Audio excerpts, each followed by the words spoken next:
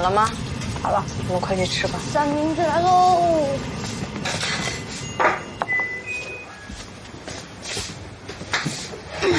下这么大雨，一会儿肯定要堵车，我们要早点出门啊。今天的晚饭就后我来洗，你的手受伤了。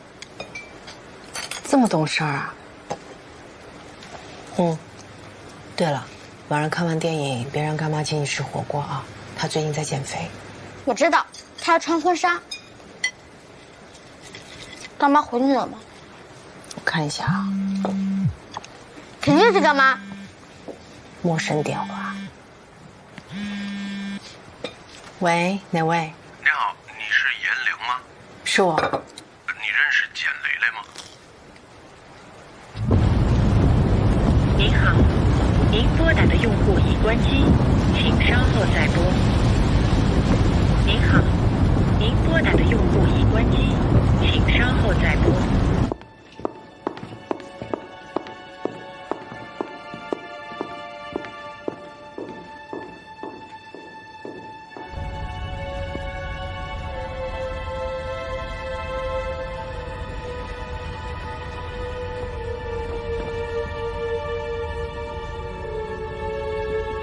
这是什么？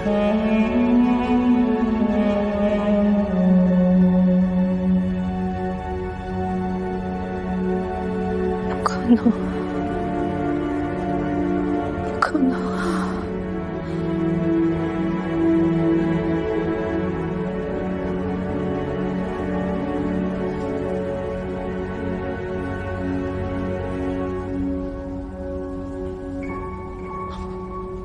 根据道路监控显示，昨晚是由死者本人驾车开往了江边。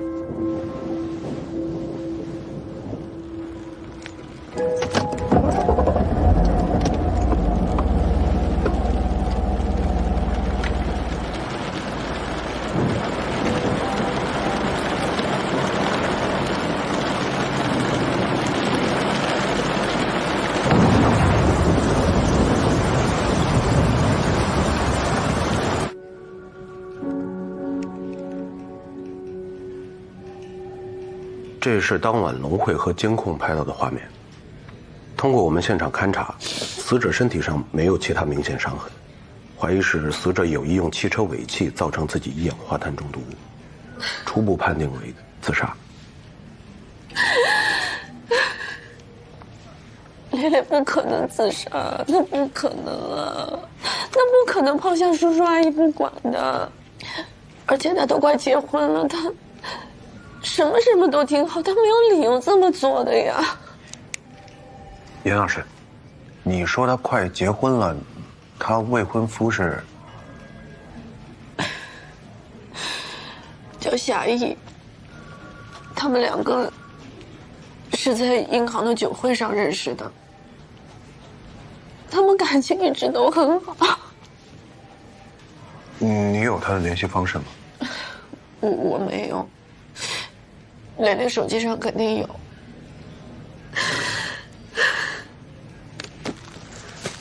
严女士，你看一下，这个是简蕾蕾笔记吗？爸妈，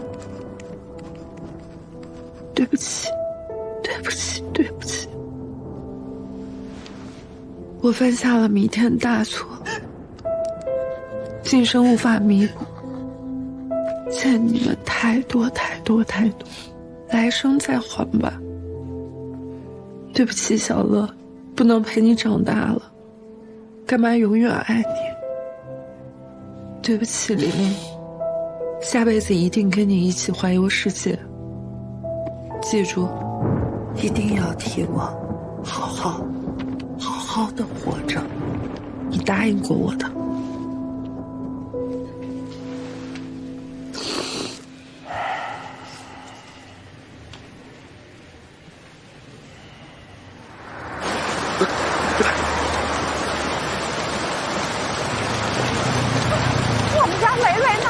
去吧。小雷子在哪儿？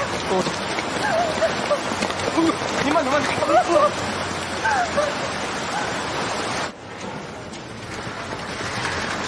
风妈，今天还得麻烦你帮我去看一下李长宁，我这儿有点急事儿，实在走不开。不是孩子，是其他的事儿。行，我知道了，谢谢。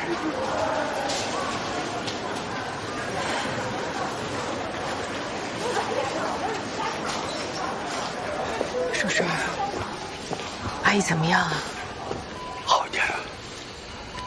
艳莲，有没有可能带我到蕾蕾那儿？我想替阿姨拿双鞋。哦，没问题。对不起，您拨打的用户暂时无法接通，请稍后再拨。蕾蕾之前说过，夏姨有任务的时候，经常手机没信号，等她看到了，她会打回来的。日子过得那么好，怎么突然之间就想不开了呢？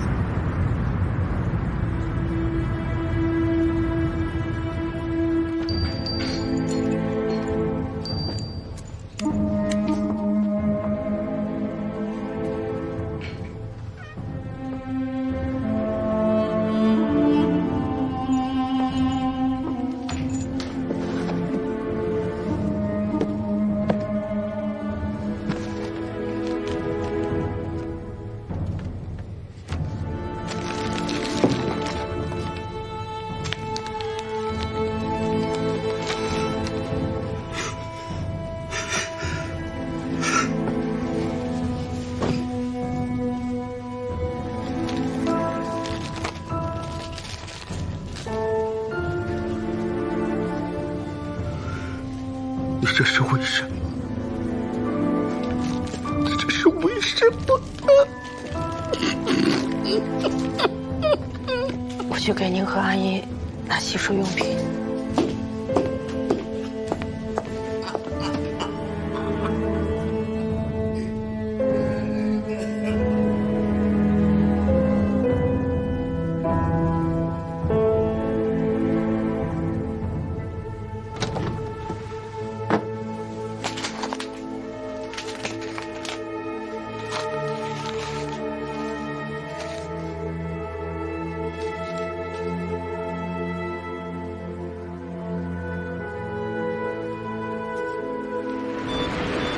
大冷天的，好好吃个火锅不香吗？全来这儿是吧？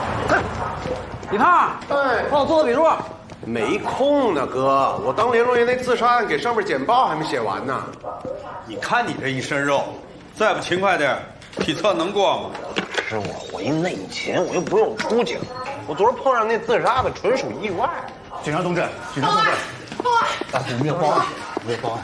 是这样的，我呢是临海商业银行滨江支行简类的一个直属领导，我姓张。下午的时候呢，有警方跟我们说简类出事了。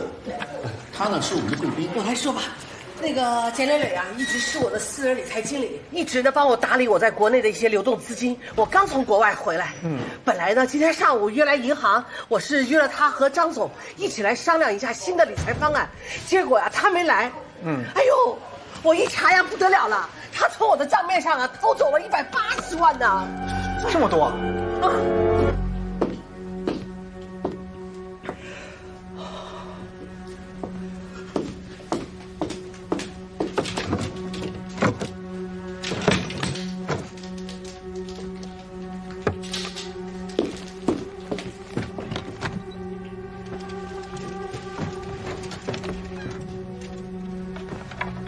怎么了，艳玲啊？之前蕾蕾怕您跟阿姨不高兴，可能没有告诉您。其实她跟夏意已经同居一段时间了，但现在夏意在这里一点生活痕迹都没有。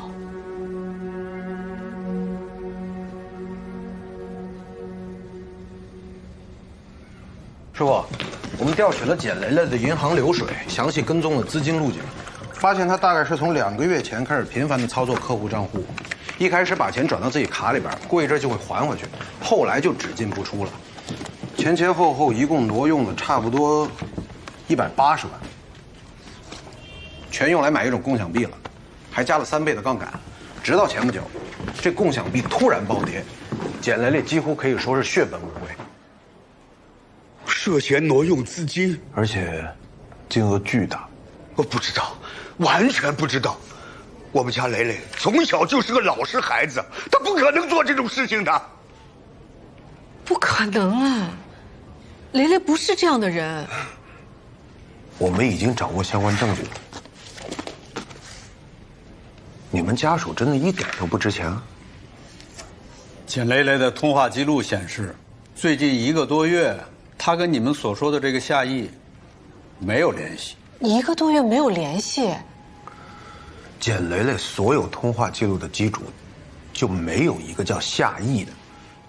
还有啊，我们在简雷雷车后备箱里边发现了满满1箱的奢侈品，啊，粗略估计，价值近100万。箱子里只有他一个人的指纹。你们真的了解简雷雷吗？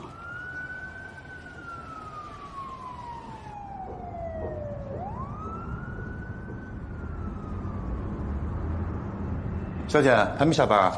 是要走。对了，明天早上10点，别忘了跟客户的会。好，您放心。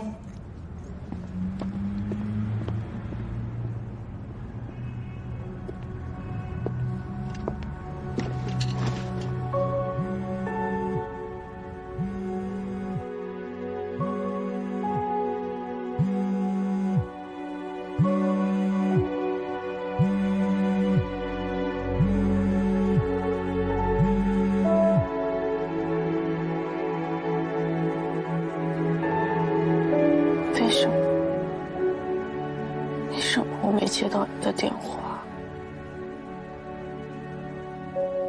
为什么我没能救你？蕾蕾，你走了，我怎么办？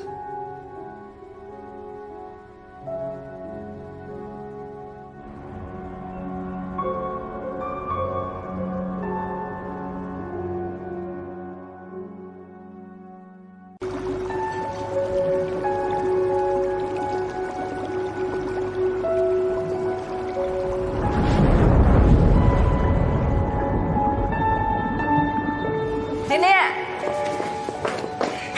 这餐厅是不是很贵？这是夏意朋友的餐厅。我看装修那么好。结婚？你们才刚认识几个月，会不会太快了？不快，我知道就是这个人了。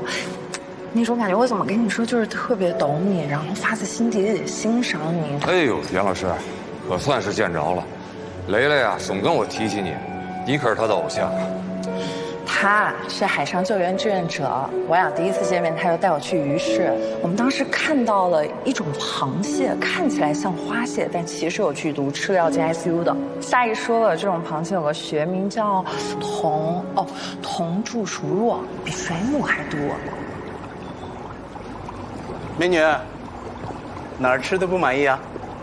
没有，我是来找个人，他经常来您这儿吃饭。说跟您是朋友，夏总是吧？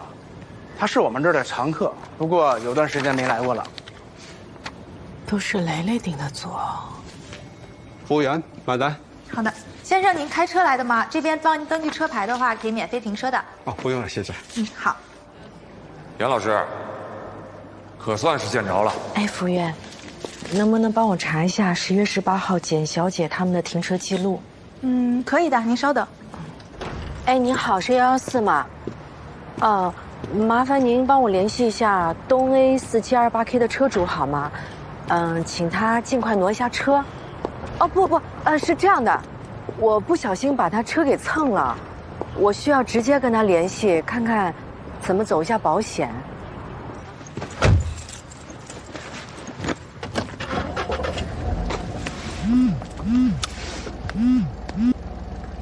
哎，夏意，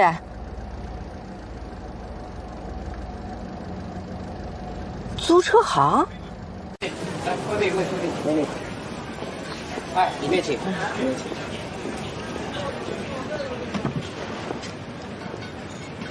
杨老师，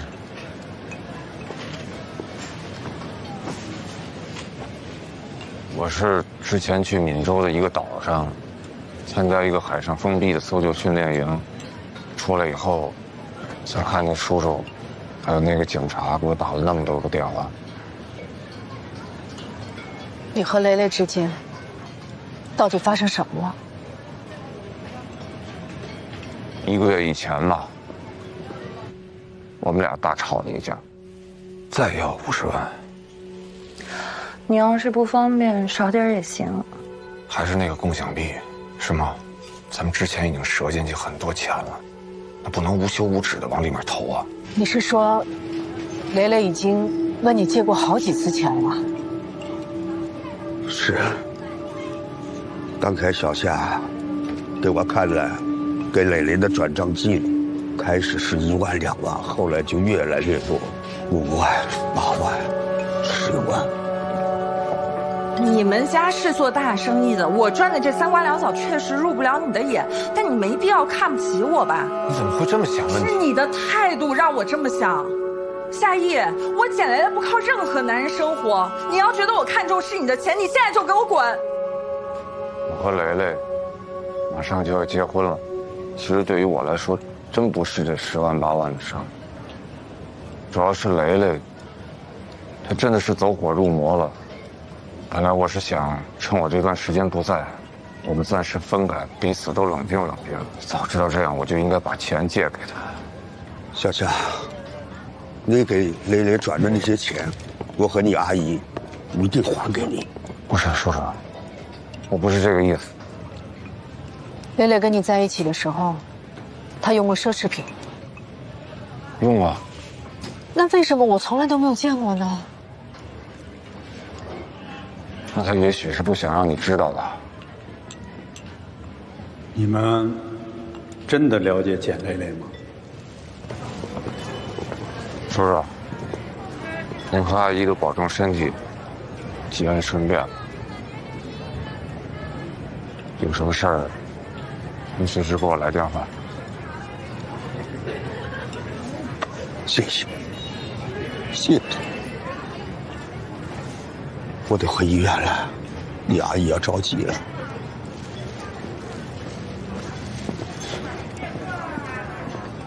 杨老师，那我也先走了。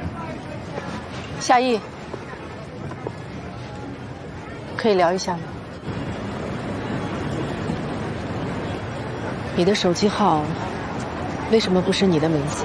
刚才叔叔问过我，公司统一给办的集团套餐，会计给了我这张卡，我就一直用到现在。那你的车呢？公司为了业务方便，在这边给我租了一辆路虎的越野车。蕾蕾喜欢开车出去玩，这你是知道的。这些情况，其实我跟李警官都已经说过了。是吗？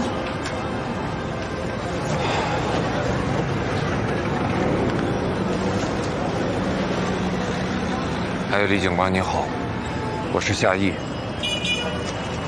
对，已经见到蕾蕾家人了，都说清楚了。好，谢谢李警官，再见。杨老师，我知道你很难过，你要是觉得你现在你能骂我一顿，能让你解解气的话，我可以承受。因为这样我心里也会好受一点。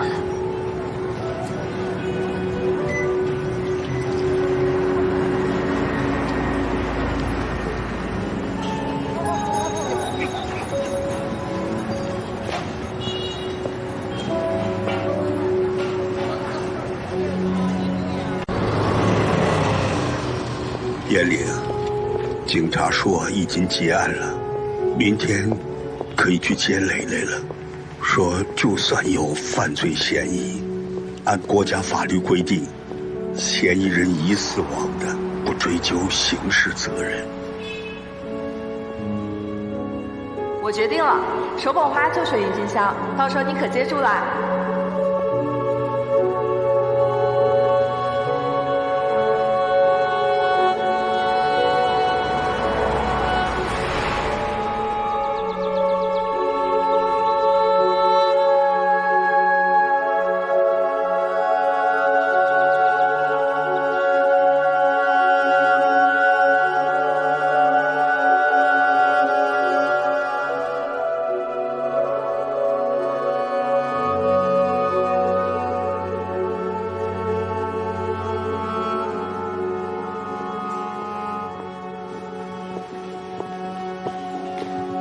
哎，您把衣服给我吧。我们家蕾蕾还是一个没有出门的姑娘，这衣服我给她换。您这身体还是算了吧，我情绪激动，万一出点什么事，我们担待不起啊。阿姨，交给我吧，我去，你放心。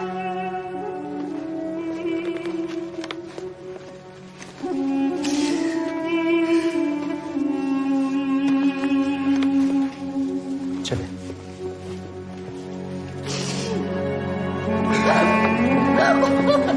我要再看她一眼，我要再看我闺女一眼。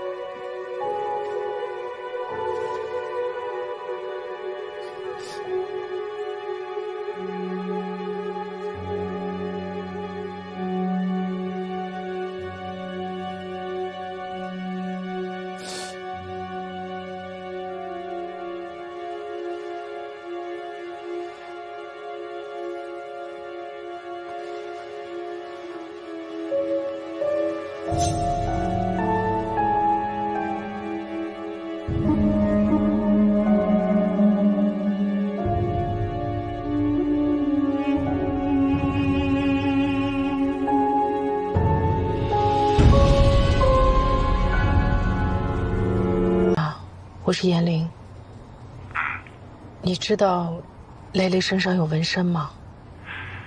你刚知道吗？她什么时候纹的？蕾蕾她很怕痛，她连打针都怕，她怎么会去纹身呢？我们第一次的时候我就看见了，虽然有个纹身也没什么大不了的，不过我还是问过蕾蕾，她说这只是一段有关过去的回忆。可蕾蕾的过去我都知道啊。可你不刚才知道她有个纹身吗？我觉得这是蕾蕾的隐私，她不想让我们知道，我们就应该尊重她。一想到她躺在那个冰冷的地方，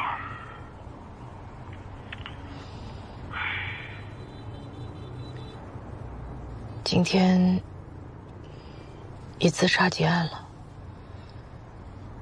明天早上9点半，在下关殡仪馆，你会来吧？知道了，我一定去。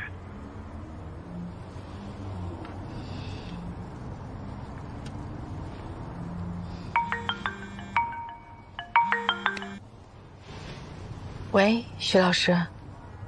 他就是为了报复我，偷了我的小乌龟。我没有。也行了。上次你打我们家浩洋的时候，我就没说什么，你现在怎么还偷上东西了？你这简直就是品质恶劣。你有没有打他？为什么？他说我是大骗子，给别人说自己干妈死了。那他打的没错。你说什么？你们说严家乐偷东西、撒谎，那都是非常严重的指控。他没有撒谎。我们确实是有非常亲密的家人，刚刚过世了。你不要以为今天我说你打得对，你就真觉得自己有理了。我是不是跟你说过，无能的人才会用暴力解决问题？我今天不打游戏了，交着午夜练习册，再写一份检查。哎，你好，我想问一下，有没有一位女士在你店里纹过一个眼睛图样的纹身？大概30多岁。图样我已经给你发过去了。没有啊？哦，谢谢。练习册和检查都写完了。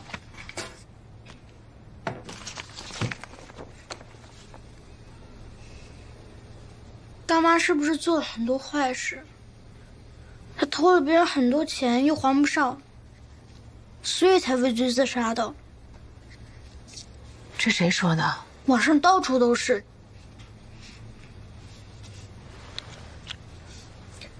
干妈的事情，我现在也不是很清楚。等我知道了，我一定会告诉你的，好吗？那如果她真的做了坏事呢？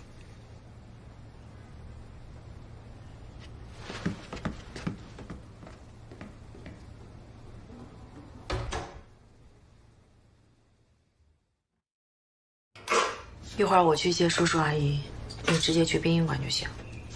那小乐不去吗？你跟他说了吗？我怕他太伤心了，我没跟他说，还是别让他去了吧。啊？一会儿接你。嗯。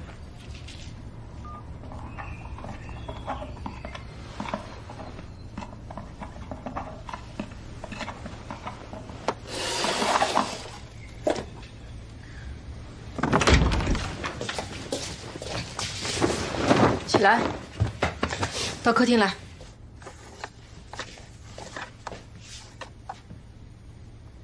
过来。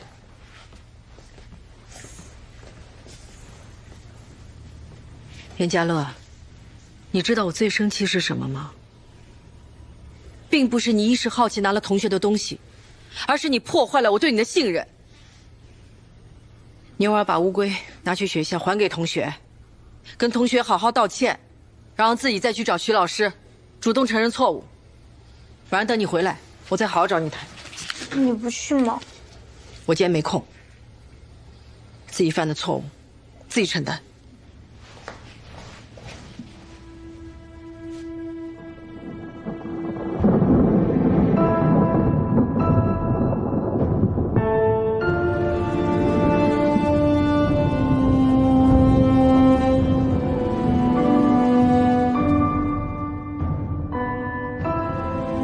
叔叔阿姨感觉一夜之间老了好多，还有那夏意，怪可怜的。你最近对小乐好点，多注意一下他的情绪。毕竟从小到大，他跟蕾蕾在一块的时间，应该比你都长吧？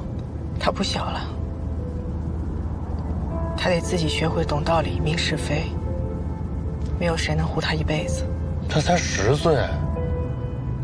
不是谁都像你有那么强的心理素质，这不是蕾蕾告诉我都不知道我还有个儿子呢。这一问才知道，都1岁多了。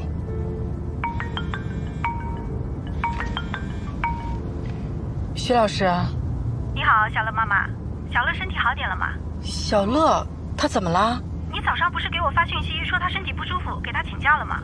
我没有啊，我没有给你发过微信。哎呀，那孩子干嘛去了？他没来学校。他没来学校，我早上把他送去学校的。那我赶紧回家看看。好好好。啊，你俩是不是又干仗了？有吗？蕾蕾家没有，我家也没有。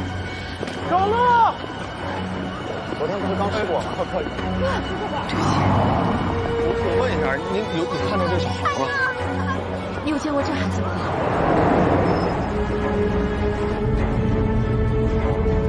子浩妈妈，小乐今天有跟子浩联系过吗？没事没事，谢谢。吃个东西。小乐会不会出事啊？不会的，别瞎想了，好吧？哎，他那么聪明，肯定不会有事儿，好不好？哎，先喝口水，来喝口水。龙汇合。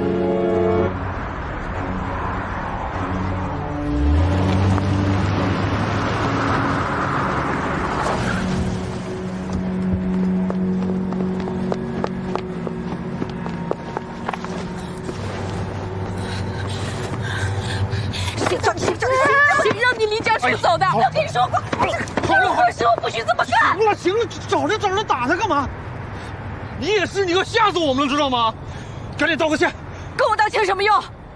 偷东西、撒谎、旷课，你看看你现在，你都变成什么样了？以后不管发生什么事都不许这样了，知道吗？你们今天去给干妈办葬礼了，对不对？你早上穿着黑衣服，我爸现在也一身黑。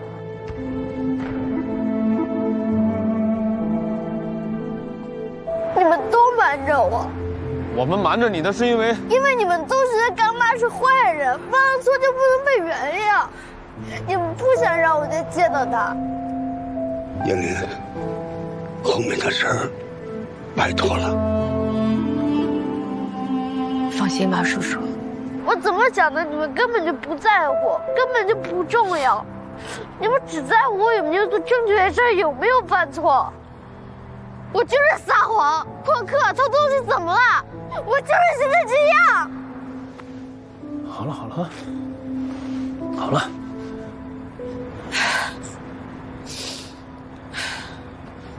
好了啊，跟我上车回家。颜良，你让他晚上住我那儿吧。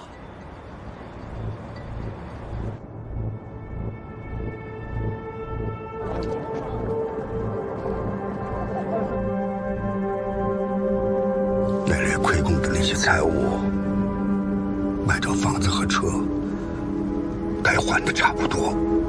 好，我们钱家祖祖辈辈没有一个违法乱纪的，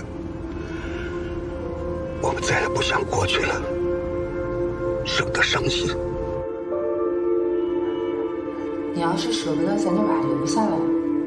我过了试用期了，每年工资还能涨，你不用担心，你就好好上学。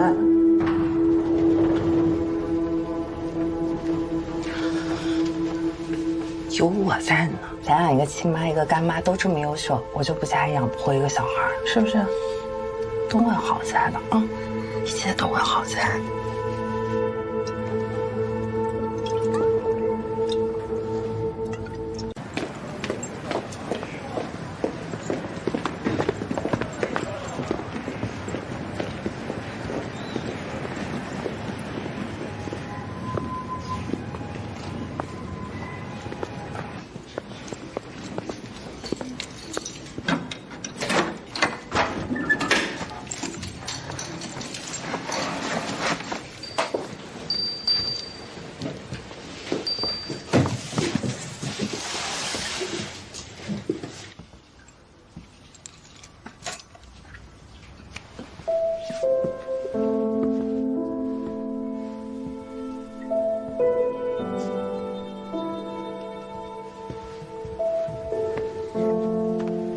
这个小马是干妈最喜欢的，说是干爹送给她的。干妈走了，干爹一定比我们还要难过。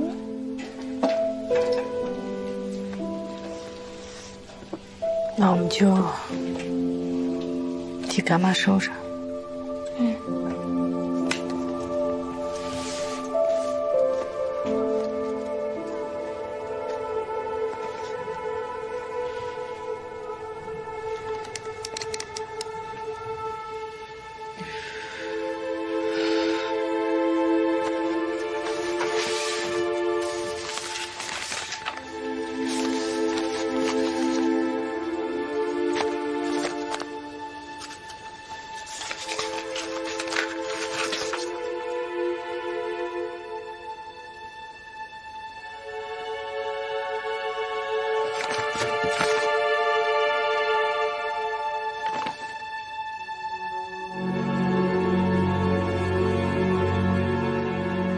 难怪他要挪用客户的钱，这把房子都押上了。30日之内如果不还款，这房子就要收走拍卖了。这房子是雷雷的命啊！他还清贷款那一天，还专门请我和小乐去吃了饭。你说他怎么会舍得？他炒币是不是加了杠杆了？因为加了杠杆以后，一旦出现亏损，他就必须交那个保证金，要不然就会强行平仓，血本无归。那什么都可能压上。你说这个贷款公司会不会和雷雷投资亏损那个平台是一伙的？可是他这投资公司你不是查了吗？说挺正规的呀。你再查查这个贷款公司。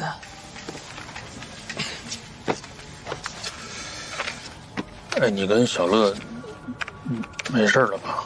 啊，没事了。多亏罗医生。罗医生？是什么罗医生？你不认识，是个心理医生。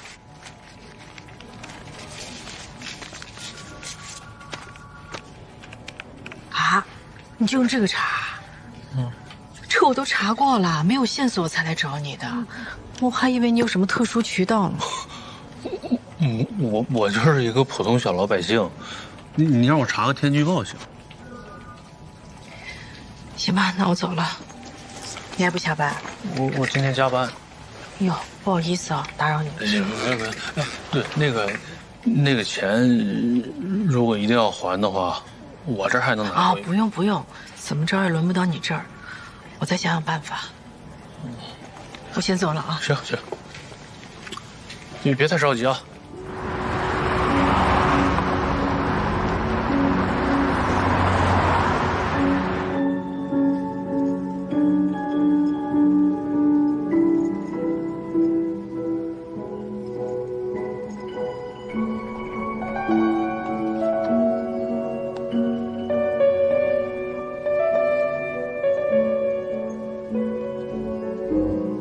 我们在简雷雷车后备箱里面发现了满满一箱的奢侈品，粗略估计价值近100万。箱子里只有他一个人的指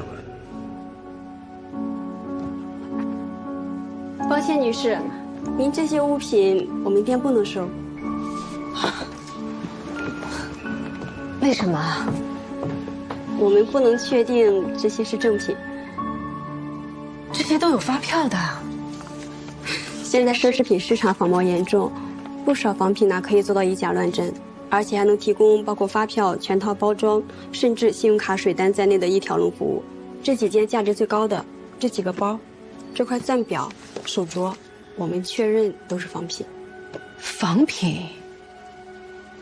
除了在专柜买的可以保真，其他途径比如代购什么的，都可能买到假货。那这个小马呢？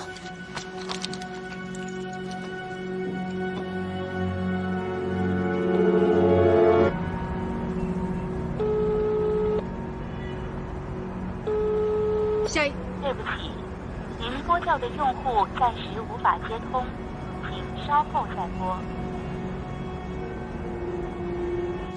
也是仿品。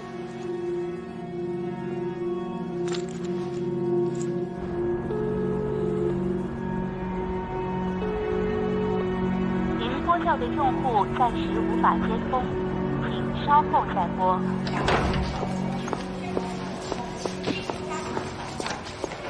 李警官。严老师，什么事儿？那天夏雨说跟你们在一块儿呢，说聊得还挺好，有这么回事吧？有。当时他刚救援回来，见完你就跑去医院看雷雷父母了。见谁呀？见我？我俩没见着面啊？不是，他打电话来说收到了我们的电话留言，问有什么事儿，我就把大概情况跟他说了。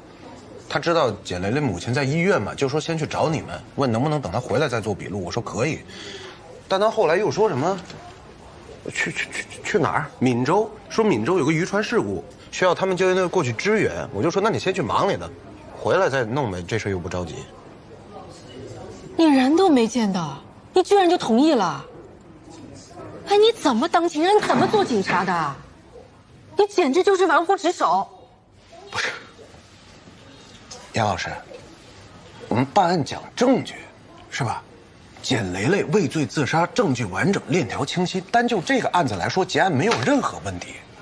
他跟夏意的资金往来没有可疑之处，我全查了。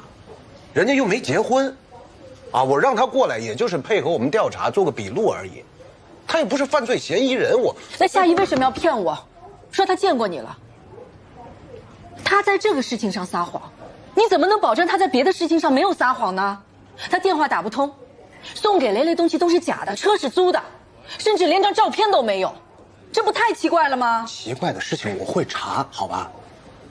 我能理解你现在的心情啊，但你不能因为你感情用事就说我们办案机关。我没说办案机关，我说的是你。叔叔，雷雷有没有跟你们说过夏意的公司叫什么名字啊？没有啊。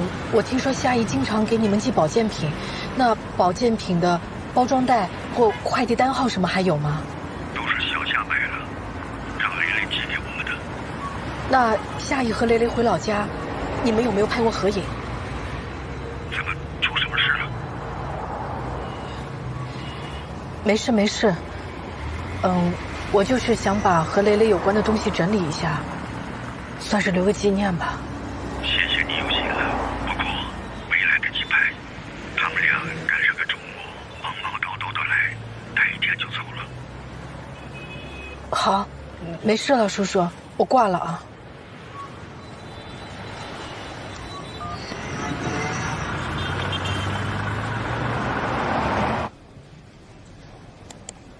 夏意，俩女的，一老头，还有一服刑的没了呀。胖，胡所的演稿写完没？快点，催了。写着呢，写着呢。小王八蛋，人民警察都敢骗。胡所，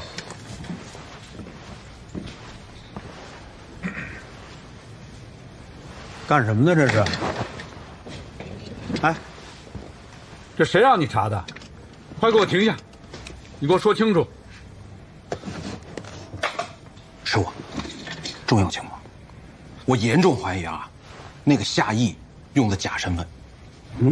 我刚用咱们系统查了，没有一个对得上号的。还有啊，他用那手机号找号贩子买的，就用了这么半年，而且几乎只和简雷雷通话。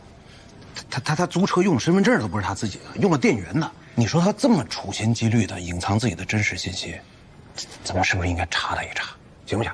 师傅，行不行？那这汽车包我都查了，这没有夏意这个名字关联的公司，失信人员名单上也没有这个名字。我又查了一遍和雷雷的聊天记录，他没有给我发过夏意的照片，手机联系不上，一张照片都没有，这不就跟人间蒸发一样吗？是不是我们想多了呀？那如果真有事儿的话，那警察也不是吃干饭的。别跟我提警察，遇到一个胡子都没长齐的小孩，什么都不懂，还跟我打官腔。严家乐，你这都出来5回了，这次你要拿什么呀？你都有女朋友了，干嘛还来找我妈呀？你瞎说什么啊？我跟你爸爸在谈正事儿。什么正事儿？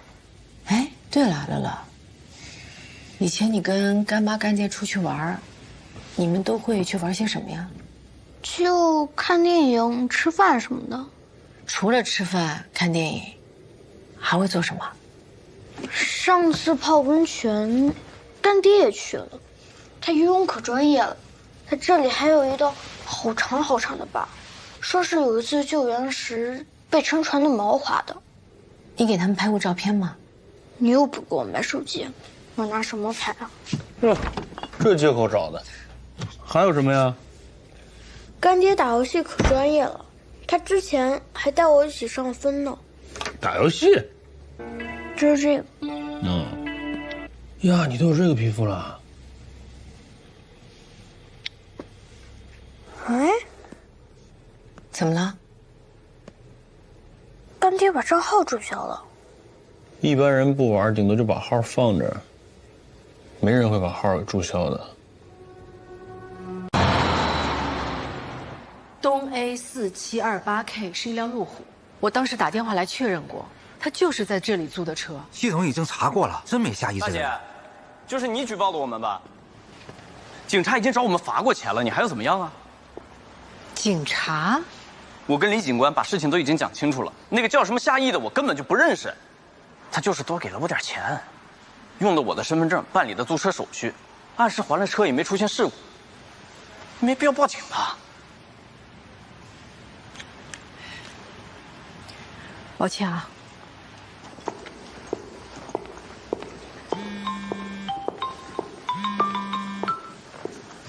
喂。哎，我登录了小乐的游戏账号，翻了一下他的对战记录，就是有一段时间啊，他呢经常跟这个头像的人一块打，我怀疑这个人就是夏意。我把他那个头像的图片给你发过去啊。张宇。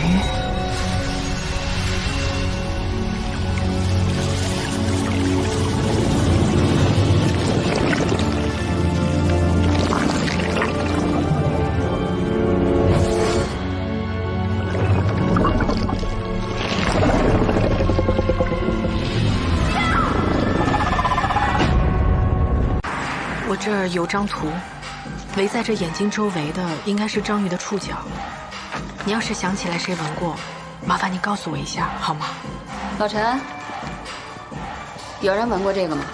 这个是美杜莎之眼。没有妹妹。那怎么把周围的蛇都改成章鱼了？傻开！麻烦你了。没事。威哥，哎。跑哪儿去了？这几天没见着人。我出外勤呢，有一个肇事逃逸的嫌疑人跑回西北老家了。我和东子刚抓完，正往回押呢。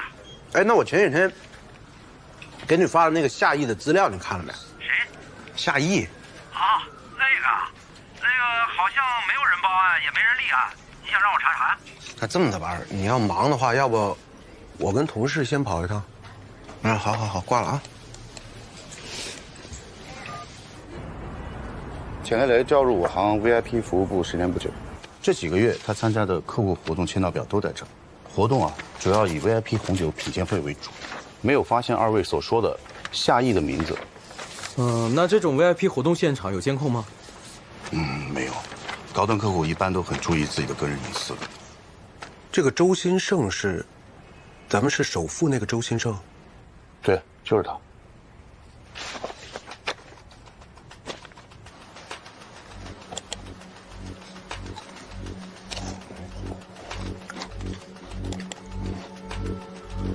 里海商业银行红酒拍卖会，简雷雷确实在。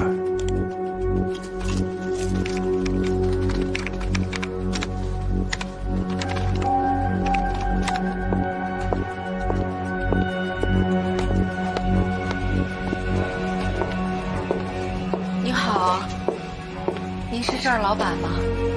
对。那个，我想问一下。你有没有闻过类似这样的纹身？这外面围着一圈，类似是这样章鱼的触角。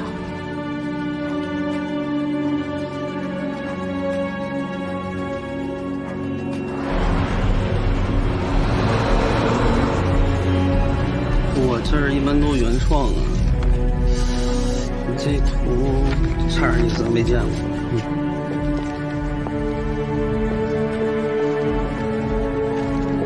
哎，毛人，雨胖，这个图要不您留着，万一您想起来，您可以给我打电话，这是我的手机号。行。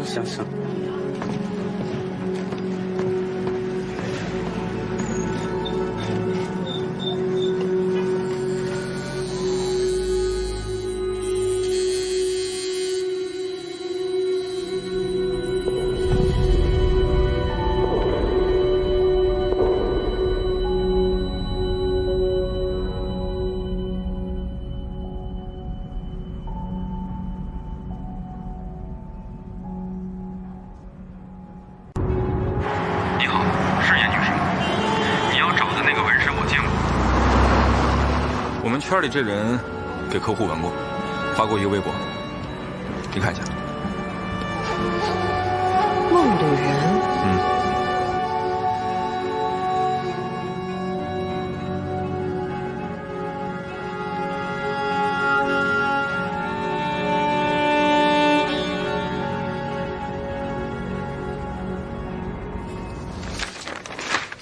李岩总啊，您说的都对啊，是现在客户是有一些差评，但是集中体现在动作设计的2个段落上啊。您放心啊，这个新的角色跟场景建模已经进行中了，只要资金到位啊，我保证咱们能上一大台阶儿。刘总，啊，严总啊，您再给我一次机会，喂，哎，小吕，我告诉你，小吕啊。这什么玩意儿？我的钱是用来优化质量的，不是让这帮白眼狼勒索我的。做的什么玩意儿？什么玩意儿？我赶紧去！好，什么玩意儿？你们都！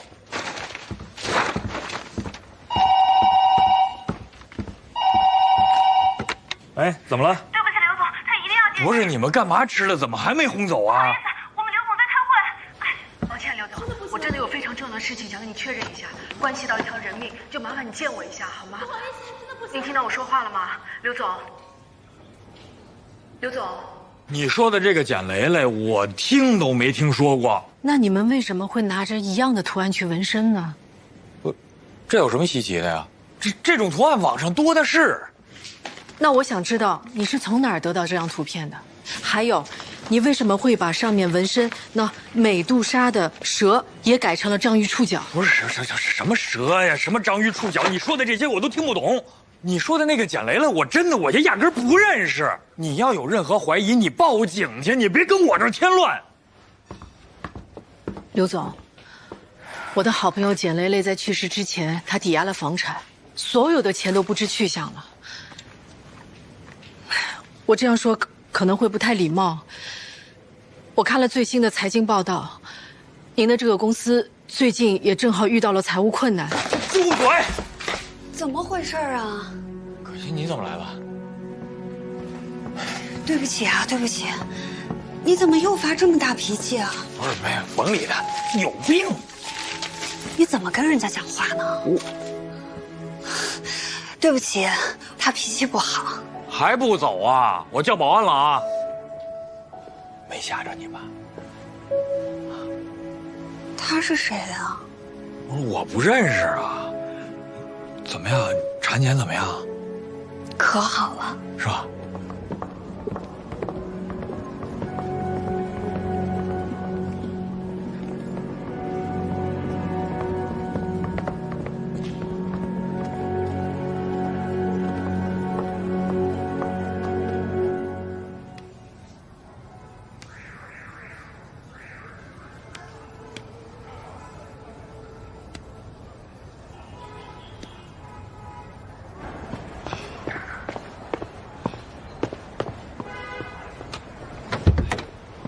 怎么不上去啊？你有女朋友了，我总去你家不合适啊。没事，你要想，在这说也行。怎么了？我来就是想告诉你，我找到跟雷雷有一样纹身的人了。我看看，是个游戏公司老板，他叫刘平，也算是半个公众人物吧。哎，那他没说为什么要把这个蛇改成章鱼吗？没有。哎。得把这个线索跟警察说一下吧。我起码得先证明他跟雷雷认识，或者是有某种联系。不过他最近确实是挺缺钱的，财务状况很糟糕。但他有老婆了，我也找到他老婆的微博了。你看，看着像是个白富美。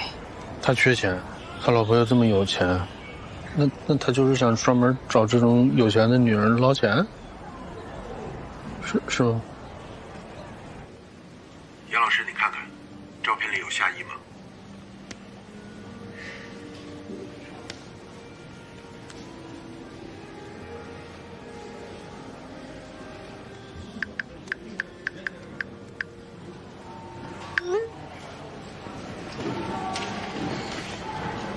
我结束啦，一会儿就回去了。好的。你好。你是刘总太太吧？你是那天在我先生办公室？对，是我。我能跟你说几句话吗？你怎么知道我先生身上有纹身？你跟他什么关系啊？不，你误会了。我是大学老师，我姓严，和你先生有个一样纹身的女孩，那是我的好朋友。她前段时间自杀了，生前欠了很大一笔钱。怎么会自杀呢？这也太可怜了。你知道那个纹身是什么意思吗？那都已经是过去了。我们现在结婚了，所有的一切都已经过去了。我看过你的微博，你的家境好像挺好的。你什么意思啊？刘平找你周转过资金吗？严小姐，你太过分了。我很同情你朋友的遭遇，但是你不能因此就觉得所有人都是坏人吧？我没有什么话要跟你说了，你不要再骚扰我，也不要再骚扰我先生了。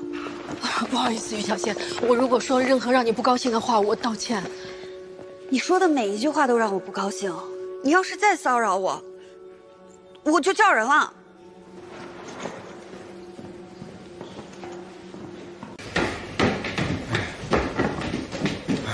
找我什么事啊？师傅，师傅，不是，慌什么呀你这是？我最近啊，跟我同学什么的打听，问了好几个，说是一开始谈恋爱，最后骗人钱的案子。我觉得跟简雷的案高度相似，我怀疑这里边有同伙作案，咱们应该立案侦查一下。这不，那个导弹他就不是，王子文警官他就碰见一个。哪片区的？报告胡所，我是小李大学同学，在上官派出所担任社区民警。小李跟我说了以后呢，我就报告了所长。他同意我来跟您汇报相关情况。那怎么不穿警服啊？今天我休息，李胖非让过来跟您汇报。说事。就是前天夜里我们出警，有个女的要跳楼，然后救下来以后，她说她在网上认识一个男的，然后谈了一阵恋爱以后呢，那个男的非要拉她一起来投资。然后她的钱就被骗走了，然后那个钱呢，是她和她老公一起存着买房子的钱，然后她就被她老公打了，然后呢，她就心情不好。然后，第一，这作案手段不一样，一个是网上，一个是真人，再一个，作案结果不一样，一个是骗着钱了，一个是没看出骗钱。那我问你，怎么证明他俩是同伙？拿谁立案？你跟这瞎点什么头？你说案情，你说都说不到点上，那你说，那女的就他们揪下那女的说，在网上骗她那骗子，除了人好，还特别有爱心，最关键的是，也在一海上救援队当志愿者，是不是？对，我忘了。我说到这个，我想起来了，我还有个事儿没跟李胖汇报，说这个人海洋知识特丰富，曾经在水产摊里认识一种毒螃蟹，叫同柱熟肉。你怎么知道？他未婚夫是叫夏意，他是海上救援志愿者。我俩第一次见面，他就带我去鱼市。我们当时看到了一种螃蟹，看起来像花蟹，但其实有剧毒，吃了要加锌的。螃蟹叫同柱熟。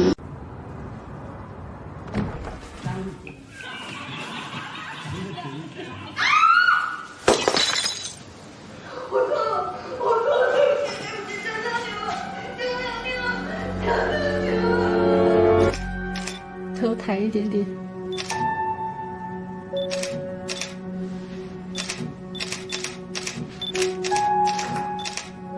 所以到底是怎么回事？他喝醉了，回家之后，他直接就倒在床上，我就说给他倒杯水。然后呢？然后我打他了。然后他起来，突然一下就勒着我的脖子，然后就开始打我。你为什么打我？打你？我打你需要理由吗？我不高兴我就可以打你。好。不要，对不起，我错了，我错了，错了就完了。老子不许吃不许喝的，你还救我？我不知道为什么，我都不知道为什么。我真的想不起来了。我回去之后，他好像一直问我说，我外面是不是有别的女人了？所以你就打了他。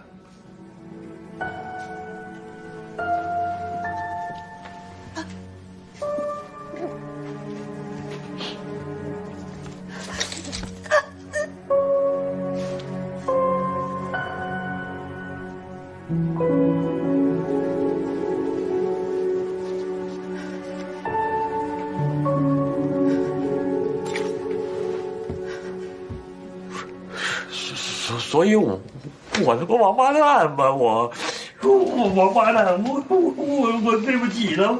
多好一媳妇儿啊！被你打成这样，听说要拘留，还替你求情。真要和解？都这样了，你确定还是要跟他和解吗？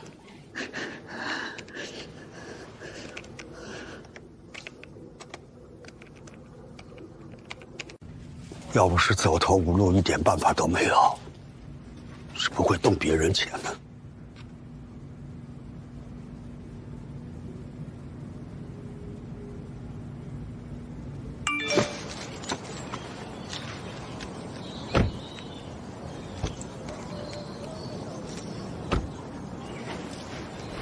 对，是我们小许的照片。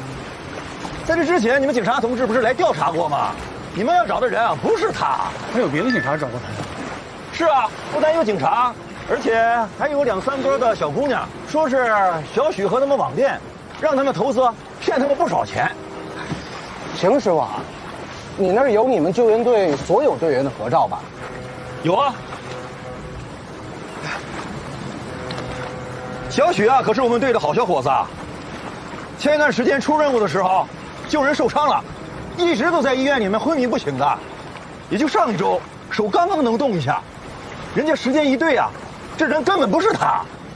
喏，人都在这儿了。哎，好。你这是哪一个王八犊子？用小许的照片坑蒙拐骗的，太缺德了吧？这里边没有叫夏意的吗？我们队没有姓夏的，有个女的也打电话问过，忙的时候会有一些临时的志愿者过来帮忙，但是那就人太多了，我记不过来了。啊，行，啊，谢谢您啊，哎，谢谢您，慢走。然后之后咱留个方式，如果有什么重要的线索，立马联系我。好啊，好，来，那就给我电话，你记得啊，我记下一下，来。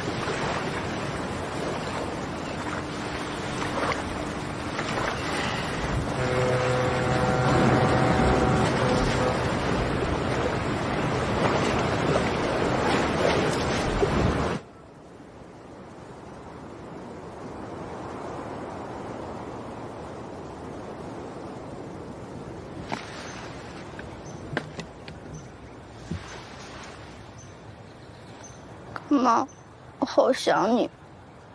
一想到以后再也见不到你了，我就很害怕。我好想见见你，可是我怎么都梦不到你。我梦到他了。哎，小夏，你来了。小夏来了。阿姨，干爹， 57了，我相信雷雷会回来看我们的。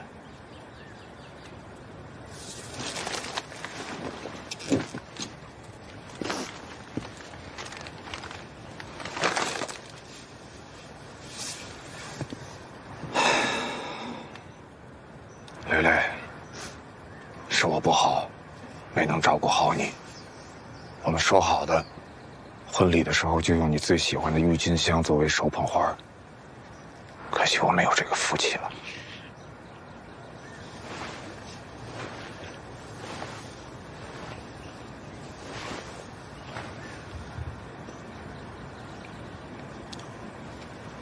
小乐，又长高了。一会儿我要去交墓地管理费，你跟我一起去吧。你到底是谁？你对雷雷做了什么？这个事儿，我之前就跟雷雷说过。其实我不叫夏意，我是一个帕昂华侨，家里呢是做宝石生意的。这1、2年，慢慢把生意交给了我，让我过来开拓中国市场。为了做生意方便，我就给自己起了一个中国名字，夏意。那雷雷出事了，你为什么都不敢去见警察？你知道，一块宝石值1万，或者是10万，甚至是赌石，这里边是有很大的操作空间的。家里生意这么多年，也难免会有一些灰色地带。所以这1、2年，我都是尽量避免跟警察打交道。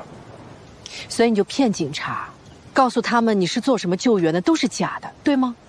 不完全是骗人。生意不光彩，我心里有数，所以我总想着做点善事，就算是给自己赎罪吧。可是参加正规的救援队，那是要去民政局登记的，没办法，我只能是过去帮帮忙，做做志愿者。这个事儿雷雷也是知道的。那雷雷知不知道？你送给他那些表、包都是假的。我拿你送给雷雷的东西拿去做鉴定了，没有一件是真的，没有一件。怎么可能是假的呢？那都是我陪雷雷亲自在专柜挑的，那都是有小票的呀。我给你看消费记录，好吗？算了，你看这个吧。哎，看看怎么样？你真的觉得好看吗？好看啊！但是会不会有点贵啊？而且这个镶钻是不是有点太夸张了？就得要夸张的，我老婆就得配这种不灵不灵的，闪瞎你那些符合客户的眼。讨厌，买单了。雷雷啊，一定是缺钱了，所以把那些真的卖了，又不能让我知道，还得给换成假的。雷雷为什么要这么做啊？啊？有件事儿，我跟谁都没说过。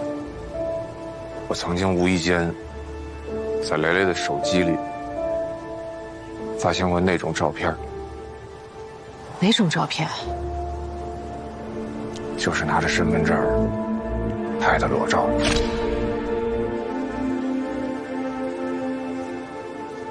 你说，雷雷她去借裸贷？所以我猜测，雷雷身上那个纹身，应该也是按照这些人的要求去纹的。不可能啊！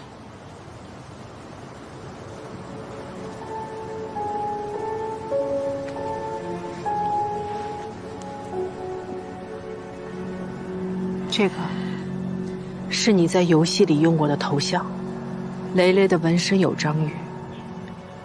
如果他的纹身跟你没有任何关系，那你为什么也要用章鱼图案来做头像？为什么？因为我爱雷雷。我既然爱她，我就要爱她的全部，包括她那些不美好的地方。我之所以主动换成这个头像，就是为了让雷雷知道，我并不介意她的过去。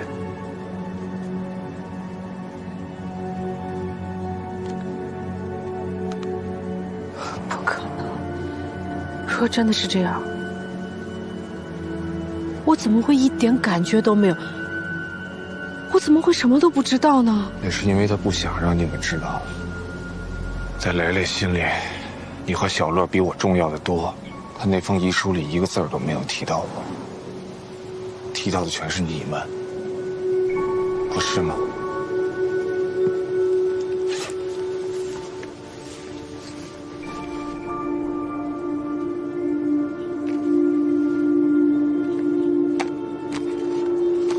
你可以拿去核实，大不了牵扯出家里的事儿，我顶多也就是被驱逐出境，永远回不来这事。我会的。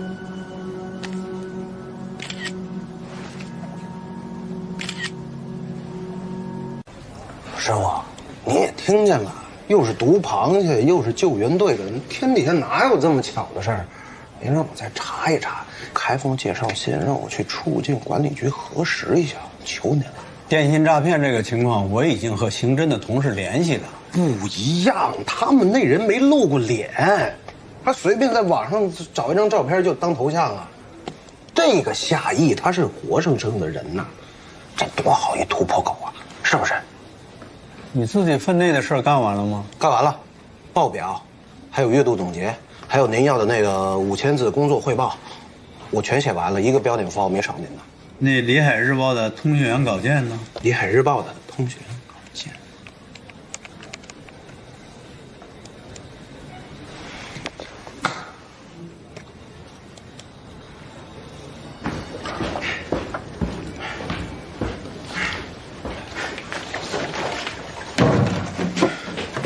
李哥，胡所让你帮他跑一趟，说咱们辖区有个外国人签证到期还是怎么的，让你去出入境管理中心问一下。哎，你这种事打个电话问，打个电话就。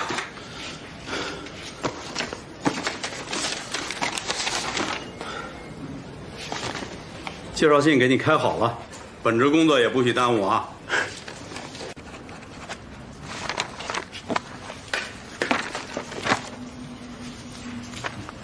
这明明不是可以写得很好吗？早上点心可以少挨多少骂？是，那也不是您教导有方，对我大有裨益嘛。申请协查，你这是干什么？师傅啊，虽然这个出入境管理局帮我们核实了夏邑的不是这个彭西利派的护照真实性啊，但是我打电话问了他入境时候填的那个联系人号码，是一旅行社导游，对他根本就没印象，而且从他入境之后，没有在任何的派出所留过登记记录，没住过酒店，没坐过飞机，没坐过高铁，没坐过火车。这有点太奇怪了吧？所以我想来想去啊，只有一种可能性，他还有一个中国身份。所以你想在国内的户籍资料里找到这个人？啊，这不但我得批，还得一直上报到市局。我知道，但是咱们都查到了。为什么呀？啊，完全可以把这个线索同步给刑侦的同志，让他们继续跟进。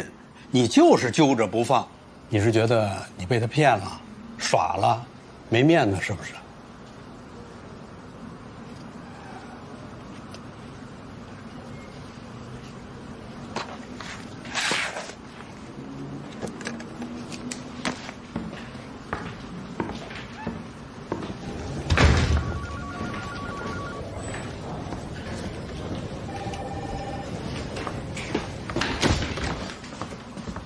我不能说我从来没这么想过啊，师傅，但现在这个事儿他已经跟面子没有关系了。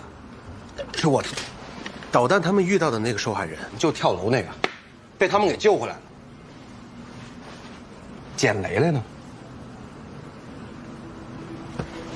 我那天亲眼看见捡雷雷的父母，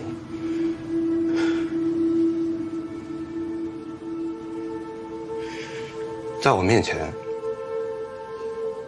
哭得多伤心，多绝望。我就想，我是不是应该再努力一点？我再坚持一下，我有没有可能把他们全救回来呢？我明明接触过这个彭西利派啊，我都离他这么近了，我感觉我马上我就能够着他了。我现在如果就这么放弃了，万一刑侦那边的同事一个没留神，没注意到他呢，这孙子不就跑了吗？哎呀，我不知道咋说，我得对得起我身上这身衣服呀，师傅。要不我晚上我睡不着觉，真的，师傅。我这几天我晚上我一闭眼，我全是毒螃蟹，全是救援队，全是彭西利派，又有什么夏邑了，我都快逼疯了，我已经快被他。别给我丢脸。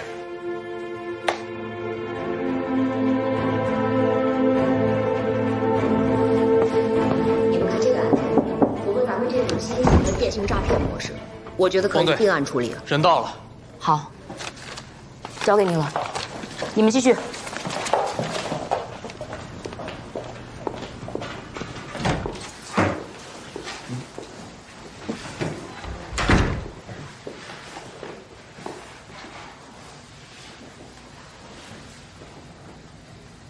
蔡志宇，别人叫你蔡蔡，对吧？说说你搭建的这个汇利碧荣吧，怎么运作的？网站上这个电子汇率的走势，都是你们虚构的，对不对？无论是涨是跌，你说了算。我看你以前也是大厂的网络工程师啊，做这么个小网站，屈才了吧？我听不懂你在说什么。你们很聪明，和客户聊天，用感情拉他们入局投资是一伙人，操纵网站走势是一伙人，转移资金又是另外一伙人。客户的资金不通过网站，而是直接打到另一个银行账号上。你作为这个中间的环节，既不接触资金，也不接触客户，看似是最安全。但你有没有想过，我们为什么最先抓到的是你？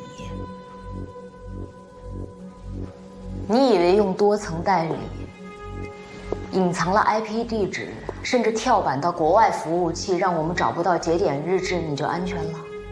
汇利碧荣的网络域名是从哪儿来的？我要是你呀，肯定不会傻到用自己的邮箱注册域名。我没有，我不是用自己的邮箱去。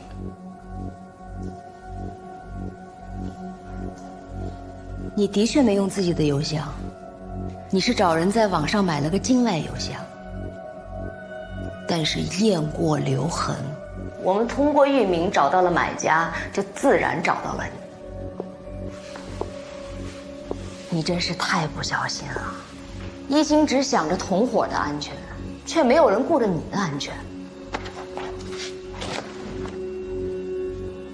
认识吗？不认识。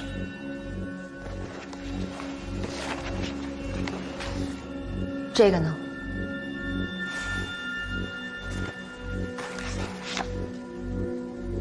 这个你总认识吧？你们俩都合影了。别以为你们是铁板一块儿，我们盯你们不是1天2天了，也不是1个案子2个案子了。你今天可以谁都不认识，好好睡一觉，仔细回忆回忆，他是怎么把客户带给你的。想想你的上个环节跟下个环节都有谁，你想起来的越多，也就是他们的问题越多，你自己的问题就越少，明白吗？跟我走。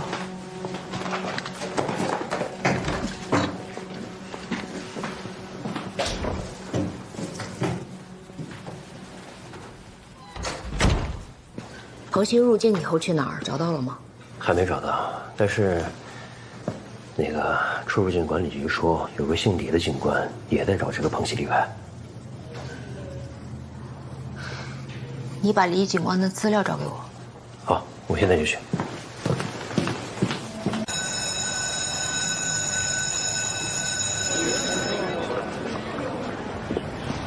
叶老师好。哎，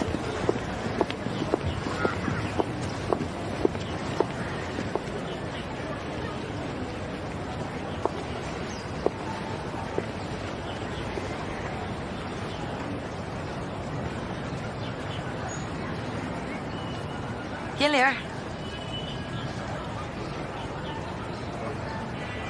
我刚才在这职称名单上找了半天没找到你，这也太说不过去了。我拿了处分，凭职称不给过，能理解。再说学校也要对其他老师有所交代。一天到晚的帮别人，结果呢，你还把自己给害了。没那么严重。你呀，就是不知道轻重。万一没评上，影响你续聘呢？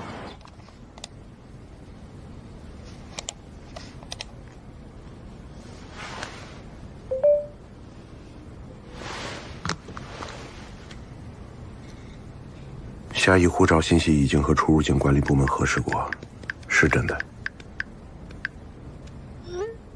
你上次问我的那个人是谁？在海边的那个。我会接着查。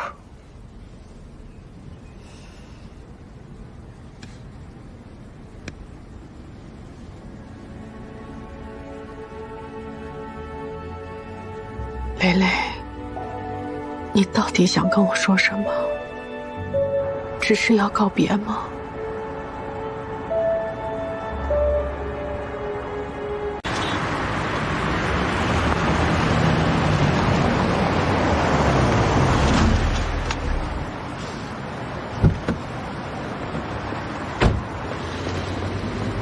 你怎么了？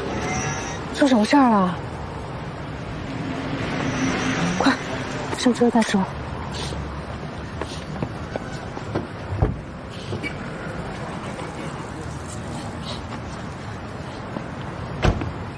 他知道你怀孕了，还把你打成这样，你怎么能一而再再而三的原谅他？他最近工作压力太大了。你不要替他找理由。你就算不为自己着想，你想想肚子里的孩子啊。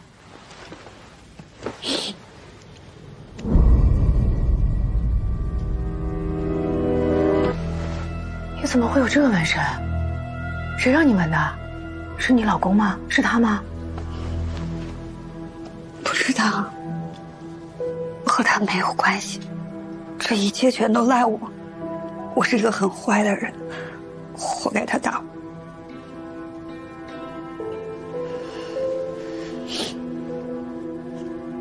我之前借过一笔钱，但是我不知道利息会那么高，钱越滚越多，我还不上，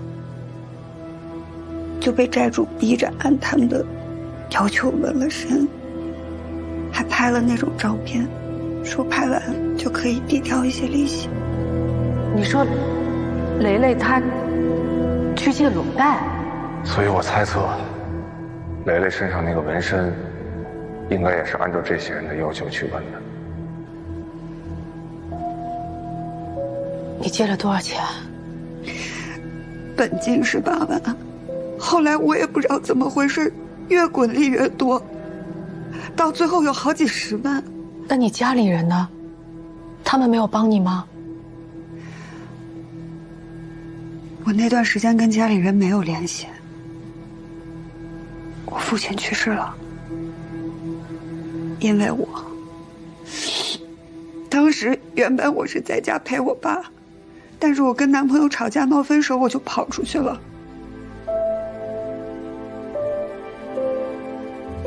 然后他就心梗发作了，我不在家，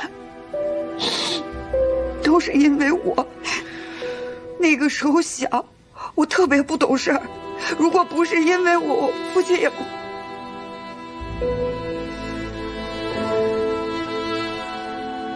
那之后，我跟我妈的关系也不好了。我知道她怪我，我自己也没有办法原谅我自己，我就从家搬走了。后来，我妈很伤心，移民去了国外。我现在想想，我那几年真的生不如死，我做了很多错事，包括借钱。再后来，我就遇见了刘平，他真的对我特别特别好，所以我不想瞒他。我跟他说了之后，他说心疼我，然后就去和我纹了一样的图案。他说他纹了这个图案，这就不再是一段痛苦和羞耻的记忆，这就是我们感情的见证。但是接受过去那样的我可能太辛苦了，他每次喝完了酒，就忍不住的骂我、打我。我一点都不怪他，我只怪我自己。我真的后悔，我恨不得我自己从来没有做过那些丑事。我不希望任何人知道这件事。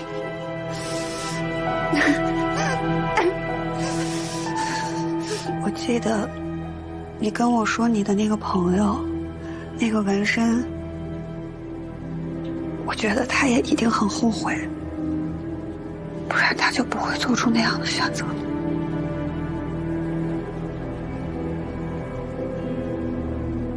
姐，你会不会看不起我们？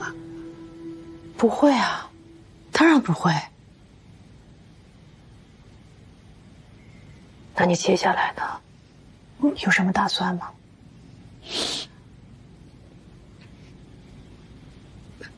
如果可以的话，你能不能借我一点钱？我想买一张机票出去躲一躲，因为我的钱都交给他了。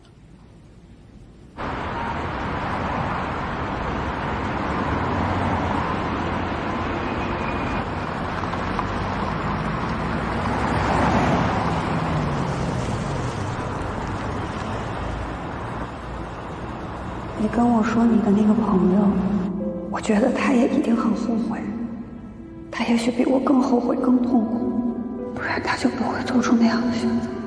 我犯下了弥天大错，今生无法弥补，欠你们太多太多太多，来生再还吧。因为你们都觉得干妈是坏人，犯了错就不能被原谅。你会不会看不起我们？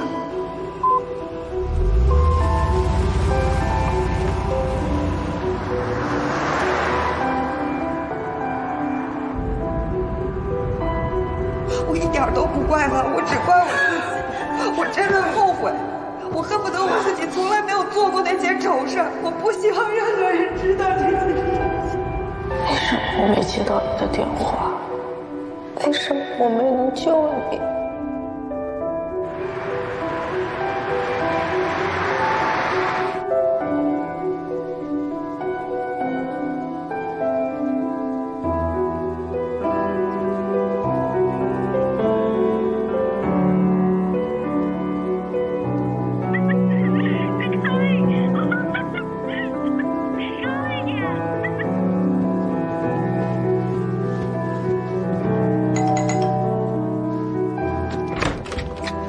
姐，可心，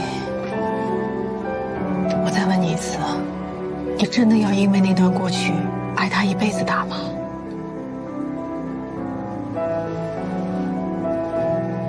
我不怕，但是我害怕我的孩子和我一样爱他。你有没有想过改变，重新开始？你的意思是离婚？我想过的，因为我不希望我的孩子长大和我一样每天担惊受怕。犯一次错就要及时止损，不能用另外一个错误再去弥补，这样只会错上加错，最后到无可挽回。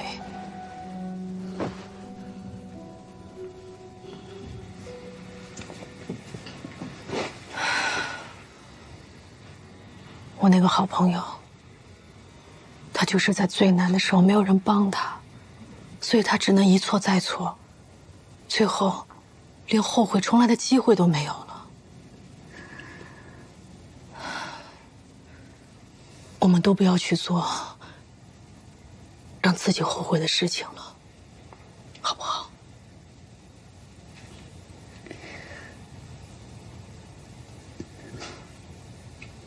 那我该怎么做？我帮你找律师。我担心你一个人应付不来的，你需要有人来帮你。谢谢你，我真的不知道该怎么谢你了。我们要是早点认识就好了。先不说这些，你现在最重要的是要养好身体，情绪稳定。毕竟你现在是2个人。爸爸自己也能把你养大，是不是？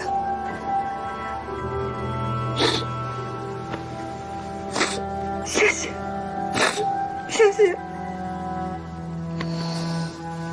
别哭了，会好的，都会好起来的。嗯。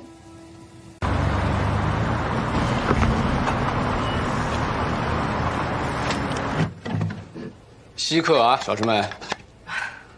上学那阵儿，你就神龙见首不见尾，一转眼毕业都快10年了吧？啊，咱同门聚会也不见你出现，就看你一篇一篇论文发表了，一骑绝尘啊！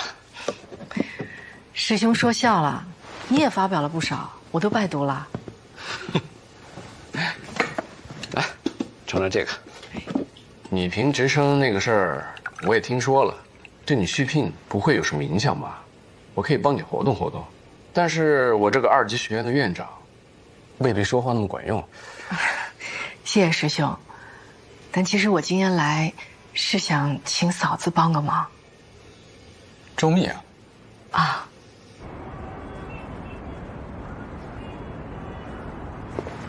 师兄久等啦。没有，刚到。来，上车。今天为什么非得来接我呀？想你了不行吗？行，可这说服不了我。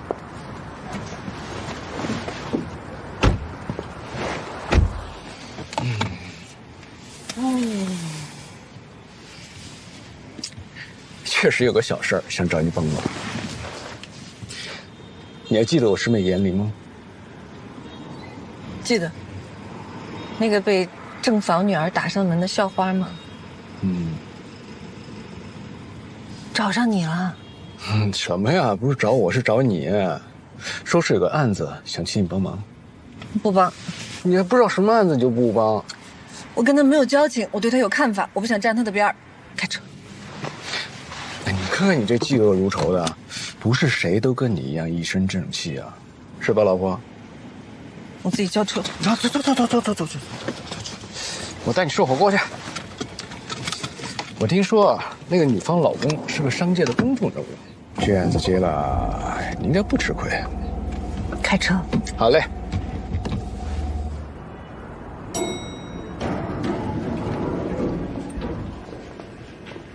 是严老师吧？哎，周律已经在里面等着。好，谢谢。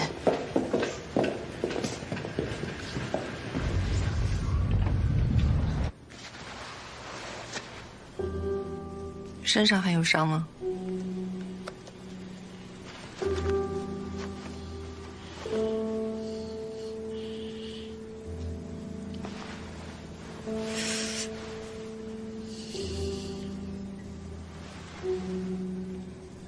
有没有公安局取证记录？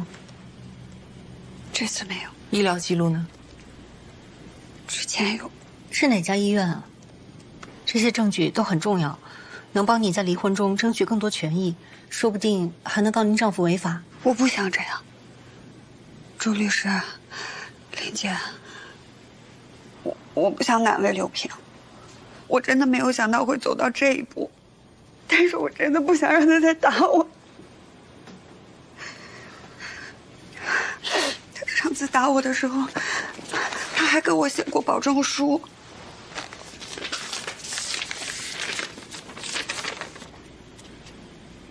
这份保证书对你很有利，要点都写清楚了，确实可以视作婚内财产分割协议。嗯。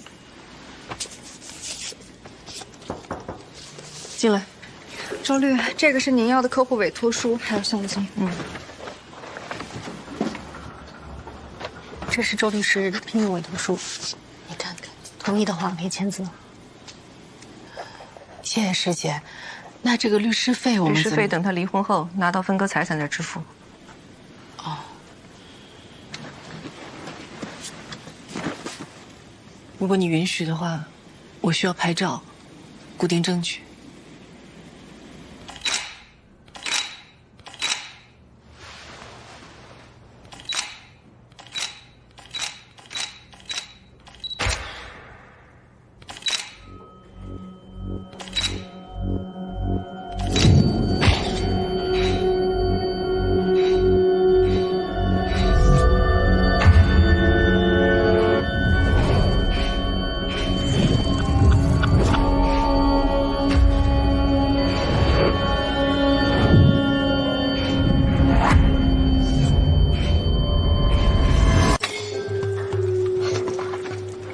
的面部比较饱满哈，但是骨相还是很好的，用不着削骨，打个瘦脸针或者是抽脂就可以了。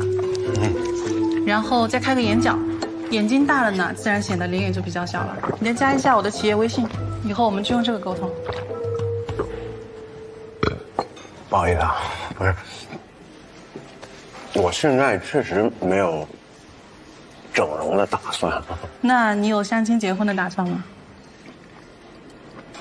要是有，也不至于一上来就一顿胡吃海塞的。既然我们都是为了让父母高兴、完成任务的，那我也不想白白浪费时间。你先夹着，就跟你来相亲似的，你不愿意来，但你还是来了。那万一以后你遇到你喜欢的女孩，你就想整了呢？明白。现在男孩整容也挺普遍的哈。那当然了，爱美之心人皆有之嘛。很多男生在我这整完以后回去，帅得连老妈都不认识了。哎，你帮我看一下，这个人，他整容吗？我这个可什么都不作数，就是画着玩的。画着玩也像。你又没见过他整形前的样子，怎么知道像不像？哎，我孙姐出手那就没有不像的。我也只是根据你提供的他可能做过的手术记录，全靠想象和推测画出来。就算他整的他妈都不认识他了，我孙姐照样给他画出来。行了，别评了。拿。小王八蛋，我让你躲。然后呢？嗯？你拿着这画像，准备去哪儿找人啊？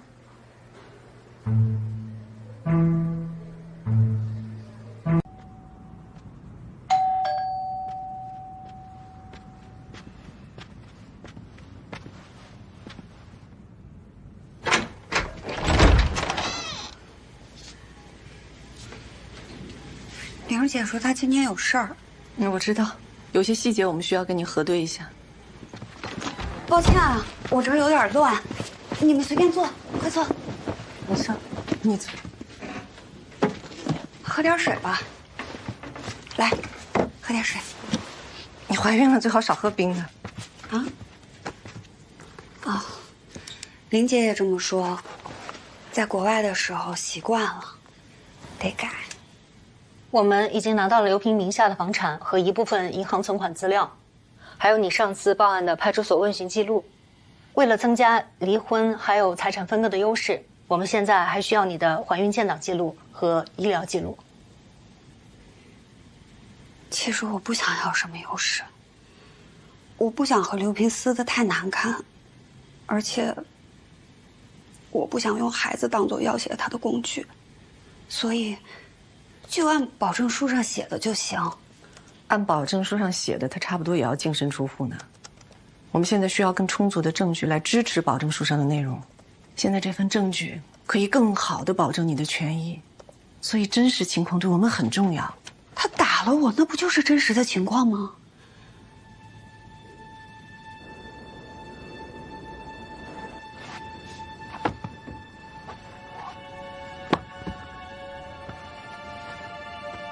我记得，如果律师和客户签订了委托协议，那律师就有义务保密。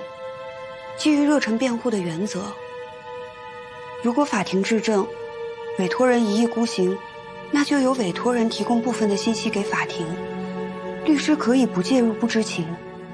况且，我找你们，不就是希望不要走到庭审那个环节，在保证书的基础上提出离婚协议吗？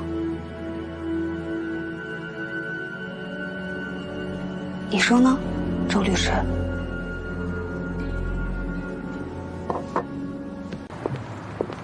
之后如果还有什么手续，我会去处理的。有什么问题再给我打电话。这次顺利处理完了，希望你以后好好生活啊。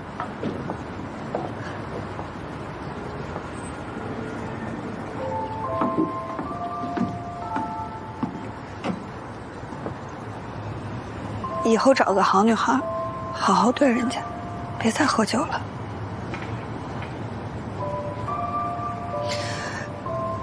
孩子出生，我会带他去见你的，如果你愿意的话。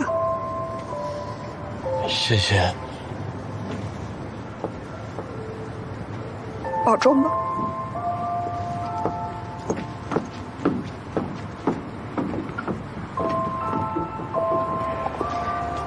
谢谢你和周律师，我们一直在给你们添麻烦。别客气，谢谢啊。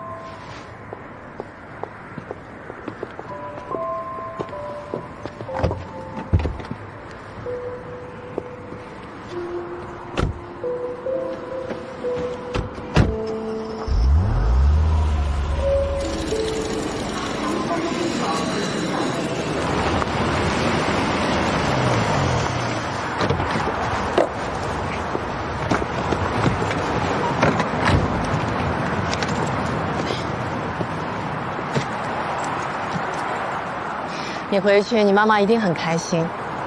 好好照顾自己，好好养身体啊。他肯定会怪我的，不听老人言，什么在眼前。嗨，当妈妈的嘛，肯定都容易这么说。但你要相信，他们肯定是爱孩子的，尤其是她都要当外婆了。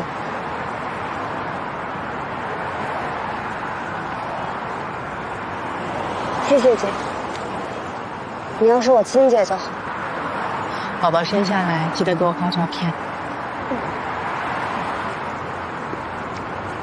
那我走了，一路平安。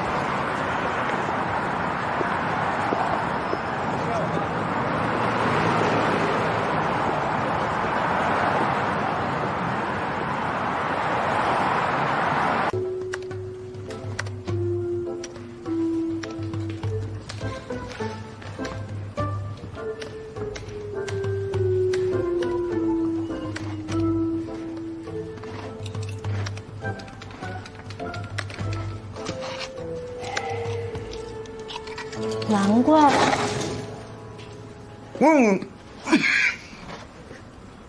哎，你们那天那个，哦，同志啊，有事啊？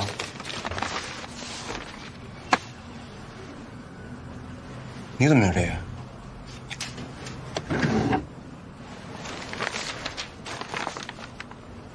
一模一样，你看。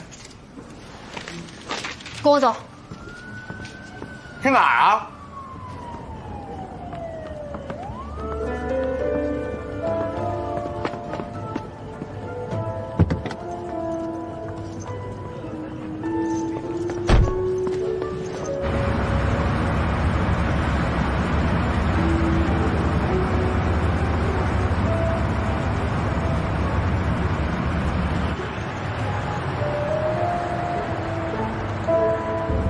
专案组管不管饭？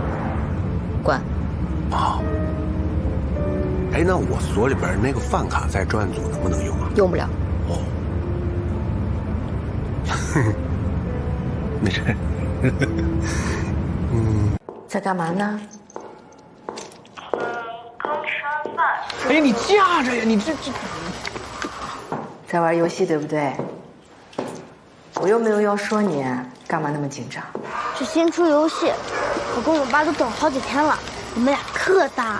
听爸爸话啊！我到家了，我先挂了。哎。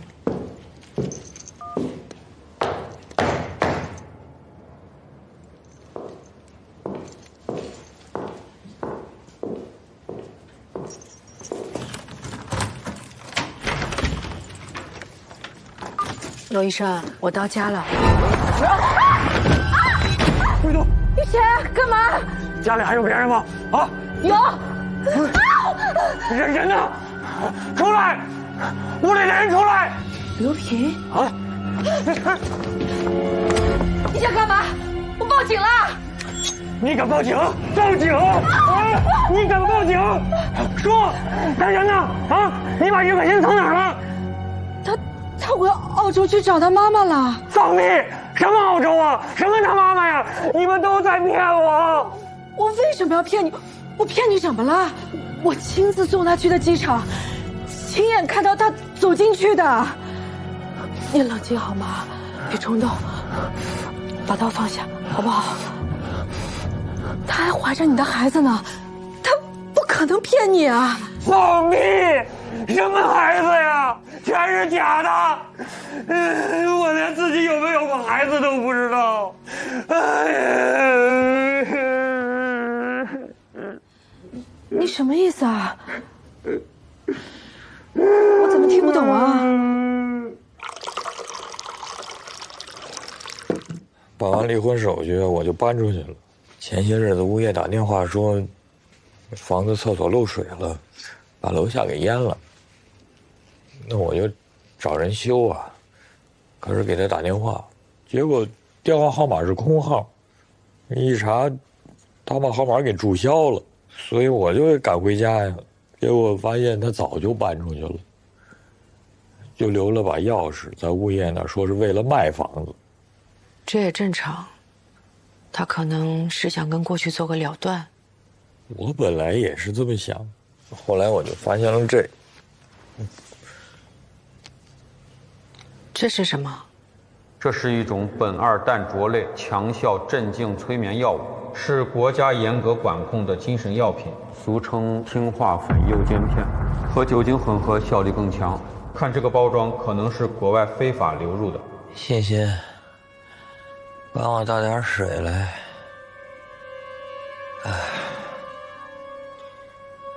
欣欣。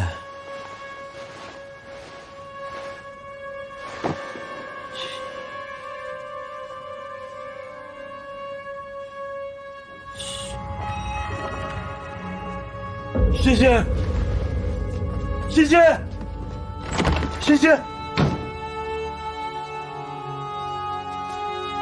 欣欣，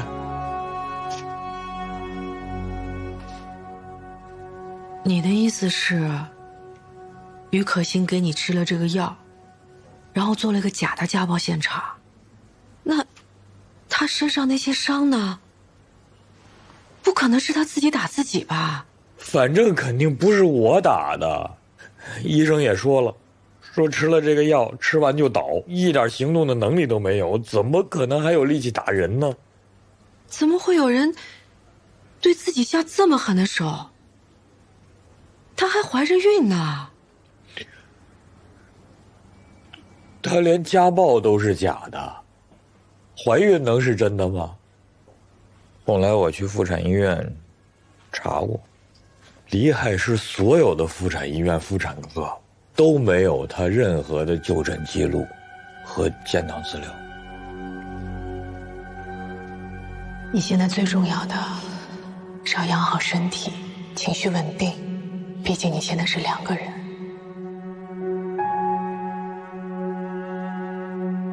妈妈自己也能把你养大，是不是？这也太荒谬了。他来找我是想管我借钱出去躲几天。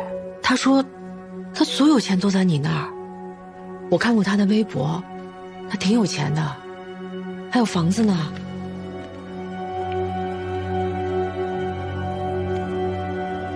他把微博都删了。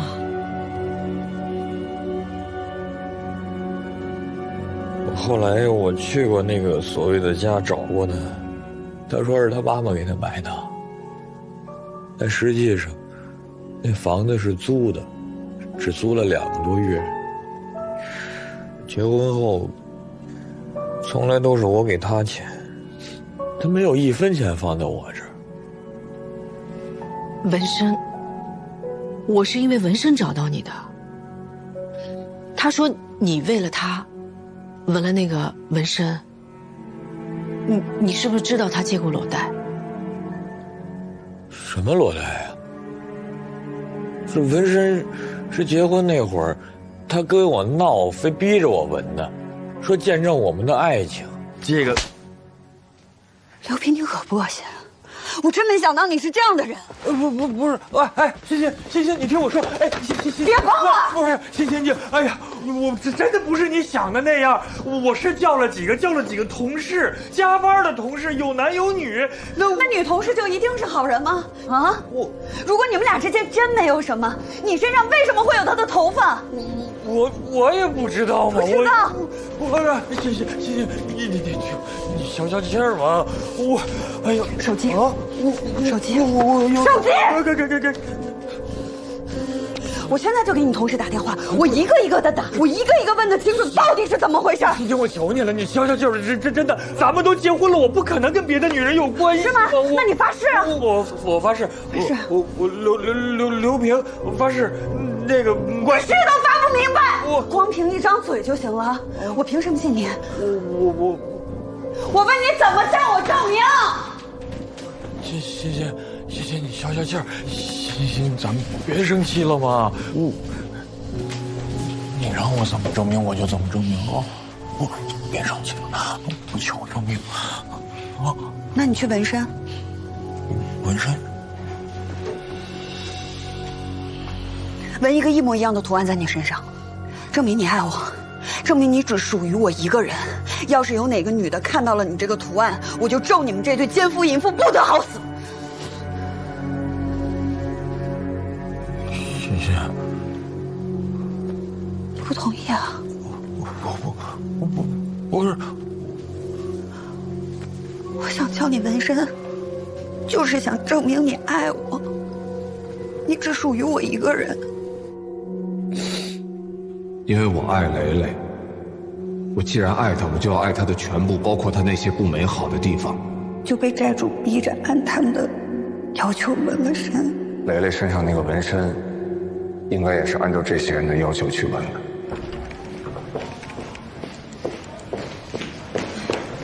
你好，李警官在吗？您是哪位？哦，我叫严玲，我是他原来一个案子里当事人的朋友，我现在有些情况想跟他说一下。他人都走了，去省厅了。他走了？专案组保密，联系不上。干嘛呀？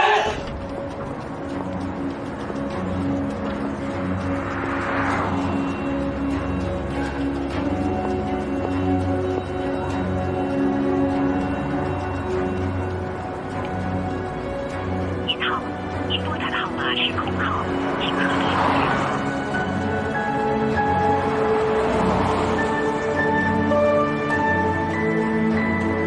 您好，您拨打的号码是空号，请核对后再拨。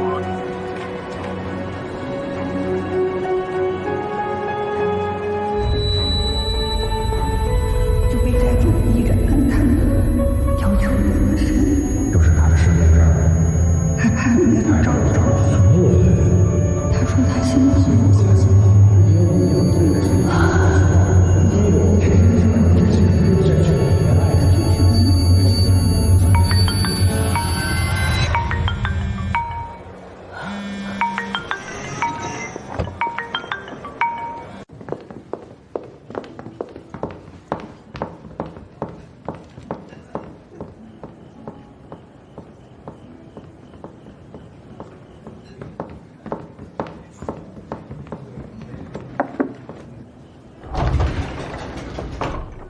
不好意思啊，今天实在是太多事情了，我来晚了，让你久等了。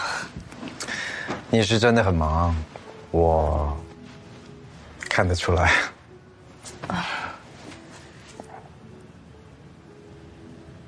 你没事吧？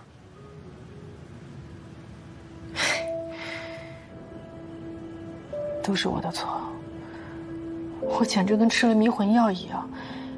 这于可欣说什么我都相信。这个于可欣似乎对你很了解，所有的点都打在你的软肋上。童年就失去父亲，和李长宁一样遇人不淑，都曾经被伤害得很可怜。他说纹身是因为裸贷，和夏意说蕾蕾是同样的理由，我就这么相信了。我竟然没有去怀疑，也许他们都是骗子呢。他们会不会认识啊？夏意是之前蕾蕾的男朋友，蕾蕾一定有跟他提过你。他们互通了讯息，把你会产生怀疑的漏洞全部补上了，同时利用了你的内疚，因为你还处在失去蕾蕾的悲伤和自责中，所以更容易去相信，又假扮类似遭遇的于可欣。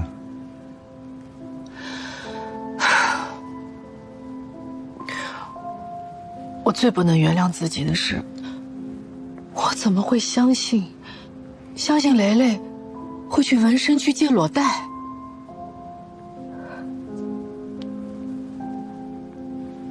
你是不是觉得自己背叛了蕾蕾？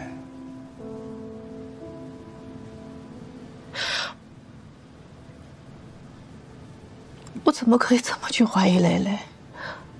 我是她最好的朋友啊！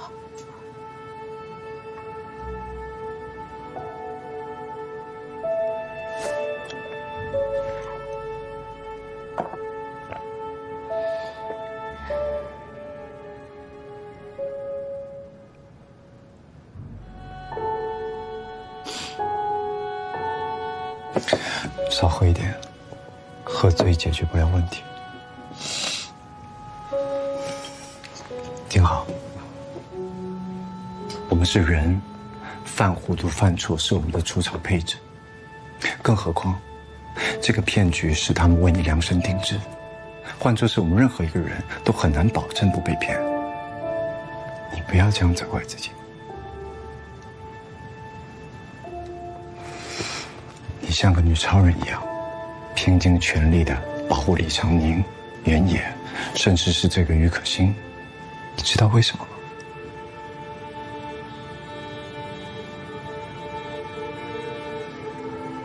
因为你把你好朋友的自杀归咎到了自己身上。你想努力弥补没有帮助到蕾蕾的遗憾。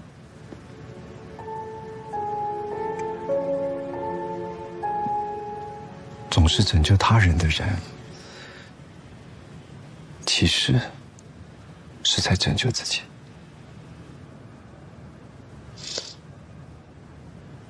我不知道你经历过什么，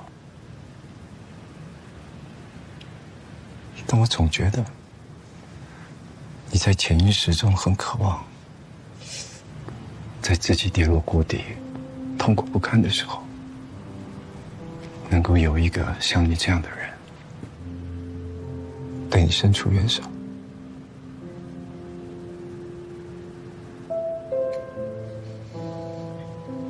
我想告诉你，如果你愿意，我会在。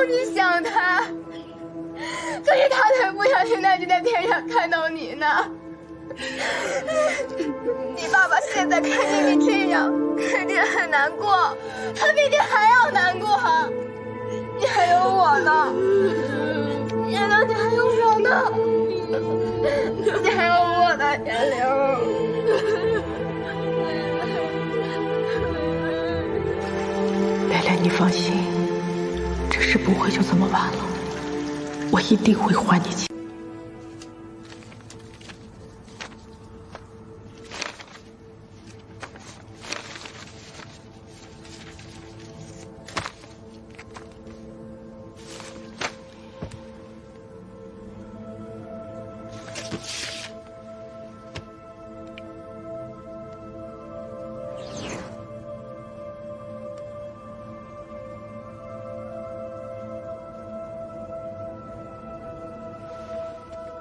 这个眼睛和章鱼的纹身图案好漂亮。他知道这个纹身。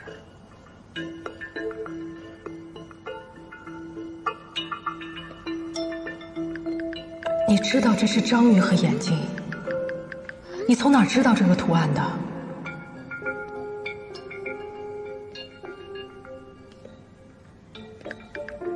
你看到我的留言，请一定回复我。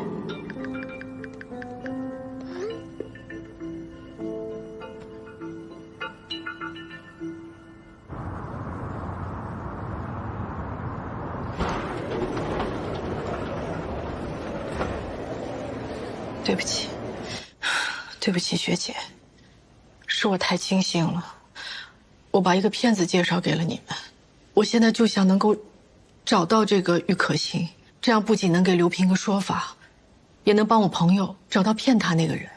我曾经跟你说过，于可欣看起来有保护自己的能力，她没有你以为的那么单纯。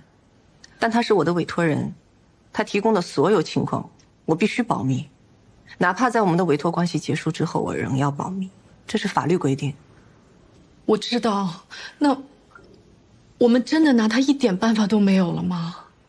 他从结婚、离婚到分割财产，所有流程都合法，除非刘平可以证明家暴根本不存在，或者他可以证明于可欣结婚的动机就是为了离婚分财产，否则我们没有他的任何把柄可以在法律上追究他。可他明明就……周律师，于可欣她做的这么漂亮，一看就是个老手，她一定还会找下一个目标下手，会有其他人受害的。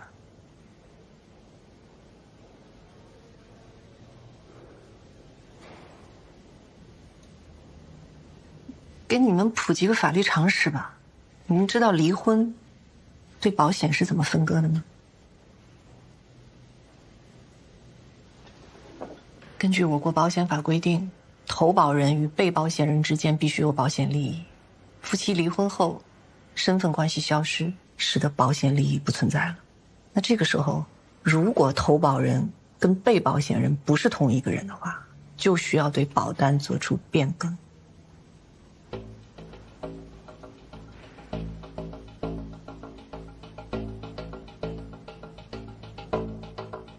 你的意思是，他们购买了保险，在财产分割时对受益人做了变更？关于客户的隐私，我无可奉告。就是这个，这就是那家保险公司，当时是他拿来的广告宣传。他说他是这个投保人，也是被保险人，我呢是受益人。他说将来有个病有个灾了，还能给我留一笔钱。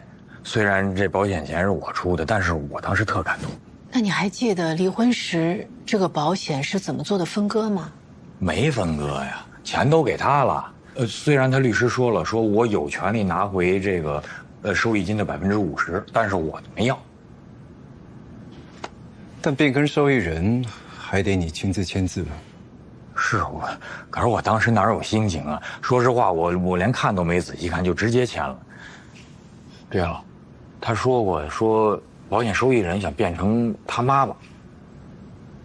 哎，那他妈妈的信息你有吗？那保险经纪人呢？你认识吗？这都是于可欣一手操办的呀。我在签字的时候好像见过经理人一面。不对呀，这周律，他也不会平白无故提起这件事情啊。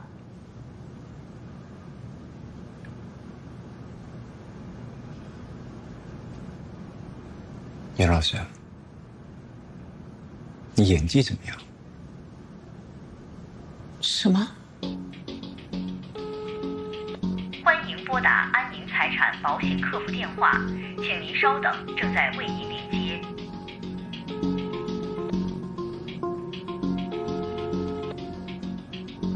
824号话务员为您服务。您好，谢谢您的耐心等待，请问有什么可以帮到您呢？您好，我有一个人寿险，前段时间变更了保险受益人，我先想确认一下这个变更成功了没有。好的，请问您的姓名和身份证号码，帮您查询一下。我叫于可欣，年年有余的余，可以的可，欣欣向荣的欣。证件号码是7452011 198904178562。请稍后，这就为您查询。好。我这边的记录显示，您是在今年4月23日将您安宁一生人寿保险身故受益人改成了于明杰，明是光明的明，杰是豪杰的杰，对吗？哦，对对对。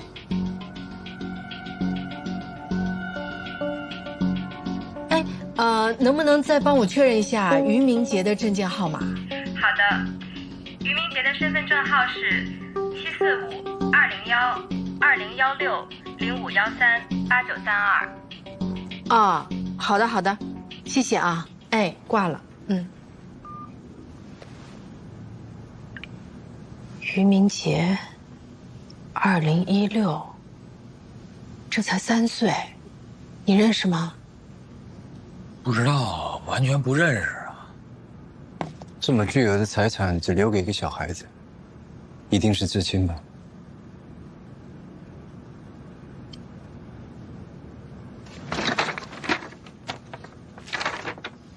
我一定会把他找出来的。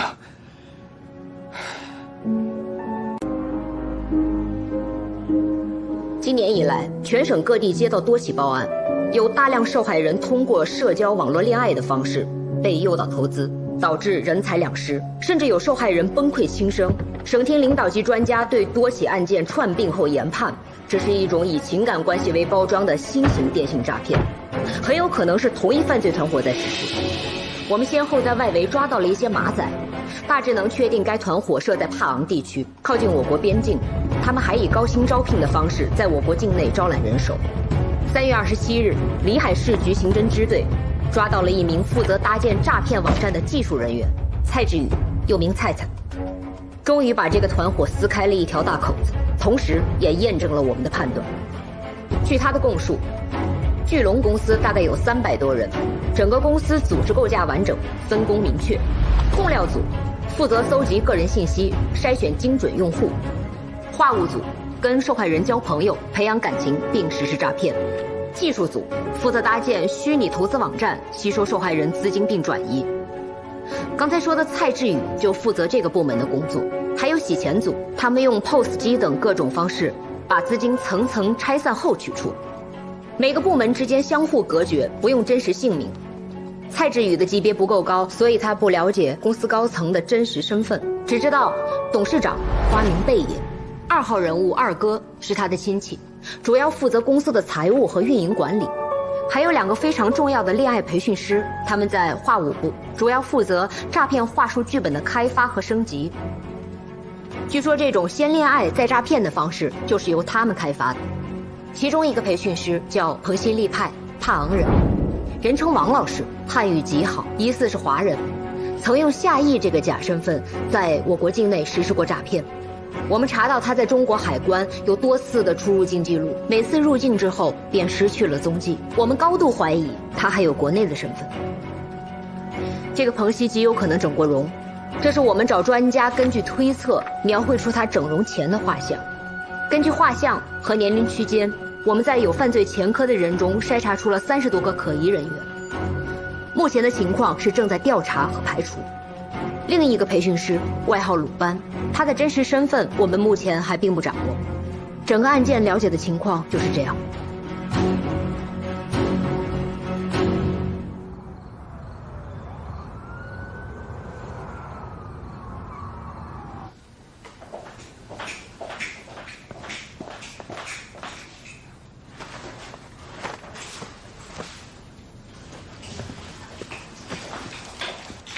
还没走啊，王队。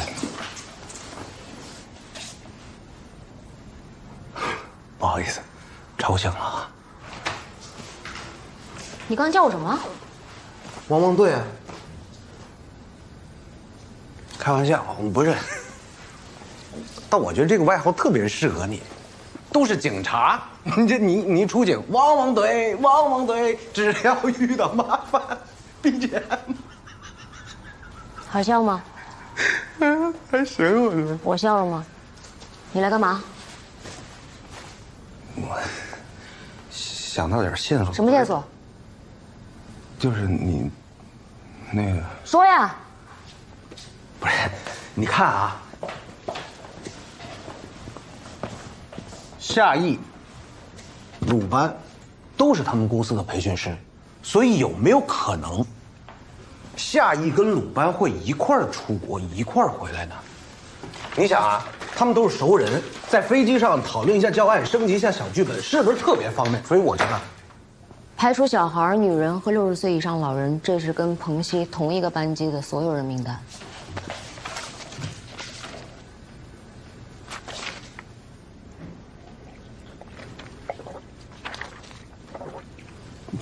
就这么多，都给那太太看过了。他说这里边没有鲁班。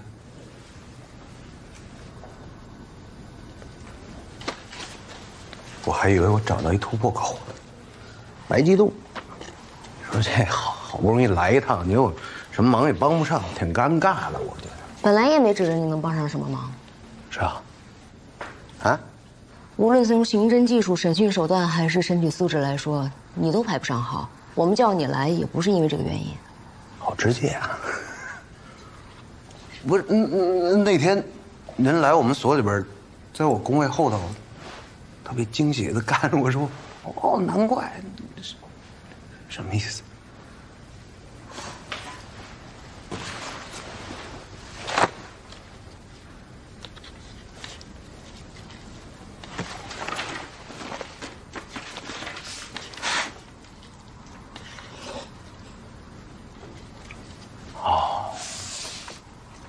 我是比这照片上胖了好多，那会儿特瘦。我后来就主要专注于文字和档案的工作了，人各有所长嘛。对，所以你的价值啊，就在于，你是我们当中唯一一个跟彭曦有过接触的人。他跟鲁班在我们这儿就像幽灵一样，但对于你来说，至少是真人骗子。哎，你好好回忆回忆，到底还有没有什么细节是你遗漏的？今天就在这儿。好好的，咱们加个班，辛苦了。走的时候把门关好。嗯。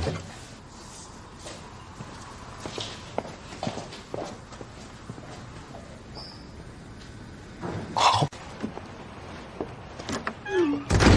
你这么感兴趣啊？要不要闻一个？你想让我闻？为什么？你从哪知道这个图案的？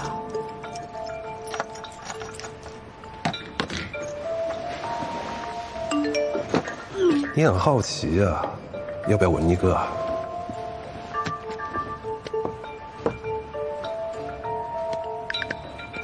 你先告诉我，你从哪儿得到的这个纹身？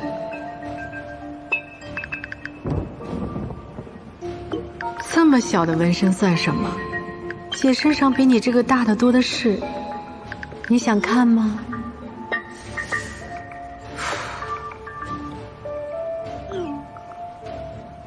照片是我，满意吗？我从来没见过像你这样的女人。加个微信吧。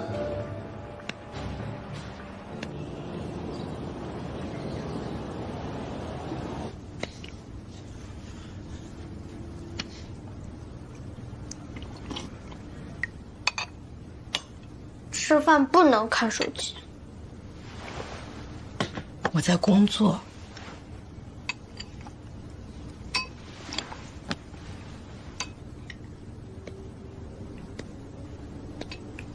妈，你有点不对劲。我怎么了？你之前都不怎么看手机了。我不跟你说吗？我在工作。快吃，我们要出发了，来不及。我先去健身了，晚一点要开会。开什么会啊？开会也不影响我约你啊。你是做什么工作的呀？水。哦。哈哈，保密。那么神秘。在干什么？该不会网恋了吧？你胡说什么？我在工作。你快去拿书包，我一会儿就来啊。但是我很想知道呀，可以告诉我吗？我要忙了，妖精姐，我要健身喽。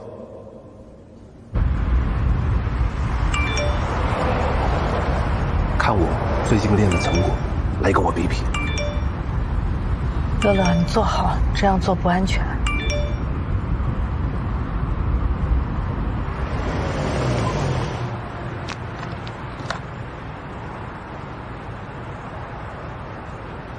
哎，乐乐，你知道“积极”是什么意思吗 ？Good game， 是在夸我游戏玩得好吗？是嘲讽。我这次考试肯定GG了，代表我这次考试肯定考砸了。你问这个干嘛？我好奇。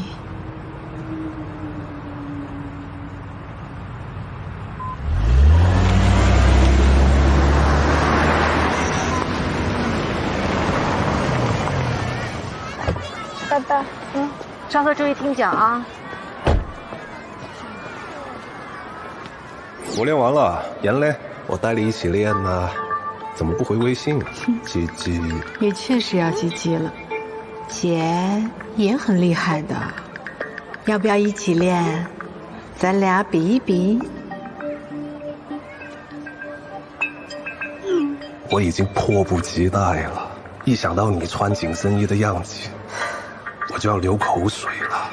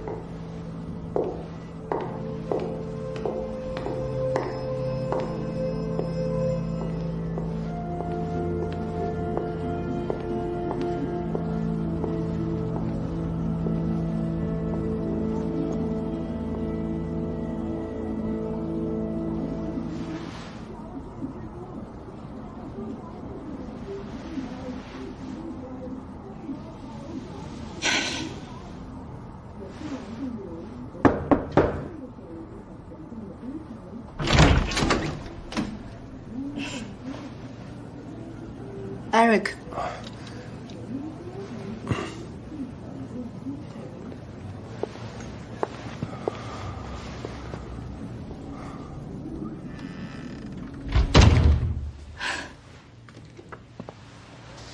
你怎么找这么个地方？偶尔换个口味嘛。你很喜欢纹身啊？你喜欢开放的类型？我都喜欢。哎，你知道那个纹身是什么意思吗？谁给你的？他们都说是美杜莎之眼，那你怎么知道上面缠着的是章鱼的触角？睡完了，告诉我。哎，那图案谁给你的？啊，你为什么想让我纹那个纹身呢？你别着急啊，慢慢来。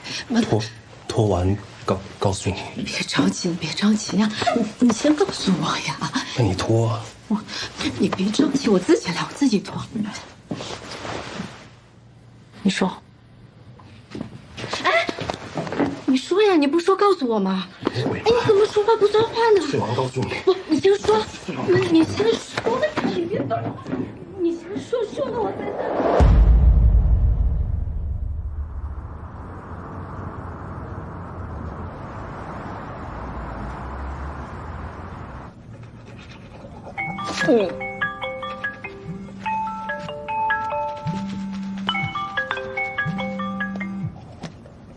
妈，啥儿子？你得来送我上学了。我妈也不会送，一晚上没回来。啊？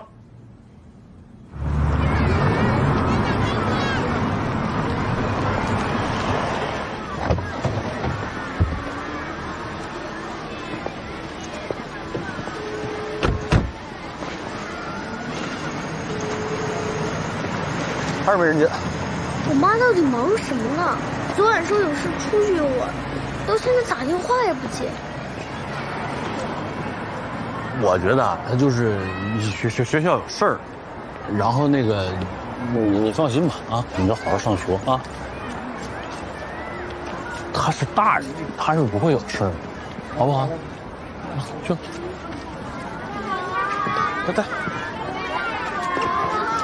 来，别。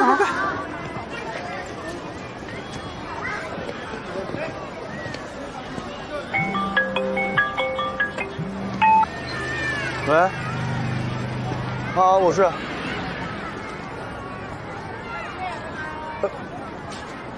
派出所。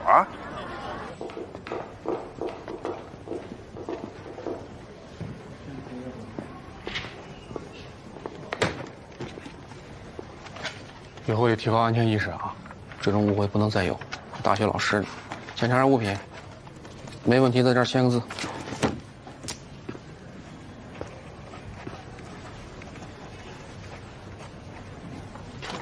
收拾下可以走了。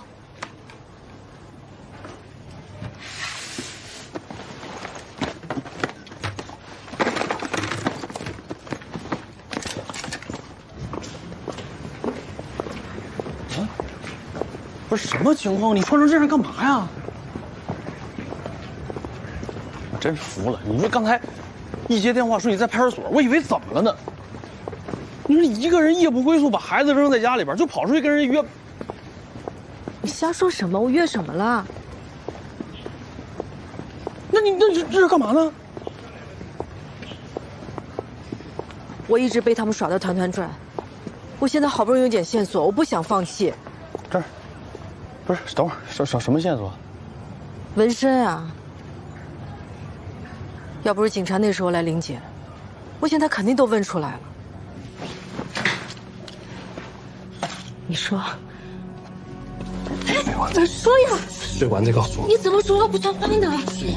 你先说，说完，别生气啊！你先说。睡完告诉你。不，你先说。你先说。开门！这样排查。把门打开。我真是服你了，就为了去找一个纹身的线索，就能自己打扮成这样跟人去约会。这是我能找到唯一的线索。你找线索就能这么干吗？你到底装把刀要干嘛？玩命啊！我就是以防万一，我只是考虑到了最坏的情况。什么万一？就是10万、100万分之一也不能这么干。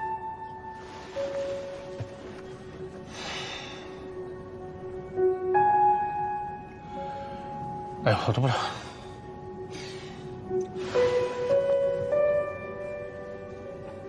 昨晚吃亏没有啊？不说了吗？关键时候警察来了。你说你冒这么大风险得到什么了？什么也没查着，值吗？也没有完全白忙活。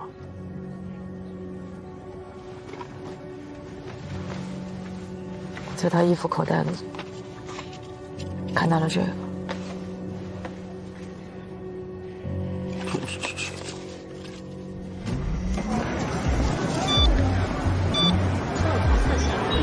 哎，老卢，就这儿。22号。22号，对。老板娘，你好，我想跟你问个人，这人你见过吗？不认识，西装笔挺的不会来我们这儿吃饭的。老板娘，麻烦你再仔细看看，这个脸你熟不熟？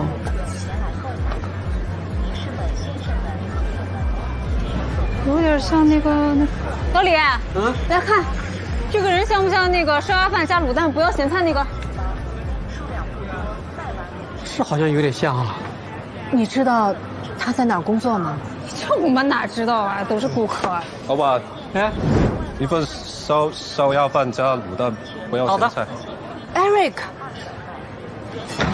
哎 ，Eric， 别跑 ，Eric， 站住 ，Eric， 你别跑 ，Eric，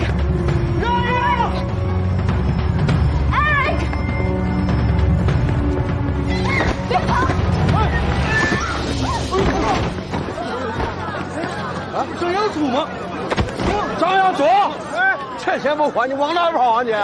我不是不还，是太高了。当初没人逼着你借钱，什么时候还钱？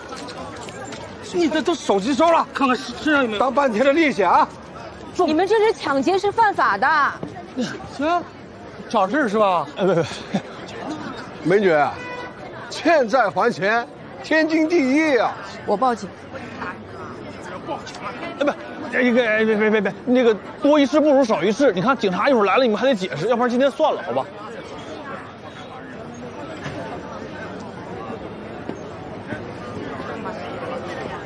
来，你没事吧？没事吧，兄弟？这。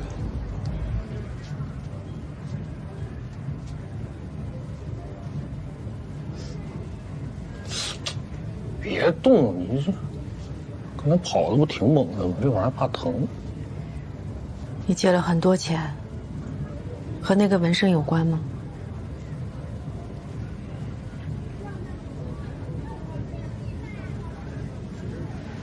哎，别动！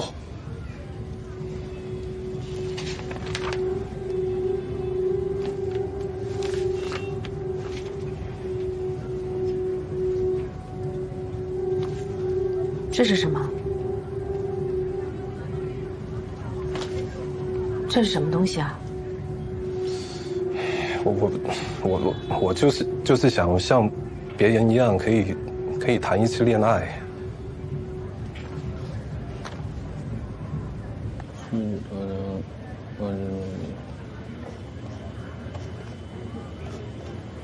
情感操控大师，终极情魔。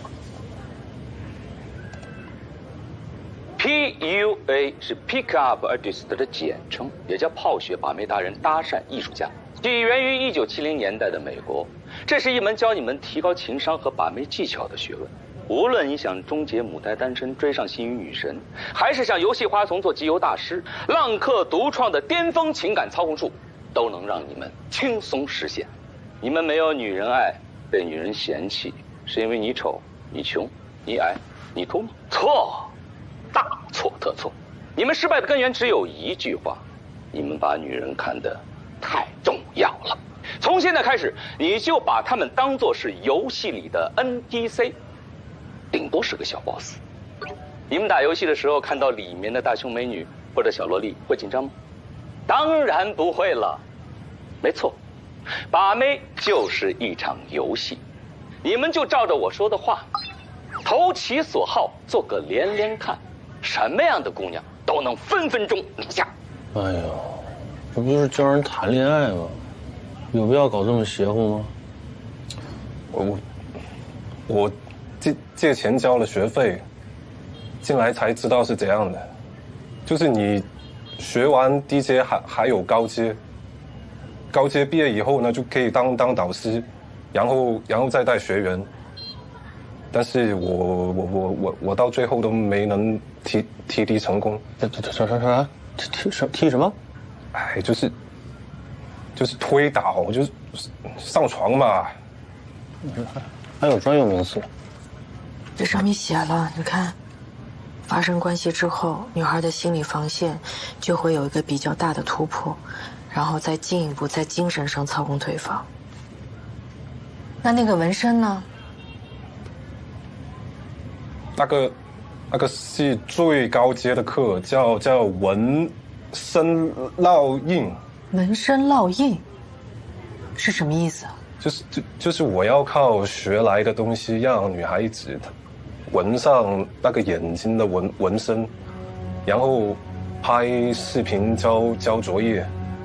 交了就可以学下一个阶段，还可以把之前一部分学费当奖学金退给我。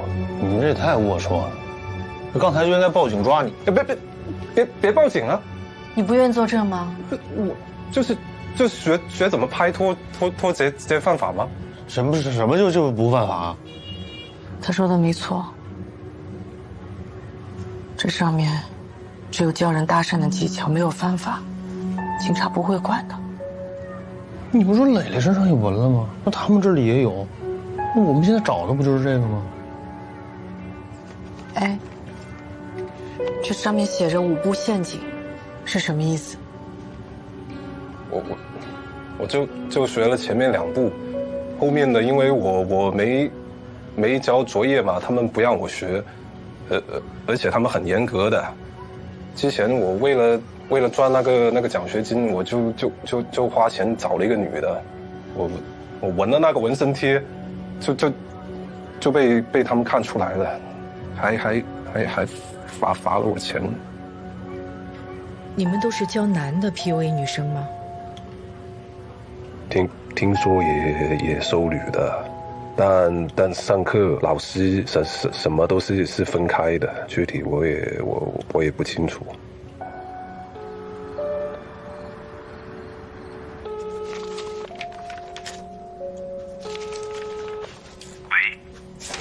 哎，喂，你好，我想问这个浪客独家情感课程怎么报名啊？你是从哪儿看见的我们电话？我在我弟的房间里看到的，我挺感兴趣的，想来学学。我们这期不招收女学员。那男学员呢？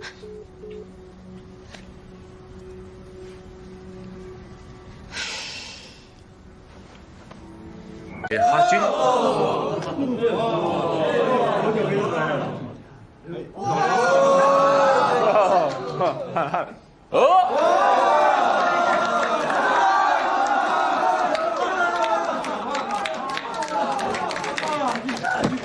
看到了吗？这就是我在为你们做的第一个改变，打造人设。我感觉都不像我了。当然是你喽，只是把你隐藏的那一面凸显出来而已。下一个，轩。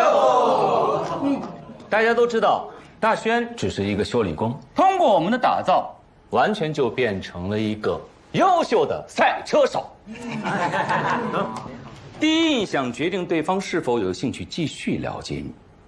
你是个狗不理的穷鬼，还是天下女人疯抢的雄性领袖，全都写在你的展示面里。他们会从第一印象开始就判断你展示出来的供养价值能不能给他们带来足够的财富安全感。永远不要质疑我们的专业，在这里，我是你们的神，是一个让你们从可怜的自卑的泥沼中爬起来的救世主，是一个把你们从无人问津打造成花见花开的魔术师。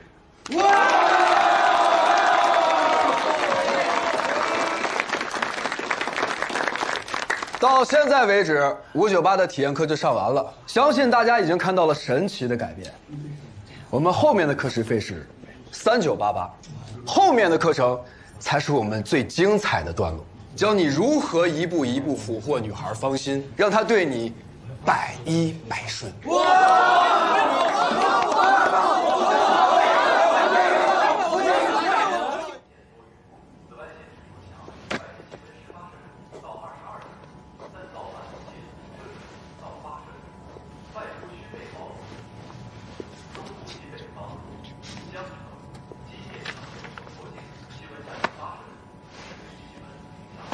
哎呦，你吓我一跳！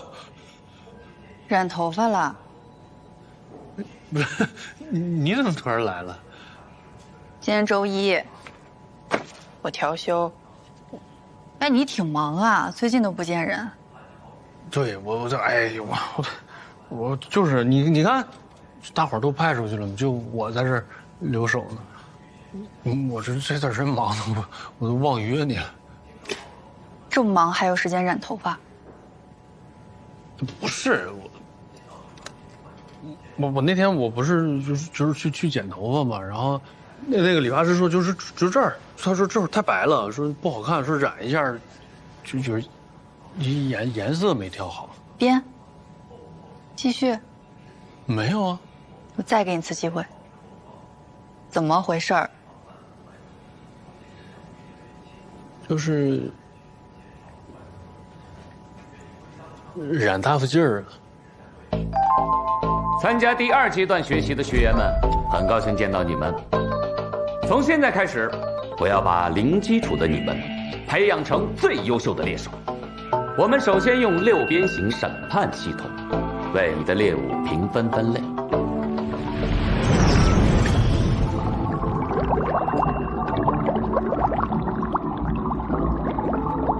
上分为2大类 ：R 代表主观繁殖价值，她长得漂不漂亮，你想不想睡 ；X 代表客观内心价值，她是不是个好女孩，你想不想娶回家当老婆。R 值更高，适合当床伴，睡一觉就跑了。R、X 都高，才值得你花费大功夫与他维系长期关系。不过问题来了，你想睡，不代表他就好睡。所以下一步就是对你想攻克的 NPC 进行开放程度的分析，术语叫做浪女信号。对于不同女人，只要采用对应的模式，拿出提前准备好的答案，分分钟手到擒来。浪子模式用于对付 A 级女玩家、B 级寂寞女人；帝王模式用于对付 C 级乖乖女、D 级保守女。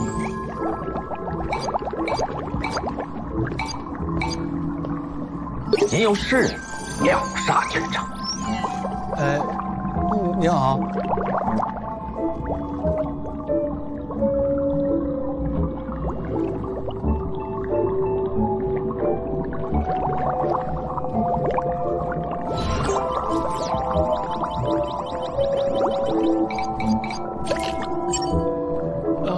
嗨。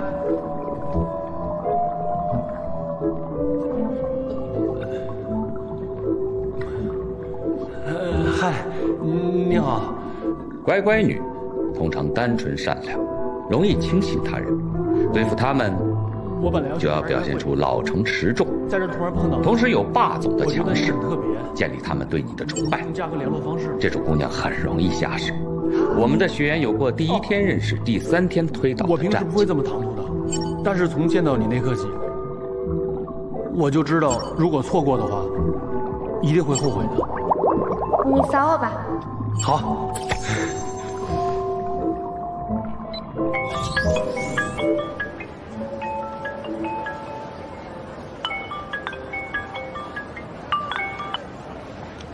哎，那个我在外边呢。外边是哪儿？而且我问的是你在干嘛？我就在那个步行街这儿，我陪小乐来买点东西。买东西怎么不叫我一起啊？那个，没事，你俩还没吃晚饭的吧？要不我现在过来找你吧？别，你别过来了，我们马上买完就回去了。卢一峰，我再最后给你一次机会，你跟我说实话，你到底在干嘛？你知道我最讨厌撒谎的男人了。不是，我没有。我相信你，我喜欢你，我就是觉得你跟他们不一样。哎，我真没骗你，我不仅侮辱我的感情，你还侮辱我的智商。喂。我觉得你直觉没错，你可能被绿了。接下来，我们开始学习操控师的核心技术5步陷阱法。1号坑，好奇陷阱，就是要利用一定的神秘感，引起猎物对你的好奇和探索欲。至于什么样的女人会对什么样的男人产生好奇，那就需要根据她的分类，为她量身定制。比如对乖乖女，最近好吗？又梦见你，就要用甜言蜜语展示你的温柔。能给我个解释的机会吗？我好想你，不要不理我好吗？宁宁，你在吗？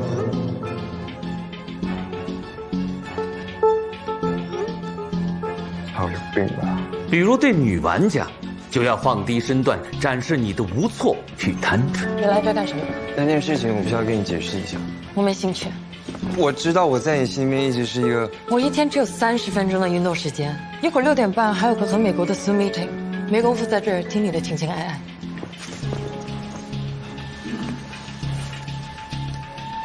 也许你会觉得写信很幼稚，看完会嘲笑我，但我还是想写信给你解释清楚。如果你不想看，就直接扔了吧。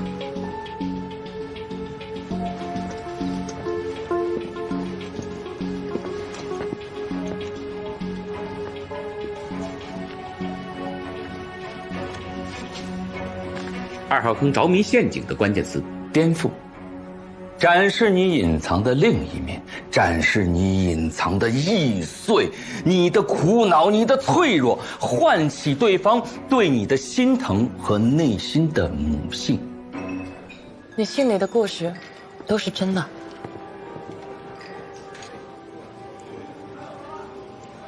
就在那天我带你去的那个地方。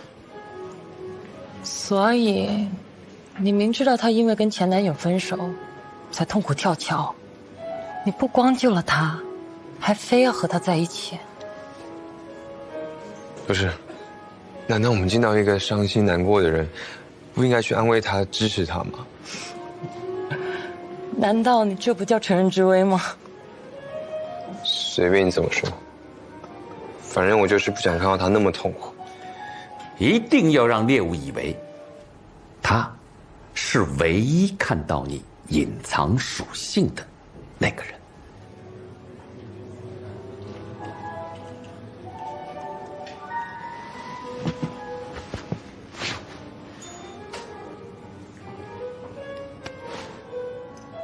所以他捅了你这儿。你说他捅你的时候，还叫着前男友的名字。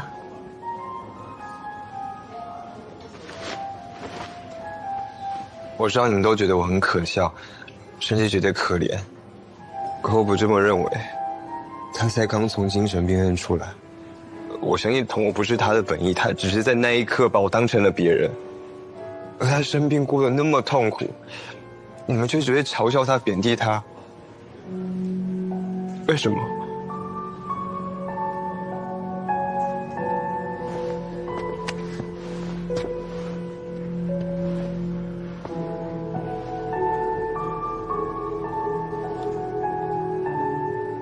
瞧我的小可怜，还在情伤里呢。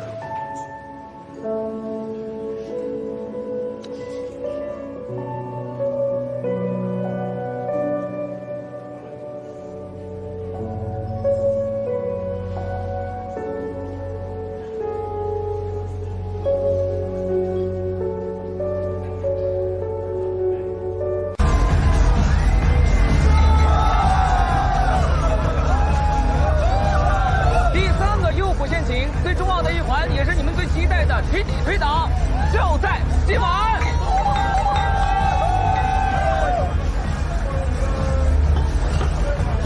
大轩用3只手慕容百川的虚拟身份加了128个妹子微信，跟其中52个聊天超过了10个回合。咱们今晚各位的任务就是协助大轩把约出来的妹子弟弟拿下一圈。谢谢，说说你们自己都是谁？我是慕容的好兄弟叶神，也是个赛车手。我是一个导演，想以慕容为原型拍电影。我是慕容团队的营养师。我是慕容的造型师文文。我那个慕容的律师。可是，你想说什么？慕容百川，叶神，名字是不是太假了？知道为什么电话诈骗的骗子都有口音吗？听到方言就提高警惕的人，他就不容易那么上当。这是智商的反向筛选。这么浮夸的剧本，都相信的姑娘推导起来岂不容易很多？老师高明！啊，对了，文文老师啊，是咱们的僚机，有个女孩在，对方更容易放松警惕，卸下防备。大轩说了，这次来的妹子经验不怎么丰富，大概率会让朋友陪着一起来。哎，来了。你好，小姨是吧？坐这儿。第一，目标隔离，要切断他原有的安全感构成，让他只能依赖你。发现你长得真好看。第二，混淆对象，对他的朋友出手，让目标觉得自己毫无魅力，没人在乎。第三，还记得我给你们讲过的 AMOG 吗？今天大轩就是全场的中心，就是我们的领袖。作为兄弟，我们就要把他捧起。我敬你一个，没有你就没有我今天啊！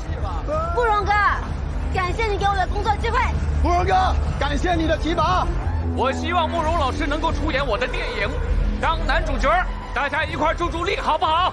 捧一个，踩一个。现在只要被捧的那个对被踩的那个轻轻勾勾手指头。你们不觉得小姨这样的姑娘才是极品吗？啊，对呀，这一看就人美心善，特别有气质。第四，终于来到最重要的环节，突破界限。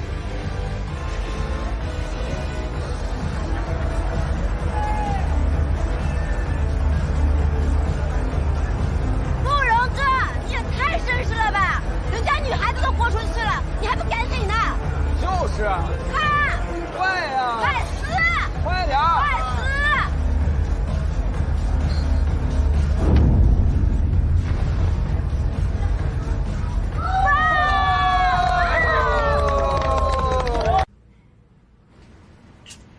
这3号坑之前的作业你都完成了？嗯。加100个姑娘的微信，你都做到了？啊，说实话啊，我试了一下他们那个招，发现确实好使，但是主要的还是我去批发了点小礼物，扫码送礼，然后才加购的。那这最后一步推导呢？还没到交那步作业的时候呢。哦。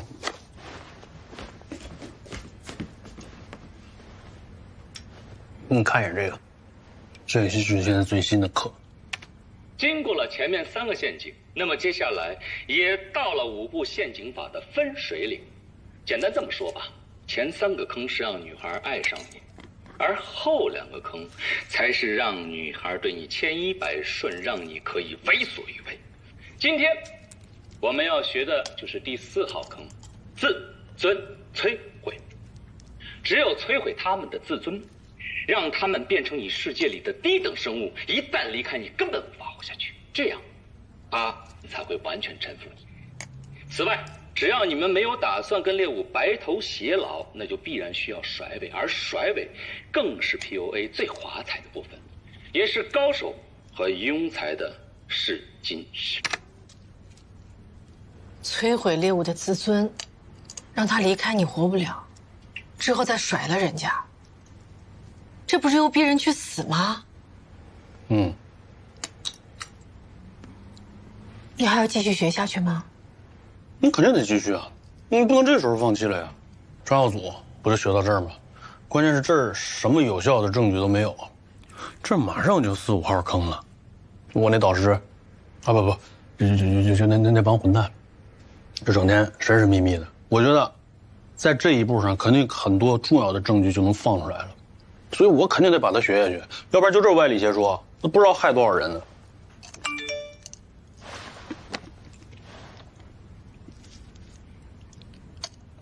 刘平说他找到郁可欣了。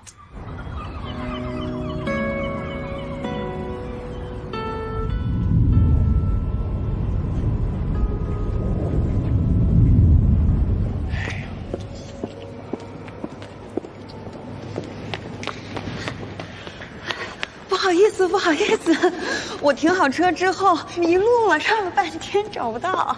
你们女孩子，这方向感都不太好。你别笑话我。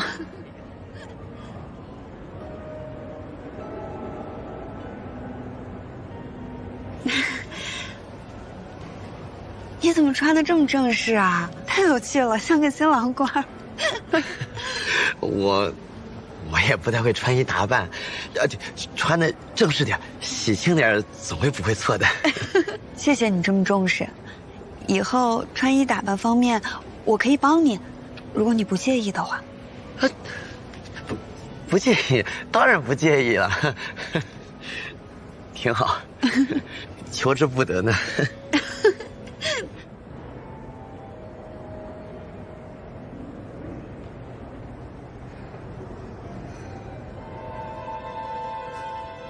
我比较喜欢有上进心、有责任感的男士，希望他能疼我、宠我，我也会好好照顾他的。男人嘛，以事业为重，在外面打拼回来，我希望能给他一个温暖的港湾。我觉得好女孩是不应该游戏人生的。所以，如果有一个合适的人，我希望能早点结婚，踏踏实实过日子。是。而且我年纪也不小了，我特别喜欢小孩，所以我想早点要一个宝宝。我会把时间留给孩子、老公还有家庭。喝咖啡。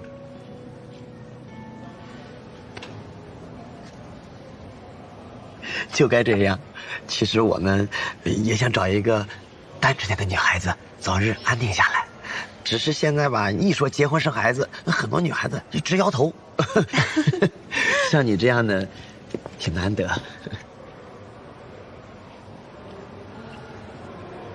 有事儿？啊，自我介绍一下，我是他前夫。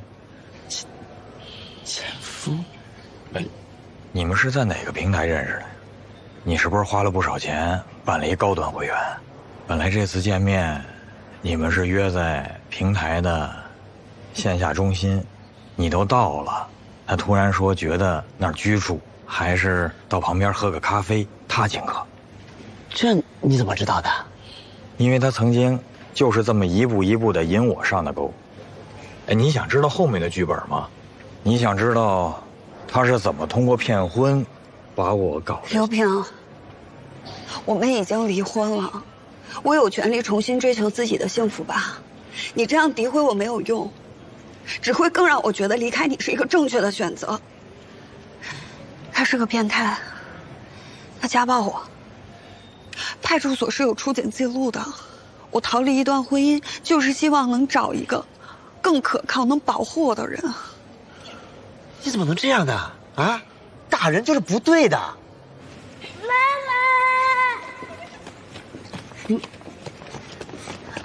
妈妈，小杰，你怎么来了？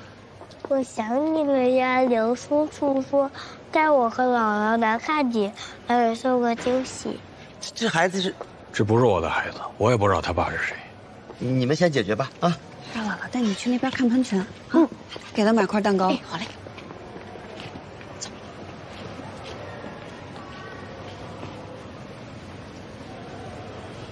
你怎么找到这儿的？你保险更过名，根据你儿子的身份证找到了你家。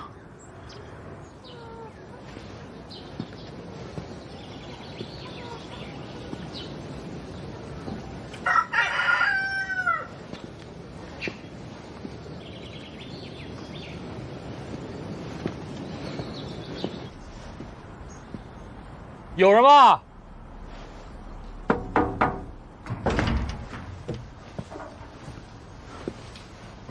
有人吗？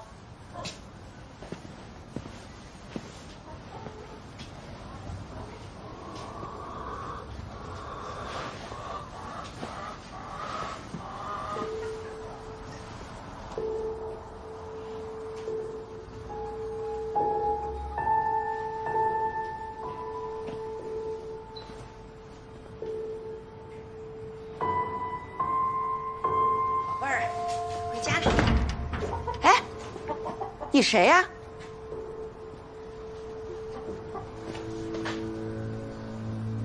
你可真是个疯子，你竟敢找到我家去！你看看你自己有点男人的样子吗？鬼鬼祟祟，你真的让人恶心，你知道吗？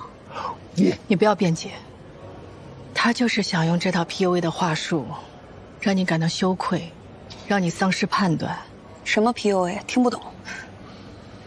你别演戏了，你们的套路就是利用别人的真心去操控别人的感情。严小姐，你有副好脑子，还有一个供你读书的家庭，你才到了今天。但不是所有女人都像你一样运气好的，没你聪明能读书的女人就不配过好日子啦。啊，你的资本是你的学历，让有钱男人喜欢就是我的资本。我们都是打工的，我没觉得你比我高贵。至少我不会去坑蒙拐骗。骗？刘平，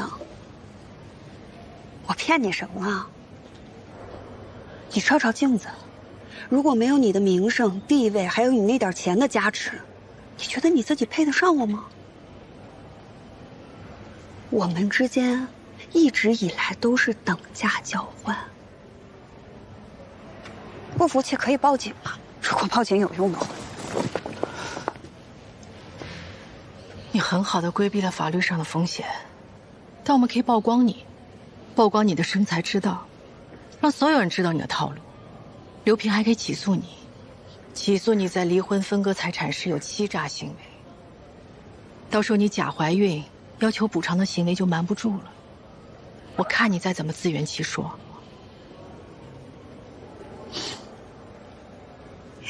你问问他，他肯吗？这种人丢了面子，宁可去死。我比较喜欢有责任感、有上进心的男士，这样他能疼我。你别离开我，我求求你了，我求求你了。给你写一个保证书。如果我做不到，我就净身出户，我就不得好死，我就天打五雷劈。所以你就打了他。所以我是个王八蛋吧我。这种药呢，属于国家2类精神管制药，俗称氰化粉诱奸片。纹一个一模一样的图案在你身上，证明你爱我，证明你只属于我一个人。他身上那些伤呢？不可能是他自己打自己吧？反正肯定不是我打的。你到底是谁呀？你们为什么找上我？是因为我蠢吗？我肯，因为我在你这儿已经死了一次了。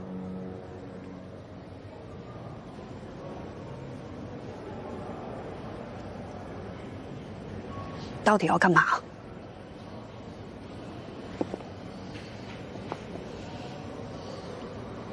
我想找到夏意。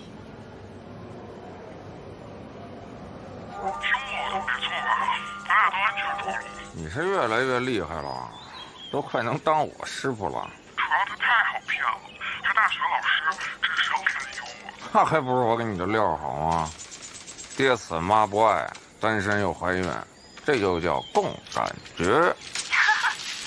咱俩这配合就叫绝代双干的，我厉害吧 ？Nice！ 哎，你不用变身啊！剩最后一个，打他打他，跟上了。这他妈就叫珠联璧合，战无不胜。慢点。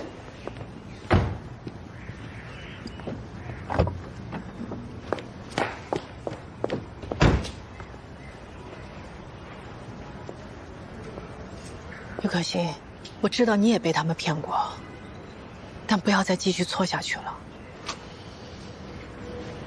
你干嘛这么多管闲事，死缠烂打着人不放呢？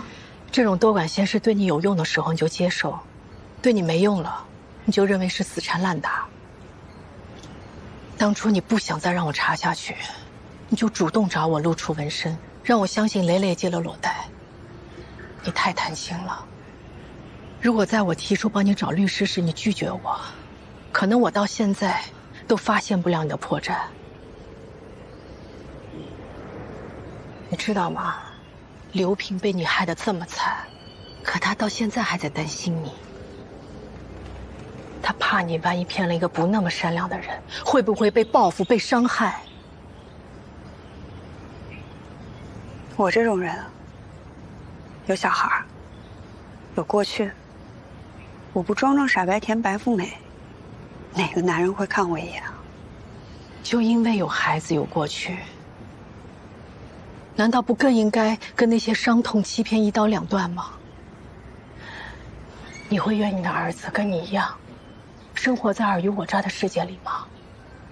我也是妈妈，我不愿意。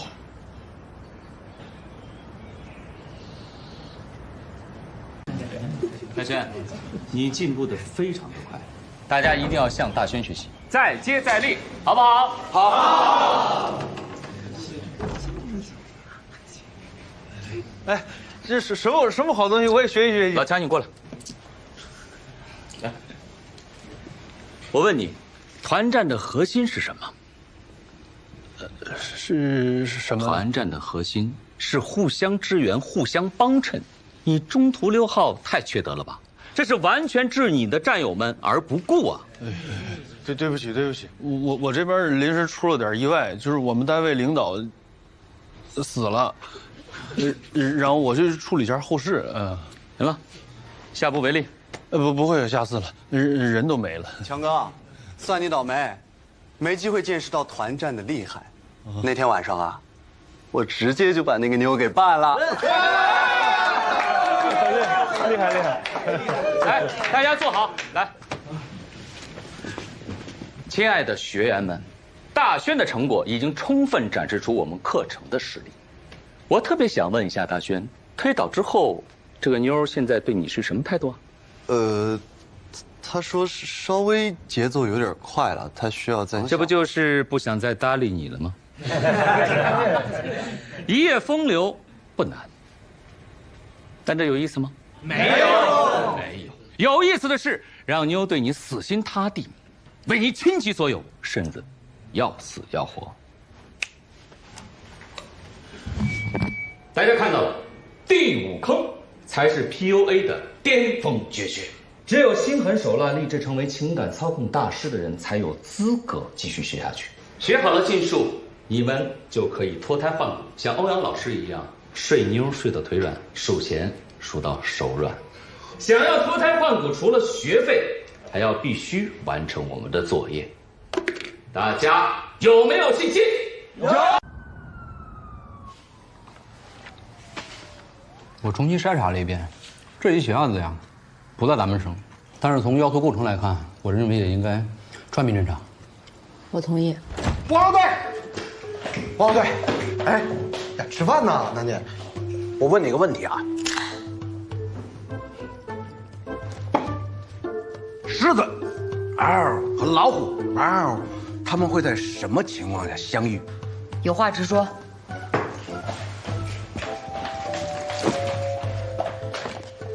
印度西北部生活着这个世界上唯一一群野生的亚洲狮，而野生老虎主要分布在离狮子很远的南亚东南亚以及俄罗斯远东。2017年，印度的中央邦一个野生动物保护区发现一头雄性的成年孟加拉虎开始向西迁徙，走了2年。走了300公里，他来到了和这群狮子只相距480公里的地方。为什么？他没事吃饱了撑的，他找狮子玩去。说人话。食物，因为食物。那天你跟我说我是咱们这唯一一个和夏邑有过直接接触的人，让我好好想想，到底有没有什么被我遗漏的线索。我想来想去，你说我能遗漏什么线索？户籍信息、出入境资料比对、整容，这些咱们全都想到了，有什么是我知道专案组不知道的呢？还真给我想到了。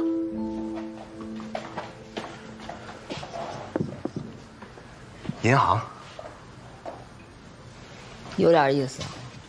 你继续。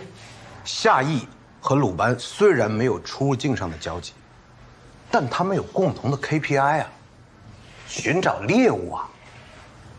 就像狮子和老虎，简雷雷和夏邑是在他们银行的红酒拍卖会上认识的。这种活动全是有钱人，对他们来说，那简直就是完美猎场。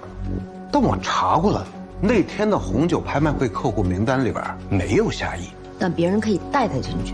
那把夏邑这只老虎带进这个完美猎场的狮子，会不会就是鲁班？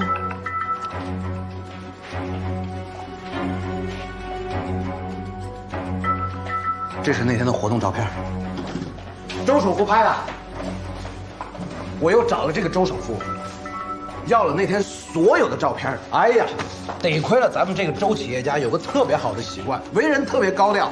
无论到哪儿都随身带一个专业摄影师。你是说照片里没有夏邑，但会不会有鲁班？提审蔡志宇。是。吃了吗？嗯，吃过了。好。行，那我去帮你留个忙。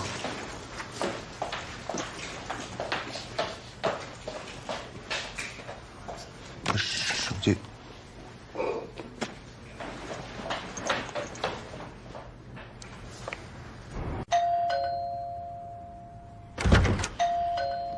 哎，来了！谁呀？哎，你是不是不方便啊？别，方便，我锻炼的，你进来。哦。哎，快坐。哎，怎么了？我就想来告诉你，于可欣和夏意果然都在那个 PUA 机构里待过。哎，那顺着他是不是就能找到夏意啊？于可欣说，夏意之前是他的导师，也是第一个 PUA 他的人。不是，那他跟蕾蕾一样也是受害者？对。只是于可欣养好伤之后，他决定去做个猎人。他说他跟夏意现在互为僚机，经常在一个游戏里留言联系。他还说，那个组织很严密，所有最核心的证据只在竞术阶段才会让你们看到。那进入竞术的作业，果然就和张耀祖说的一样，拍一个露脸带纹身的推导视频。那这个作业相当于就是个投名状，保证你们不会反水举报。对，这我知道。老卢啊，如果你要拍那个视频的话，哎呀，不是，我不知道芳芳在。不是芳芳。哎呀，不是芳芳。不是，那个他是那个。你也太快学坏了吧？不是，你过来，你看一眼。我看什么？我走了。哎，你别走，你看一眼你就知道怎么回事。这种事还让我看？我干哪种事？我没那么，我说你来，你看一眼你就懂了。我求求你，快，你看一眼，你就看一眼，不是真的，你看一眼你就明白了。你看。哎呦，哎，假的都是，你看这多假。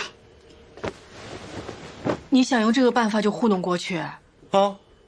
这怎么可能？要是这样都能行的话，那张耀祖还用找我吗？那我能想出来的就这办法了。我有一个办法。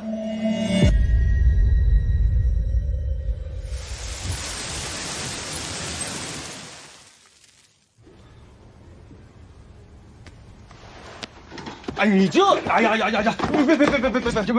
哎，你就快穿。老罗，你看我，我看不了，你不是有家室的人。你看我，阿烟，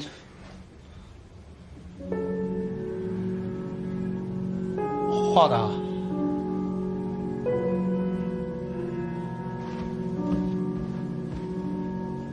你疯了！这是我唯一能想到的办法了。我想帮你一起完成视频，拿到核心证据。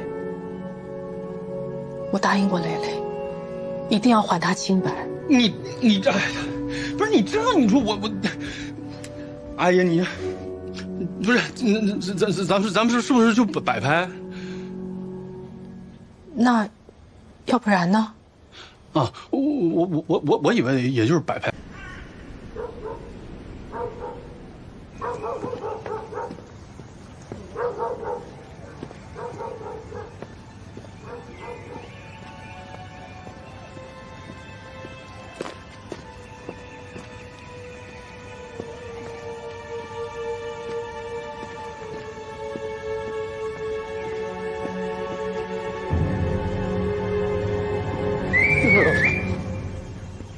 哎，包啊，手机。哎，我得拿个本子，我要记笔记。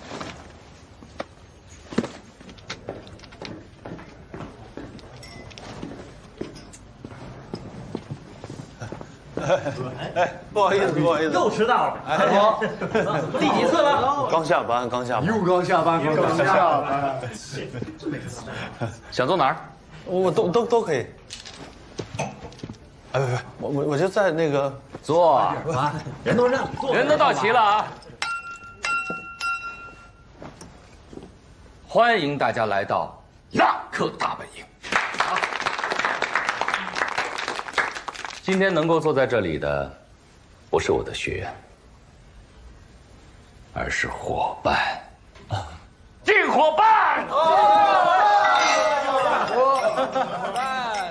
接下来我要说的是，完成前4个阶段的优秀学员是老枪。大家是不是好奇为什么是老枪呢？请看大屏幕。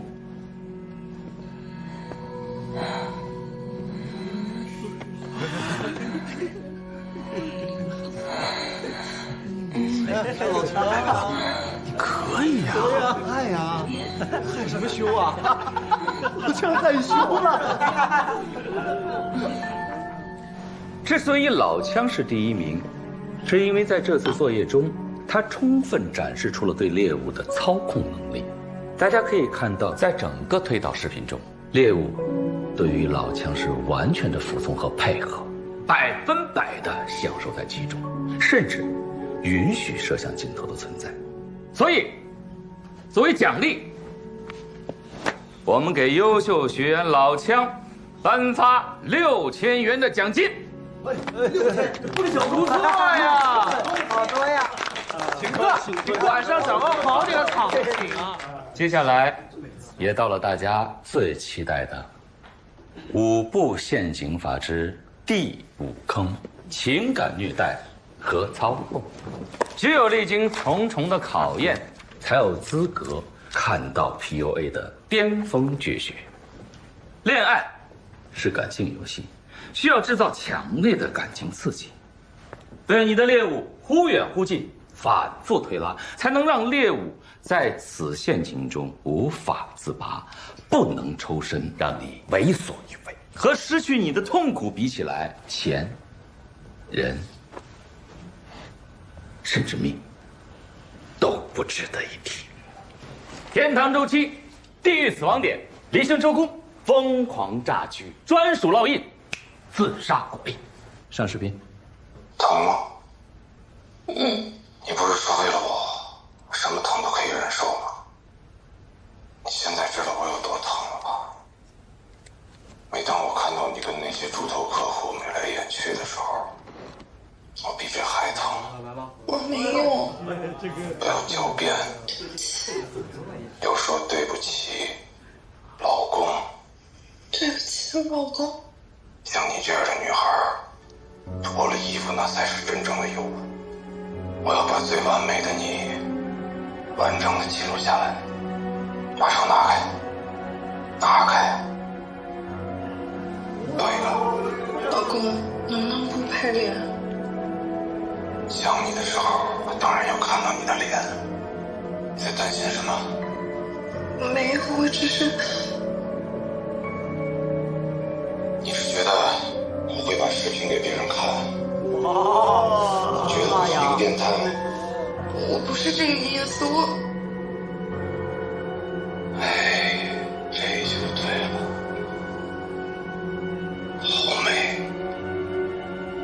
看呀，老强，精彩的来了，精彩的！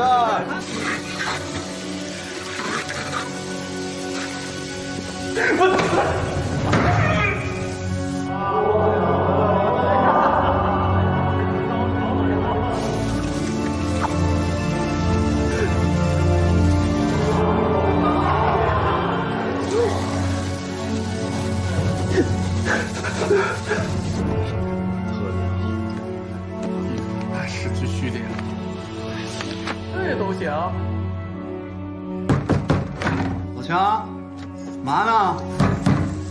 快开门！来了！哎，嘛呢你？去！太刺激了，这个，我不得不洗把脸冷静一下。这位老师，这个真的是太厉害了，这个可比我们这个厉害，咱们真的跟您好好学习一下。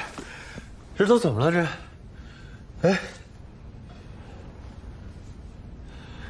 哎，找什么呀？我的笔呢？这儿呢。啊，你以为自己是007啊？嗯。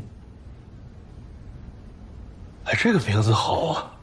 哎，那下回我就用这个名字。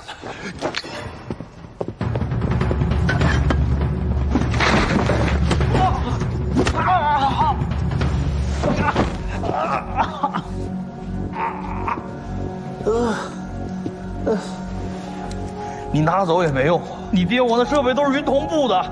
真他妈是一个吃里扒外的狗东西，往死里打！哎！队长！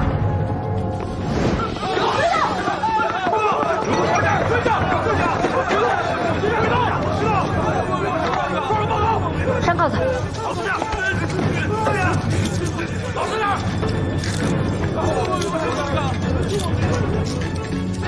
不是，哎，我是卧底，老实点，别动。警官，没必要这样吧？怎么连眼镜还不能戴了呢？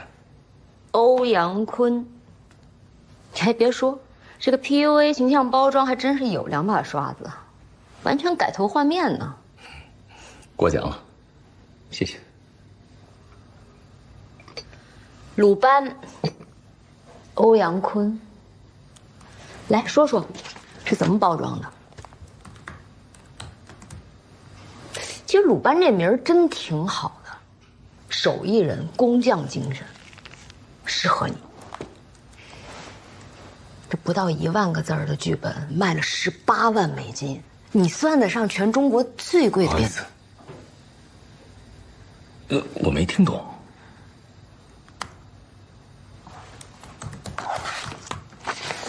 我看了你的出入境记录，2、3个月就要去一趟帕昂，去干嘛呀？男人嘛，去帕昂肯定是找乐了。就是找乐，不干别的。还能干什么呀？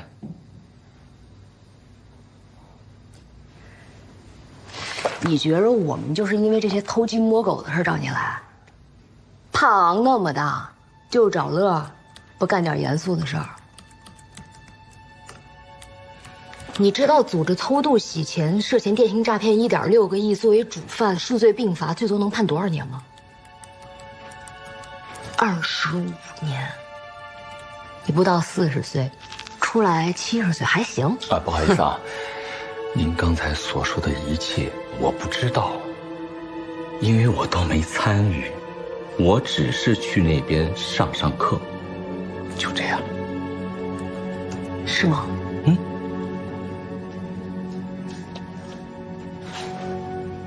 认识吗？没戴眼镜，看不清。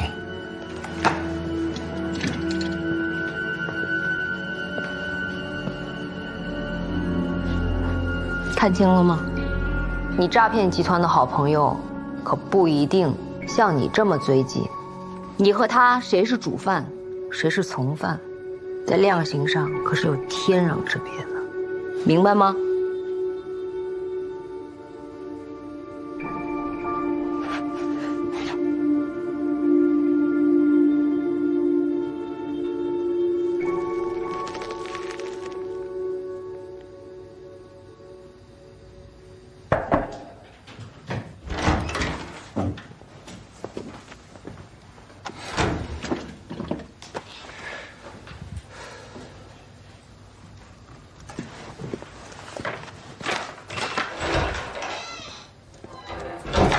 行，今天先到这儿吧。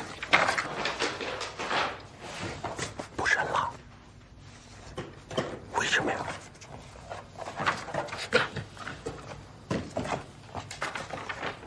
抓着了。嘘。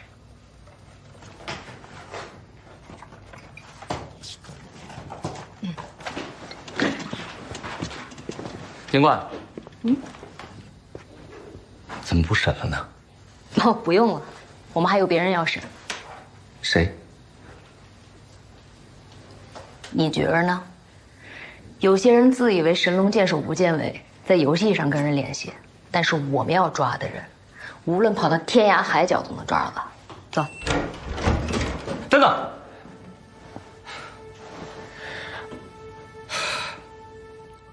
我交代，我把我所知道的全部交代。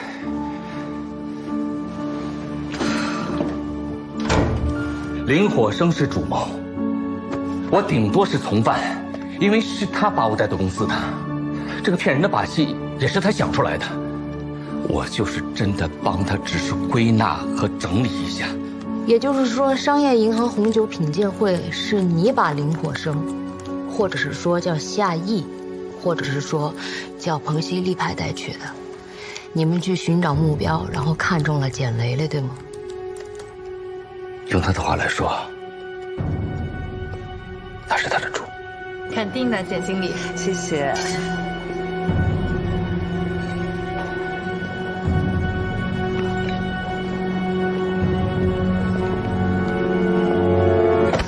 哎呦，对不起，那个没给你撞坏吧？没事没事。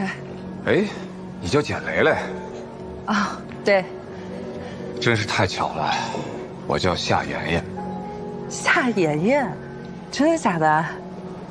夏意，很高兴认识你。我和林火生是搞传销的时候认识的，他那个时候就特别容易带女人进来，对女人一门灵。他告诉我说，有一本搞定女人的秘籍，什么6边形体系、纹身烙印、自杀鼓励等等的。我看了，当时觉得挺牛掰的，我们就商量，这不仅能搞定妞，而且还能开班搞教学赚钱。那我就赶紧搞了一套简易的材料，正准备上课，他人就消失了。后来我听说他是骗了某个大哥的女儿，人家要把他腿给卸了，所以他跑路了。大概不到2年，他又出现，还整了容，搞了本帕昂护照，成外国人了。然后他告诉我说，在帕昂搞了一个电商新平台。我当然一看，不就是新瓶装旧酒吗？根本用不着1对1的见面，只要在网上把人设搞好了，慢慢聊天聊出感情来了，就能赚钱了。用他的话来说，就好比把猪带到猪圈里，等养肥了再杀。他说这叫杀猪盘。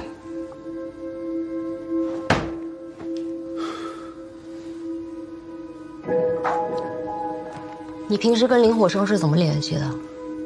实话说啊，他对于我来说真的是神龙见首不见尾，因为每次都是他主动联系我。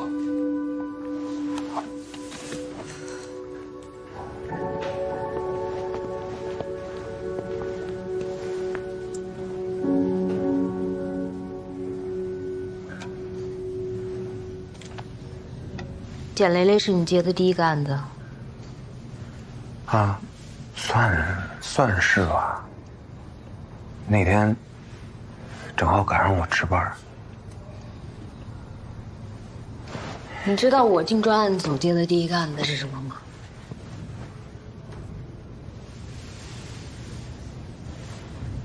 一个女大学生刚毕业，被人骗了15万，就在我眼前从桥上跳下来了。她在死之前还给骗她的那个男的打电话，问爱不爱她。猪，在那些骗子的眼里，他们都不配拥有性命。正因为这样，我们要比那些骗子更冷静，更冷酷。明白。行，走吧，夏意还等着呢。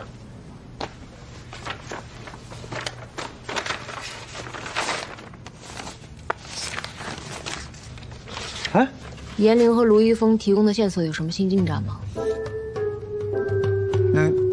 那也可心说，夏意有可能下周回国。好。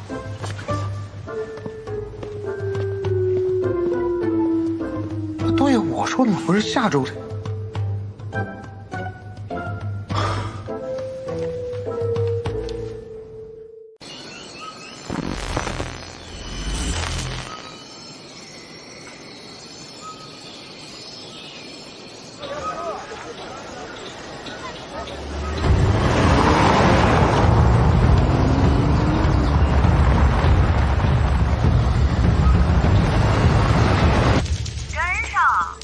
跟着呢，跟着呢。能不能跟上？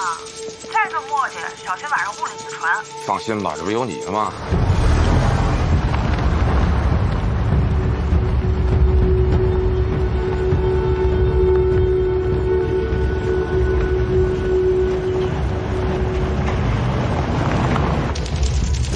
哎，魏岩今天晚上是跟你们一起回来吗？是啊，跟你说多少遍了，怎么还问？哎呀，我这不是怕你光顾着贝爷，把给我买的镯子给忘了吗？放心吧，放心吧，我一定给你带上。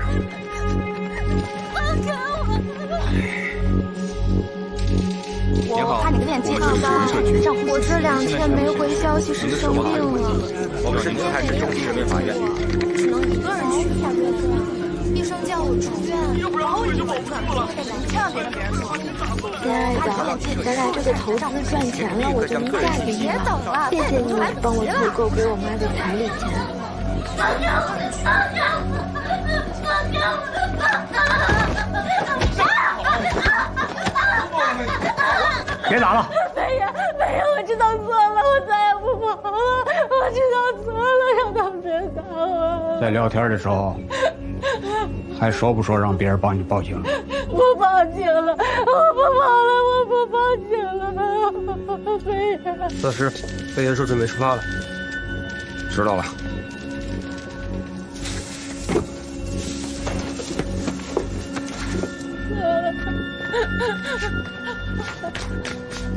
飞爷，二哥。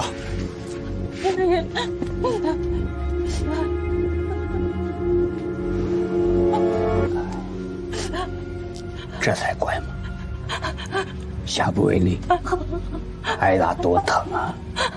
我帮你，以后再不犯错了，好不好？谢谢北爷，谢谢北爷，谢谢北爷。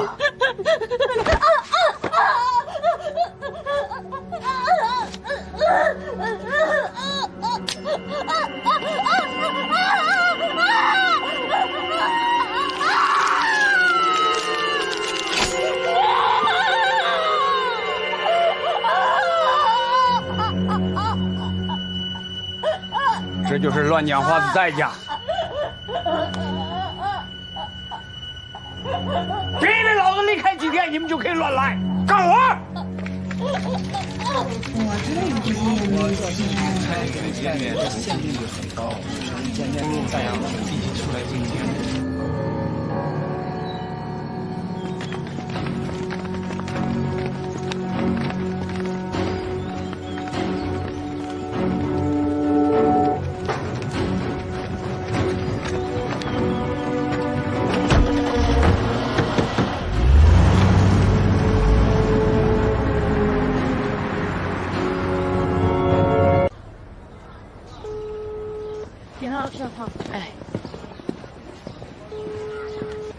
哎，是我。李警官后来跟你联系了吗？没有啊，就那个什么欧阳被抓了以后就没再联系了。那个视频，李警官怎么说？他说肯定是会严格封存，但是就是我听那帮混蛋说，就是可能会把这个视频打包卖到黄色网站上去。但是只是可能，但我估计他们应该没有这个时间。你跟芳芳联系了吗？没有。对不起啊。你说什么对不起？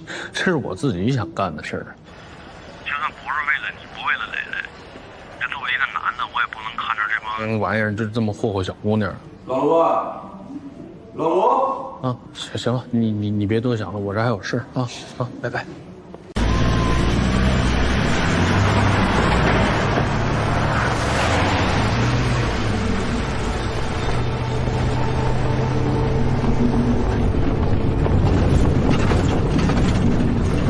到哪了？应该快到了，已经过界碑了。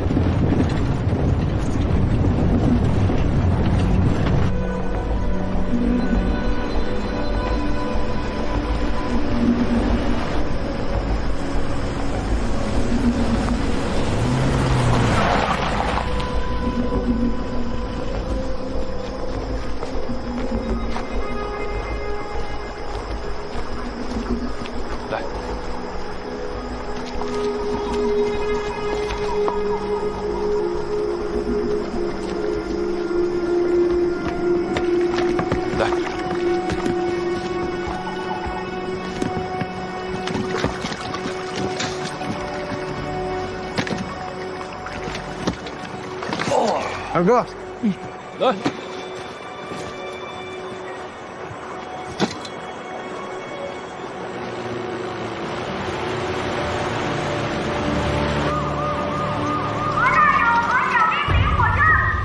什么走漏风声？李可欣这个贱人！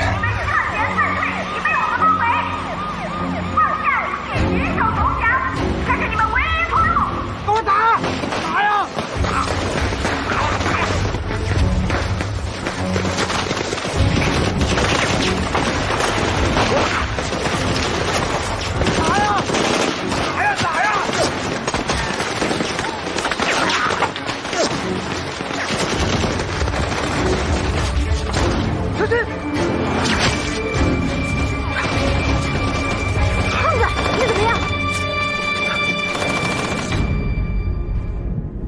子弹击中了右侧的肩胛骨，不是贯穿伤，目前没有生命危险。谢谢。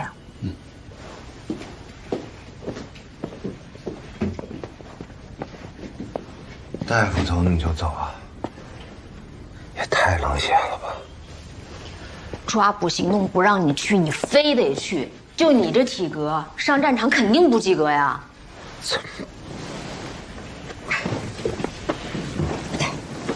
慢点，慢点。啊，哎呀，不及格咋了？起码够厚吧？要换别人，子弹穿过去不就打着你了吗？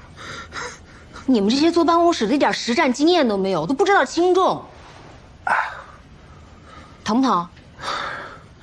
麻药劲儿过了，有点疼了。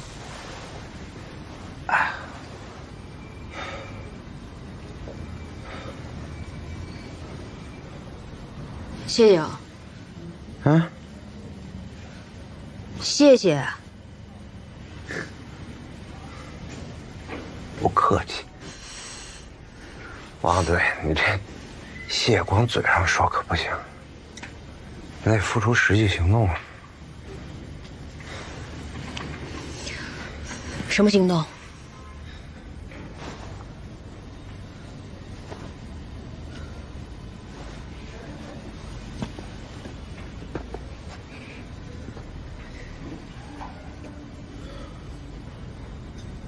你可别得寸进尺啊！李火生，让我审。好好养伤，尽快归队。想吃什么？黄桃罐头。行。烤串、火锅、冰可乐、炸鸡、炸。点上了是吧？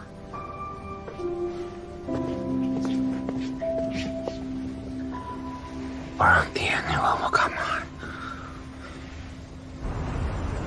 反诈士门必修课，筑牢防线守好则。敌海试点带你走进反诈最前线。近日，我市发生了一起特殊的诈骗案件，犯罪分子通过电话、微信等网络平台和受害人迅速拉近距离，建立恋爱关系，之后多次以投资、理财为名，共榨取受害人100余万元，造成严重后果。据此，我们采访了著名心理学家田教授。以恋爱方式进行的诈骗行为，首先它具有隐蔽性，受害人往往不会主动跟亲友提起，因而错失了被提醒的机会。其次呢，受害者通常会产生巨大的羞耻感和丧失感，这些情绪会严重损害受害者的身心健康，甚至生命。这种新型的诈骗形式近期频繁，以恋爱为幌子，诱导受害人投资，骗取钱财。他们有组织有分工，并有专业的 PUA 话术培训，进行情感操控。他们这个培训呢，就是以教人谈恋爱为名，然后把搭讪、认识到发生关系整个过程变成一个可以快速复制的标准化流程。而且呢，他们还有这种奖惩制度，就是他们把 TD 的数量，就是 TD 就是推导的意思，就是他们把这个推导的数量作为他们的战绩，甚至他们还鼓励学员把这个推导的过程拍成视频，还有这种色情的图片上传到网上，来证明他们的成绩。我是觉得在整个这个过程当中，是有一些打破人的道德底线的，也是想提醒一下观众吧。如果说您觉得有类似的经历，可以去找相关机构去了解一下。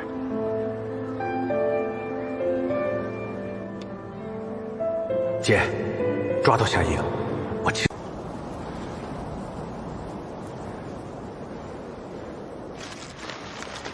蕾蕾啊，你现在可以安心了。严玲把害你的骗子给找到了，他们再也不可能去害别人家的姑娘了。可是我的宝贝姑娘，她再也回不来了。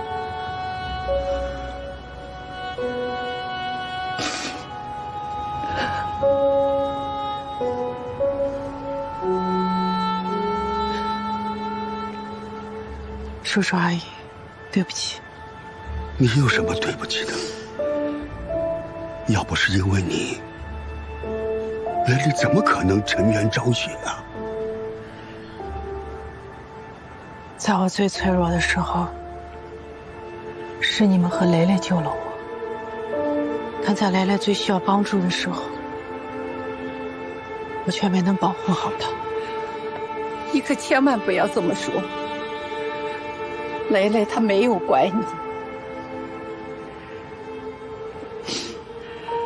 她要是在天有灵的话，知道这个结果，她会感到安心的。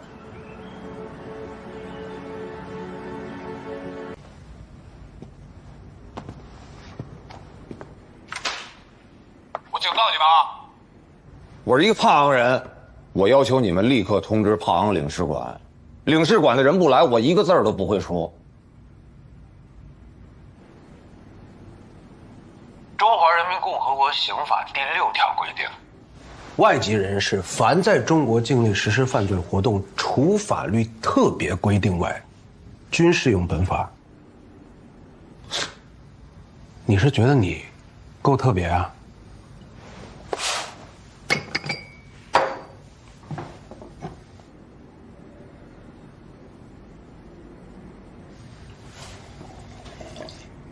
你想让我怎么称呼你？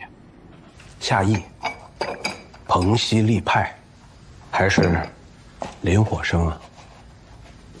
林火生是中国户籍登记上的名字，彭熙立派是整容后在帕昂的名字，夏意是对外诈骗的化名，对吧？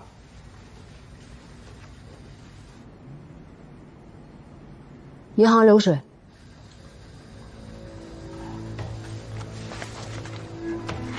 我们调取了简蕾蕾的银行流水，记录显示，他从客户账户里边转出的第一笔50万，是用现金在柜台提取的。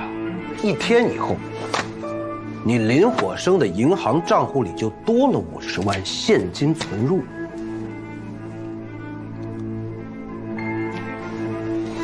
你这个套路，你真是玩的炉火纯青啊！跟简蕾蕾谈恋爱，先送她假奢侈品，然后就提借现金。通常女孩在这种情况下，一般都很难拒绝你吧？然后，你再用小额转账方式分次还他一点钱，建立信任，为之后借更大的做铺垫。同时，还能留下转账记录，看起来就好像是他在找你借钱。我说的对吧？那都是他自愿的。我也没办法呀。谁让他跟我睡了几次就爱上我了？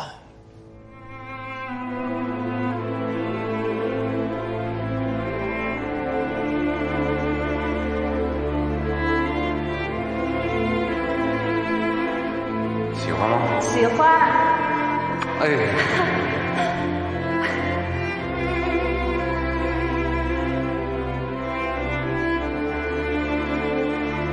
你愿意嫁给我吗？我愿意。谢谢你答应我。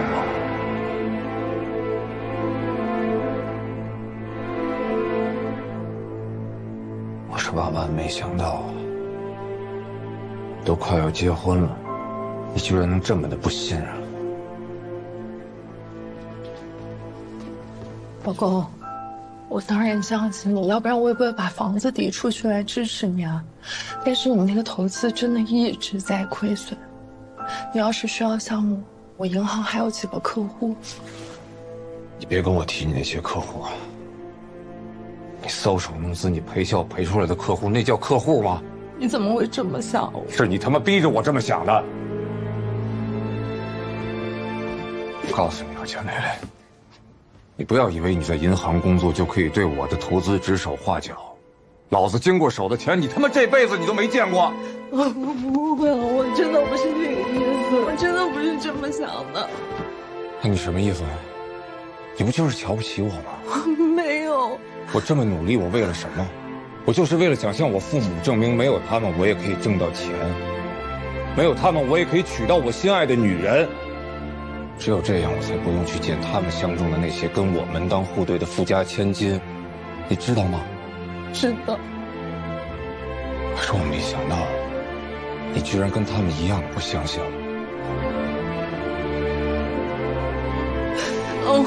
我真的不是这个意思，对不起。怎么？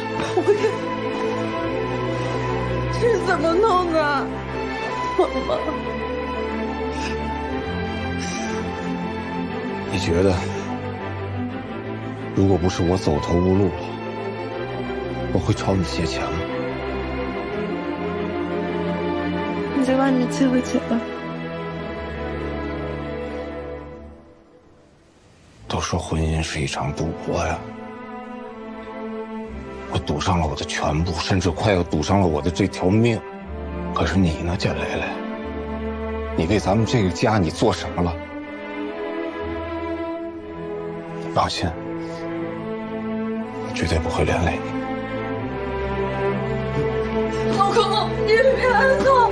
老公，你别走！我求求你了，我一定会想到办法的。你别走，我一定会想到办法。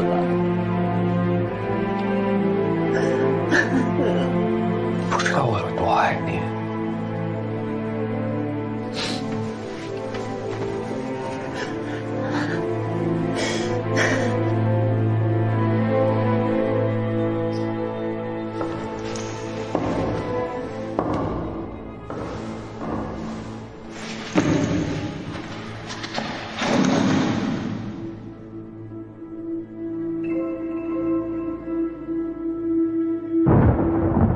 再说了，我也没逼他挪用客户的钱，这事儿我是真不知道。他一个银行中层啊，那么大岁数，按理说应该挺有钱的，谁他妈知道就那么点存款？所以你为了从简蕾蕾身上榨更多的钱，你就发他你之前拍他的私密视频，持续勒索、威胁他。不给钱就曝光视频，直到最后把他逼死。简蕾蕾自杀以后，本来我是打算一走了之的，就他妈听了于可欣那个贱人的话，配合他演戏，不然你们怎么可能找得到我？不能撤，他们盯上你了，先反击。反击什么呀？赶紧跑吧我！你跑了我不就欠了吗？我说什么来着？不跑就得死，完蛋了吧这回？怂货！你跟以前一个德行，出了事就知道跑，一点没上进。谢言那个女的说这纹身找到我了，你不应招，咱俩都得死。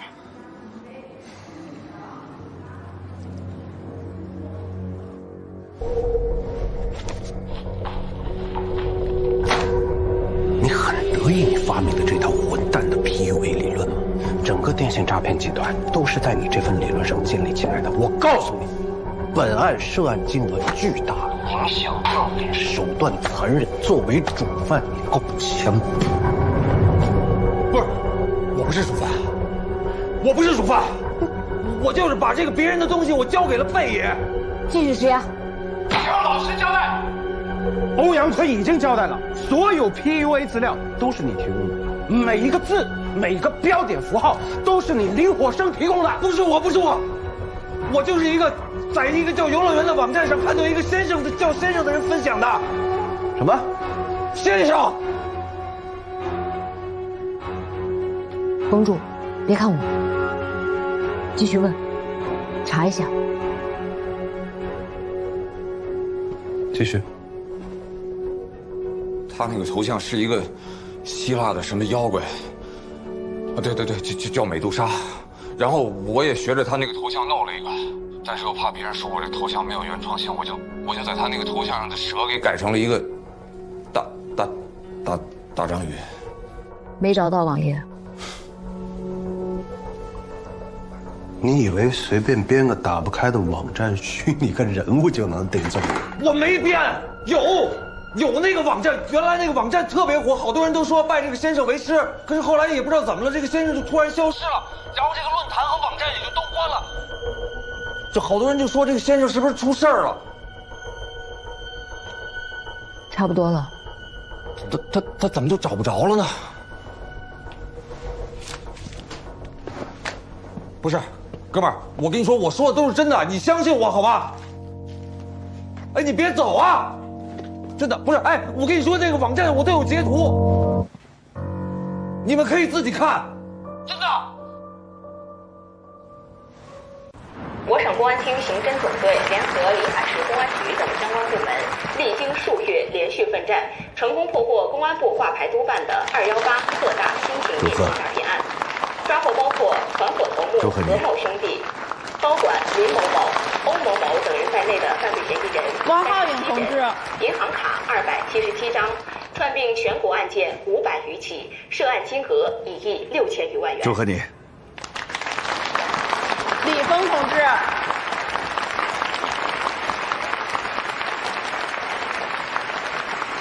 我其实巨紧张，我个腿一直打哆嗦。我看到了。那我回去之后还能再回来找你们？啊？不是，我是觉得夏意说那个先生不太像是编的，你觉得呢？啊，他的那个网站截图我看了，林火生诡计多端，肯定是伪造的截图，等东窗事发的时候为自己开罪。你还真别说我瞧不起他，哎，就凭他那初中还没毕业的文凭，他能编出那什么hexagram 6边形。对 hex， 你看连我都不会念，他要能编出这玩意儿，我把另外一只胳膊我也卸下来给他。就算他说的是真的，我们也拿他一点办法都没有。他发布的那些内容惊世骇俗夺人眼球，但不算淫秽内容，顶多算那个先生品格不够高尚，法律都管不了他。况且那个论坛早就关了。也是，但他那个白鼠实验日记里边写的自杀那些女孩呢？啊，那个我也看过，内容查无对证。就算那个先生是真的，就算我们找到他了，他完全可以说这就是我自己写的小说，你拿他一点办法都没有。哎呦，李警官，胡总，师傅，今天我给独臂大侠当司机，咦，我都有这待遇了。那我走了。可以。什么可以？你以后有什么事儿，随时可以来找我。好。二等我师傅，继续努力。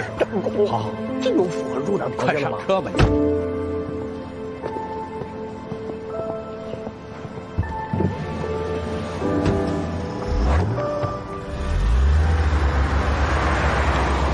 汪汪队立大功。下个月呢，学校里有一个奖学金的捐赠项目，现在是校办在对接了，但是因为考虑到专业的对口，尤其是咱们海洋学系这些年在人才培养、学科建设方面成绩很突出，所以奖学金呢会对咱们系有倾斜。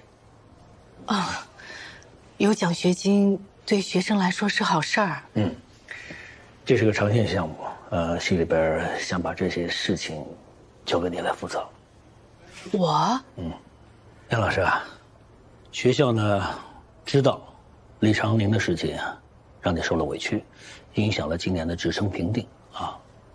你综合实力强，又关心学生，这是有目共睹的呀。明年再评一次，肯定没问题。我们也不愿意错过像你这样的人才呀。您的意思是，我可以正常续聘了？对啊，来看看这个。哦，对方呢是一个海运物流公司，如果谈得顺利的话，除了奖学金之外，没准啊，还能解决我们一部分毕业生的就业问题。哎，你还别说，这个丁总啊，还挺有眼光的。说是在一个学术研讨会上见过你，对你印象特别好，还专门提出希望你也能够担任这次奖学金评审委员会的委员。你这什么意思？我就算没有工作，也不会接受你的任何施舍。我真是服了。也就是你妈跟你，我一点脾气都没有。你换了任何一个人，你去问问，谁敢这么跟我说话？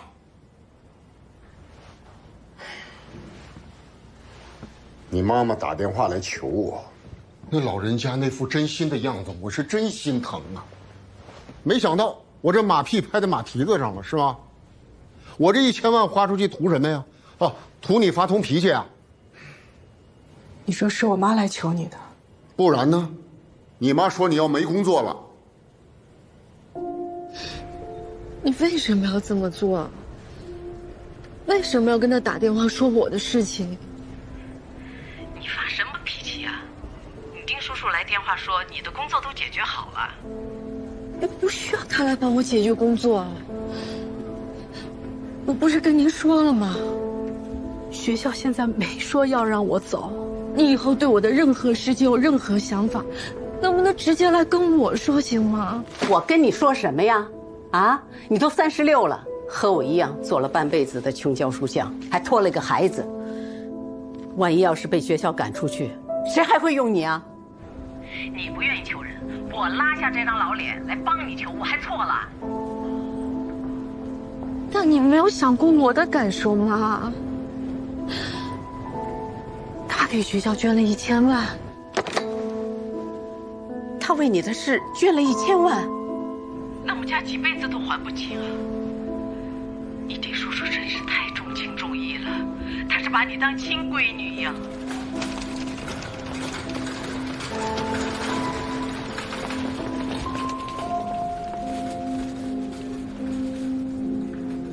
那我就要欠他一辈子，是吗？他说什么，我都得听他的，是这样吗？你这话说的，你也太不识好歹了吧！他都病成这样了，还惦记你的事，你就是把他当做家里的老人一样来孝敬，那都理所应当。当初你害得你爸回来探亲的时候没了，连工伤都不算。最后抚恤金都是你丁叔叔帮我们争取来的，还有中考啊，还不是你丁叔叔上上下下托人找关系，才把你送进了省重点高中。知人要君在我眼里。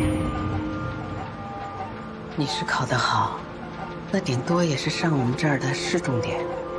可丁叔叔送你上的是省重点啊，那是花了大力气的。丁叔叔对咱们家的恩情，一辈子都还不清。咱们要知恩图报啊！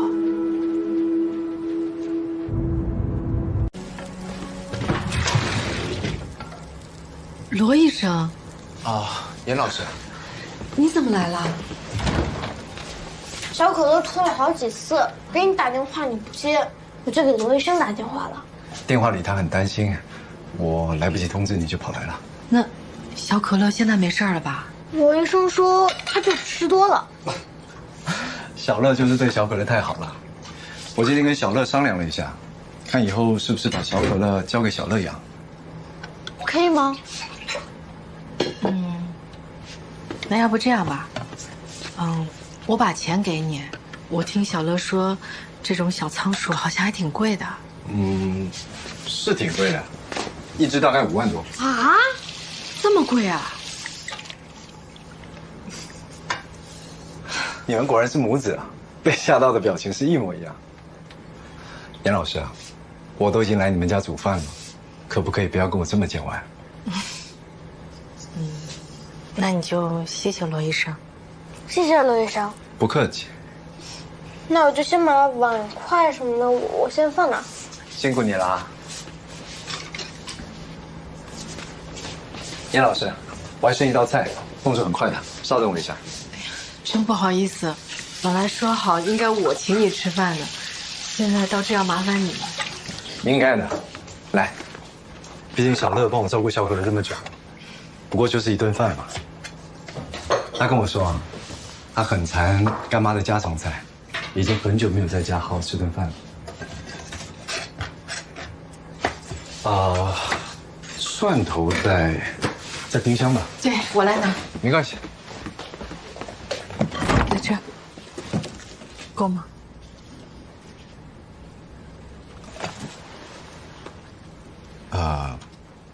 你在用吗？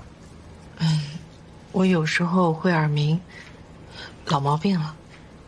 如果不是器质性的，多半和压力有关。如果你有空，还是应该要去看看医生的。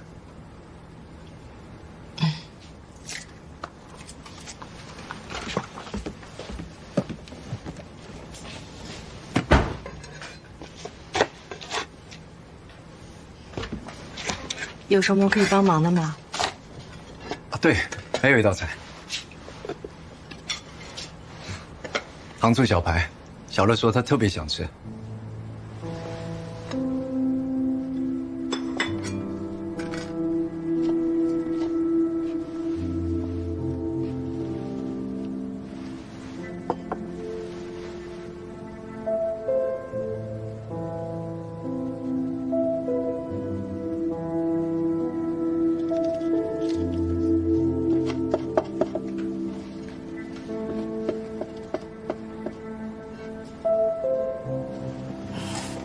谢谢你，你做饭很好吃啊。是吗？而且特别巧的是，蕾蕾，她以前做糖醋小排的时候，也总是放话梅。其实是小乐告诉我的，他说你专挑里面的话梅吃。如果你们喜欢，之后只要有空，我随时愿意做给你们吃。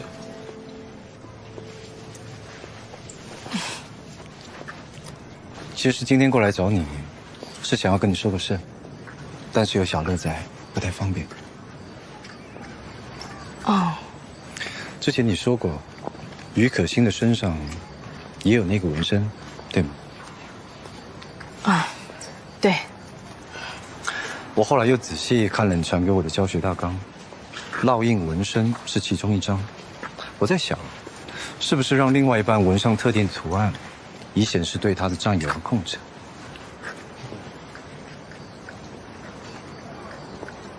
你的意思是，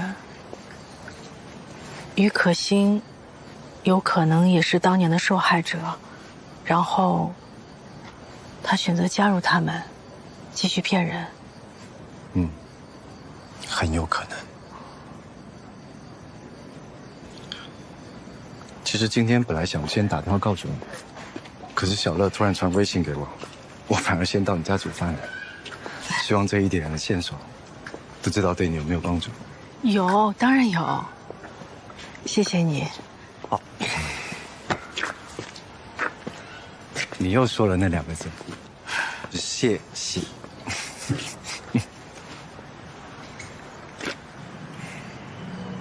坦然接受别人的帮助，学习被爱，我想是我们人生当中很重要的课题，对吧？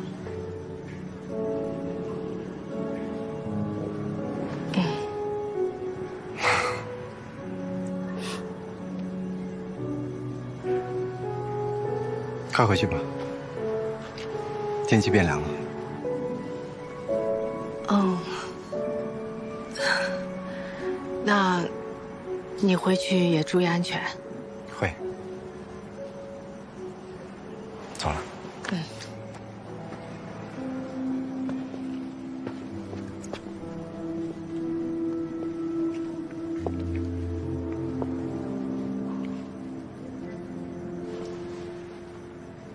不要质疑我们的专业，在这里，我是你们的神，是一个让你们从可怜的、自卑的泥沼中爬起来的救世主，是一个把你们从无人问津打造成花见花开的魔术师。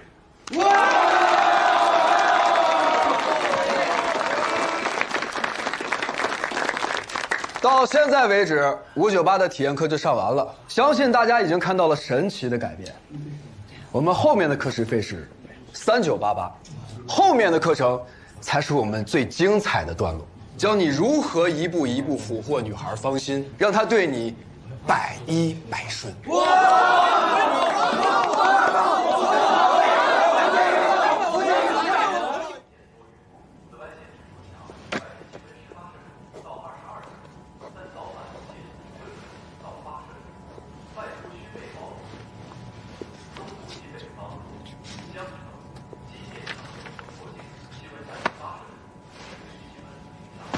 哎呦，你吓我一跳！染头发了？不是，你怎么突然来了？今天周一，我调休。哎，你挺忙啊，最近都不见人。对，我这，哎呦我就是你看，大伙儿都派出去了，就我在这儿留守呢。我这段时间忙的，我都忘约你了。这么忙还有时间染头发？不是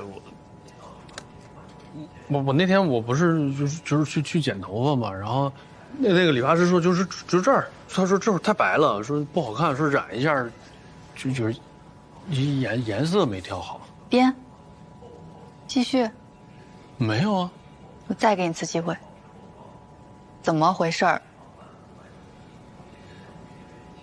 就是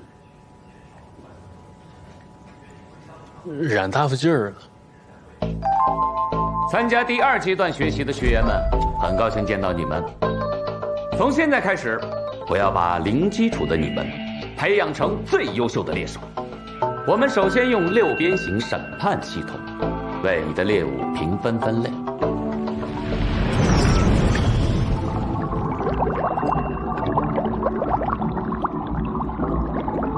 系统分为2大类 ，R 代表主观繁殖价值，她长得漂不漂亮，你想不想睡 ？X 代表客观内心价值，她是不是个好女孩，你想不想娶回家当老婆 ？R 值更高，适合当床伴，睡一觉就跑了。RX 都高，才值得你花费大功夫与她维系长期关系。不过问题来了，你想睡，不代表他就好睡，所以下一步就是对你想攻克的 NPC 进行开放程度的分析，术语叫做浪女信号。对于不同女人，只要采用对应的模式，拿出提前准备好的答案，分分钟手到擒来。浪子模式用于对付 A 级女玩家、B 级寂寞女人；帝王模式用于对付 C 级乖乖女、D 级保守女人。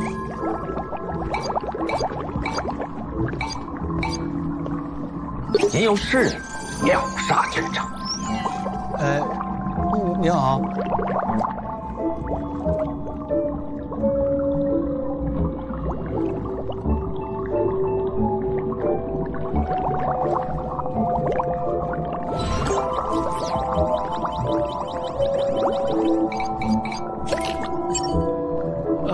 嗨。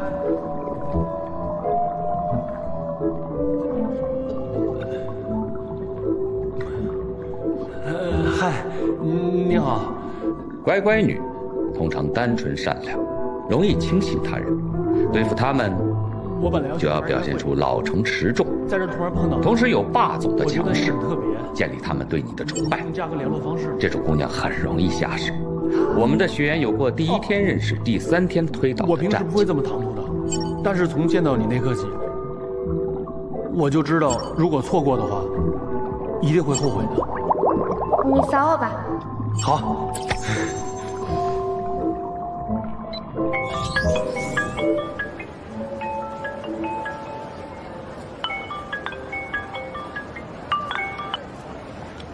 哎，那个我在外边呢。外边是哪儿？而且我问的是你在干嘛？我就在那个步行街这儿，我陪小乐来买点东西。买东西怎么不叫我一起啊？那个，没事，你俩还没吃晚饭的吧？要不我现在过来找你吧？别，你别过来了，我们马上买完就回去了。卢一峰，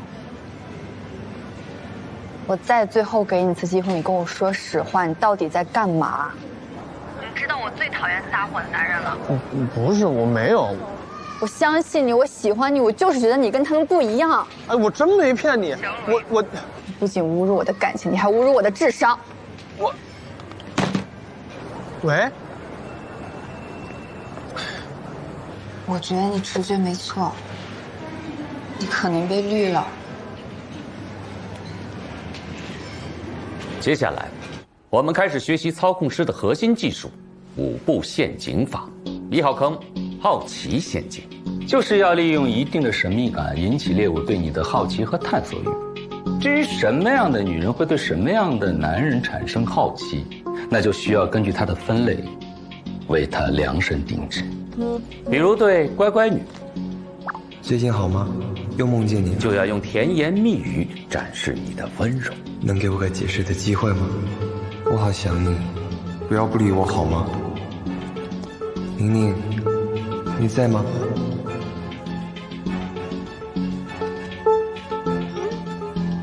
好有病吧！比如对女玩家，就要放低身段，展示你的无措与贪执。你来这干什么？那件事情我必须要跟你解释一下。我没兴趣。我知道我在你心里面一直是一个……我一天只有30分钟的运动时间，一会儿6点半还有个和美国的 Zoom meeting， 没工夫在这儿听你的情情爱爱。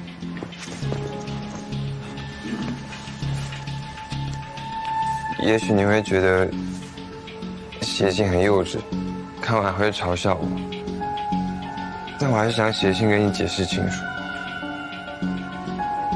如果你不想看，就直接扔了吧。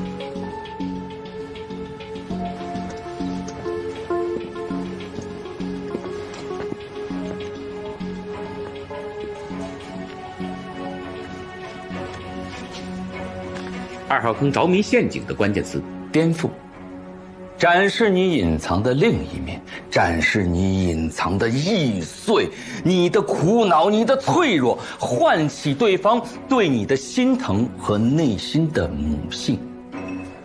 你信里的故事都是真的。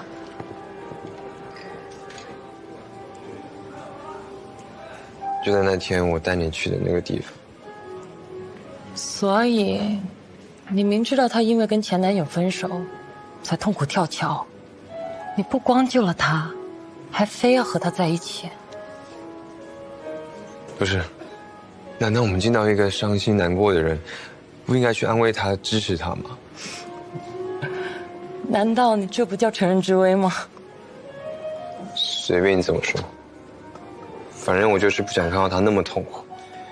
一定要让猎物以为，他是唯一看到你隐藏属性的那个人。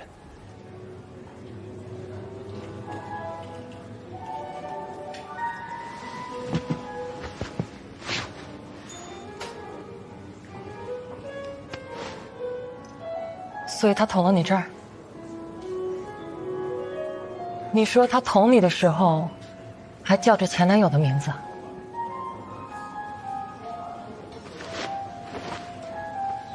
我知道你们都觉得我很可笑，甚至觉得可怜，可我不这么认为。他才刚从精神病院出来，我相信捅我不是他的本意，他只是在那一刻把我当成了别人。而他生病过得那么痛苦，你们却只会嘲笑他、贬低他。为什么？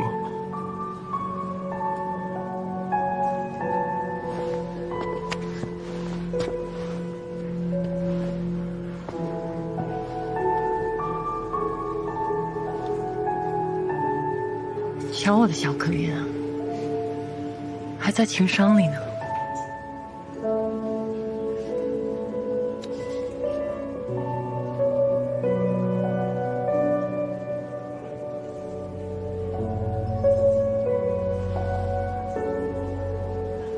很多，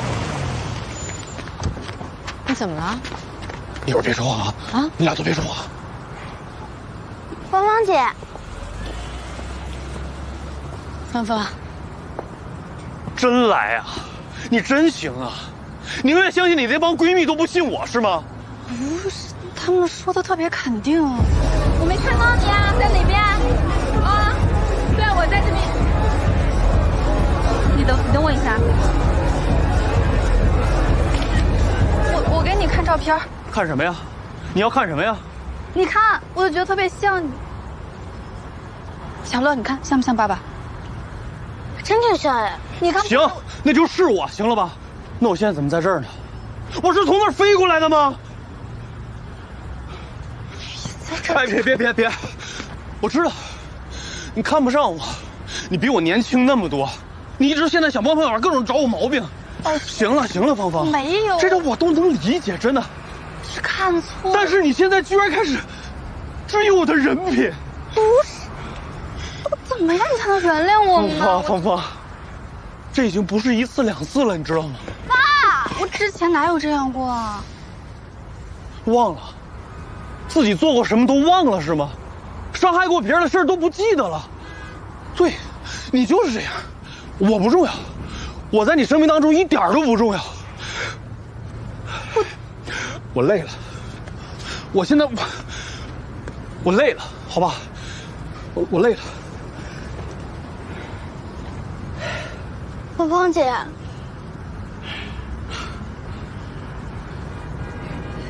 行。芳芳姐，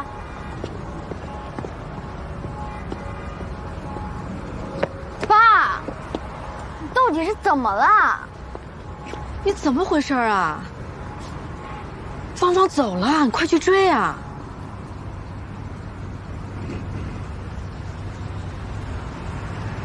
俺走了。你们这是怎么了？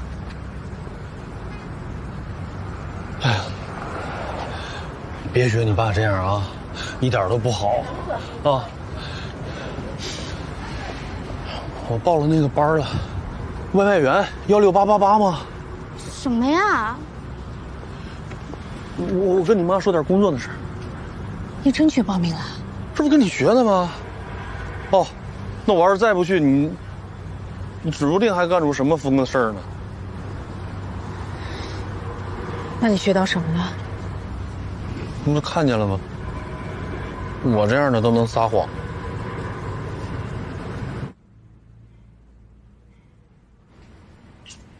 这3号坑之前的作业你都完成了？嗯。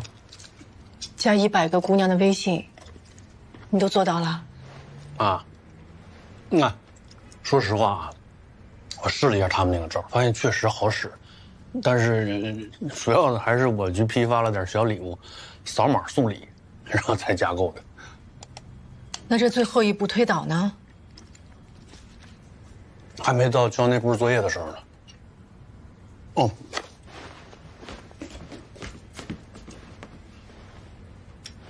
你看一眼这个，这也是现在最新的课。经过了前面3个陷阱，那么接下来也到了5步陷阱法的分水岭。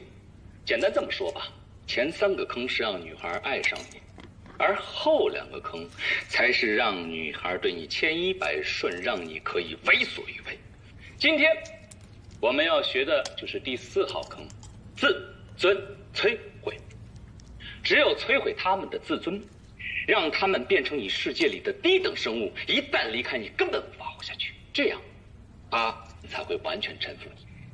此外，只要你们没有打算跟猎物白头偕老，那就必然需要甩尾，而甩尾更是 PUA 最华彩的部分，也是高手和庸才的试金石。摧毁猎物的自尊，让他离开你活不了，之后再甩了人家。这不是又逼人去死吗？嗯。你还要继续学下去吗？你肯定得继续啊，你不能这时候放弃了呀。专药组不就学到这儿吗？关键是这儿什么有效的证据都没有，这马上就4、5号坑了。我那导师，啊不，就那帮混蛋，这整天神神秘秘的。我觉得，在这一步上肯定很多重要的证据就能放出来了，所以我肯定得把它学下去，要不然就这歪理邪说，那不知道害多少人呢。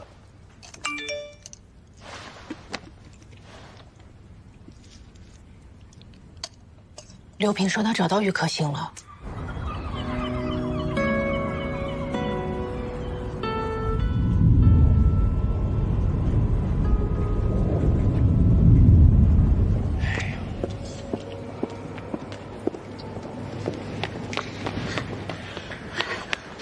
不好意思，我停好车之后迷路了，绕了半天找不到。你们女孩子，这方向感都不太好。你别笑话我。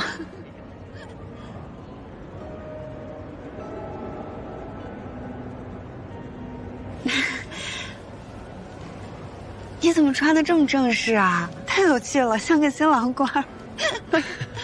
我也不太会穿衣打扮，穿的正式点、喜庆点，总会不会错的。谢谢你这么重视，以后穿衣打扮方面，我可以帮你，如果你不介意的话。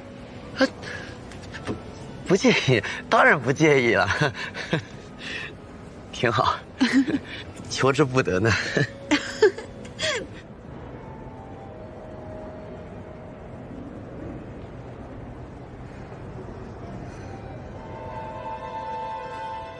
我比较喜欢有上进心、有责任感的男士，希望他能疼我、宠我，我也会好好照顾他的。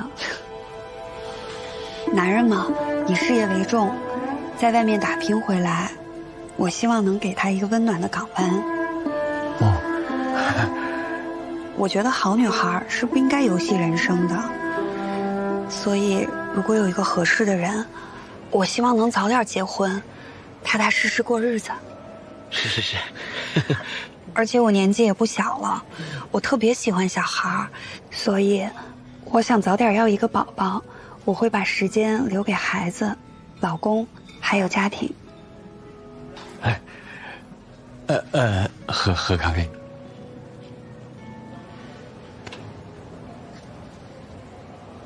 就该这样。其实我们也想找一个单纯点的女孩子，早日安定下来。只是现在吧，一说结婚生孩子，很多女孩子就直摇头。像你这样的，挺难得。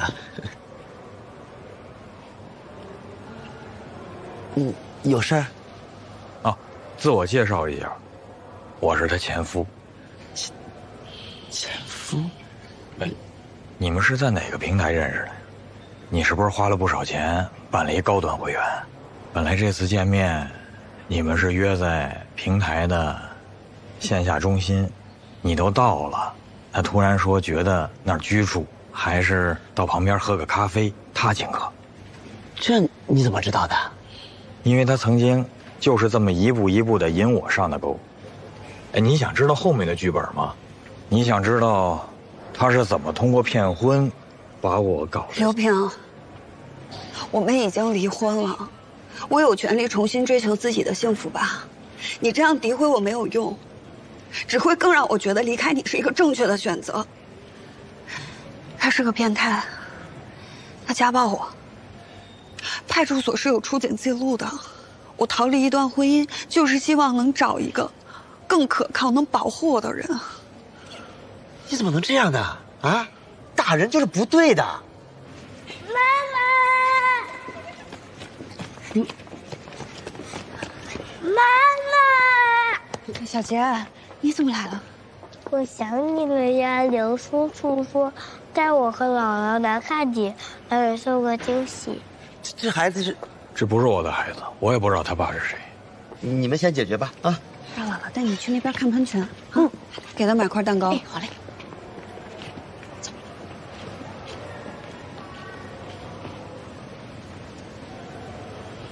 你怎么找到这儿的？你保险更过名，根据你儿子的身份证找到了你家。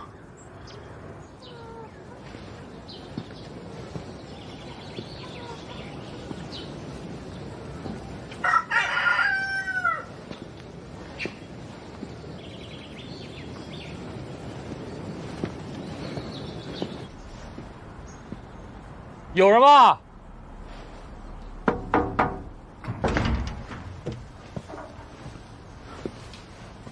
有人吗？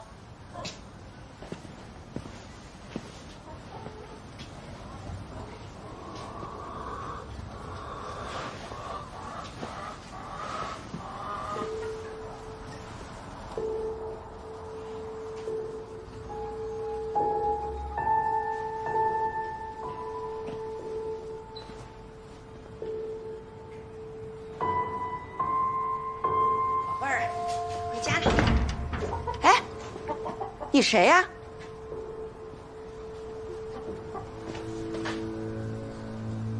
你可真是个疯子，你竟敢找到我家去！你看看你自己，有点男人的样子吗？鬼鬼祟祟，你真的让人恶心，你知道吗？你不要辩解，他就是想用这套 PUA 的话术，让你感到羞愧，让你丧失判断。什么 PUA？ 听不懂。你别演戏了，你们的套路就是利用别人的真心去操控别人的感情。严小姐，你有副好脑子，还有一个供你读书的家庭，你才到了今天。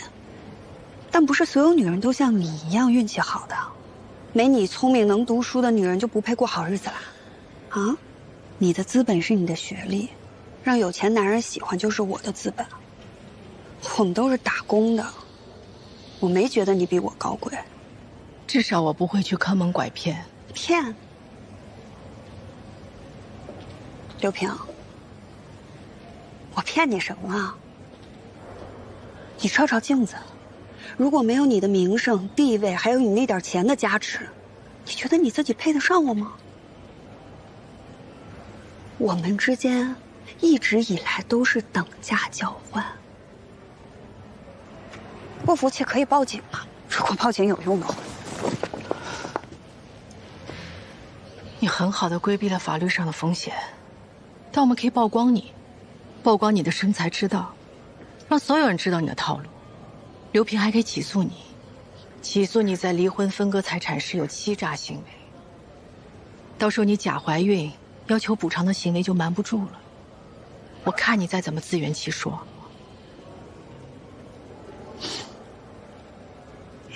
你问问他，他肯吗？这种人丢了面子，宁可去死。我比较喜欢有责任感、有上进心的男士，这样他能疼我。你别离开我，我求求你了，我求求你了。填写一个保证书。如果我做不到，我就净身出户，我就不得好死，我就天打五雷劈。所以你就打了他。所以我是个王八蛋吧我。这种药呢，属于国家2类精神管制药，俗称氰化粉诱奸片。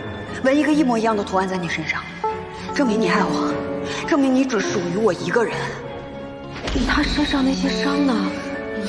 不可能是他自己打自己吧？反正肯定不是我打的。你到底是谁呀？你们为什么找上我？是因为我蠢吗？我肯，因为我在你这儿已经死了一次了。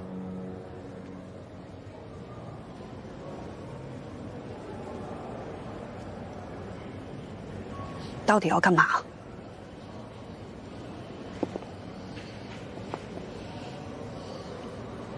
我想找到夏意。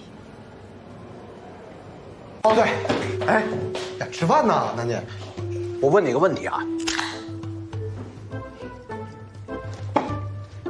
狮子，和老虎，他们会在什么情况下相遇？有话直说。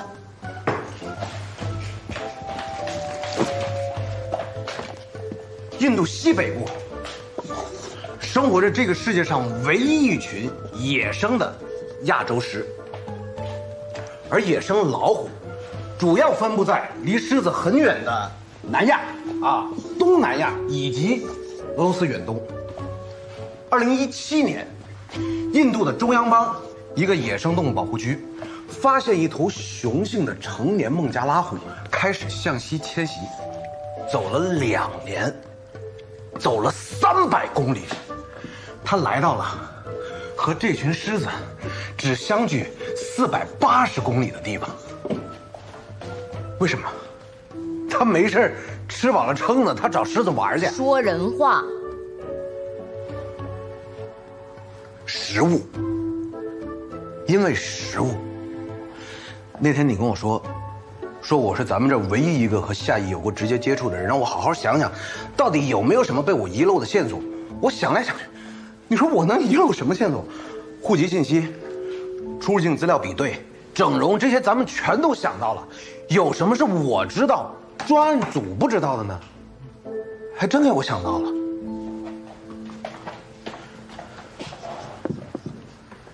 银行有点意思，你继续。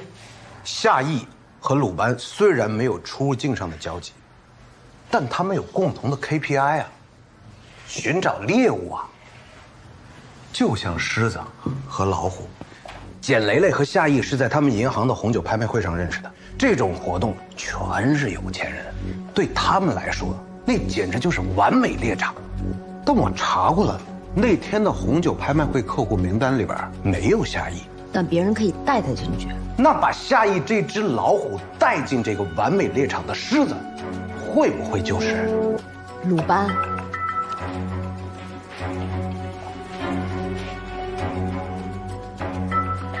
这是那天的活动照片，周首富拍的。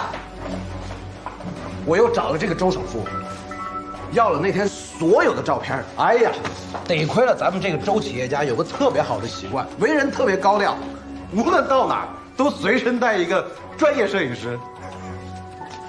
你是说照片里没有夏邑，但会不会有鲁班？提审蔡志宇。是。老卢啊，如果你要拍那个视频的话，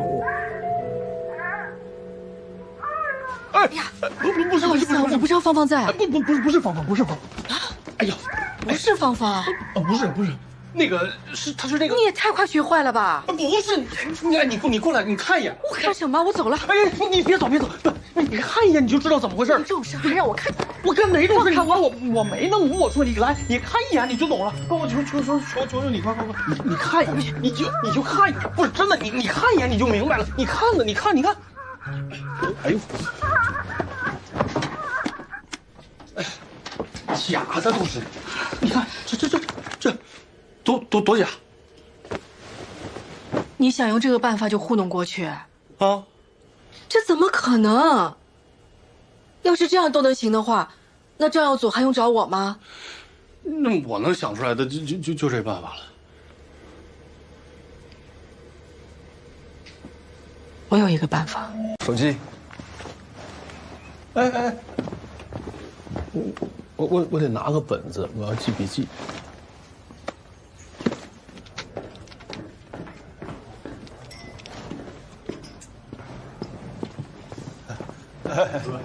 不好意思，又迟到了。哎，第几次了？刚下班。又刚下班。想坐哪儿？我都可以。哎，不，我就在那个坐。人都让坐，人都到齐了啊！欢迎大家来到亚克大本营。今天能够坐在这里的，不是我的学员，而是伙伴。劲伙伴！接下来我要说的是，完成前4个阶段的优秀学员是老枪。大家是不是好奇为什么是老枪呢？请看大屏幕。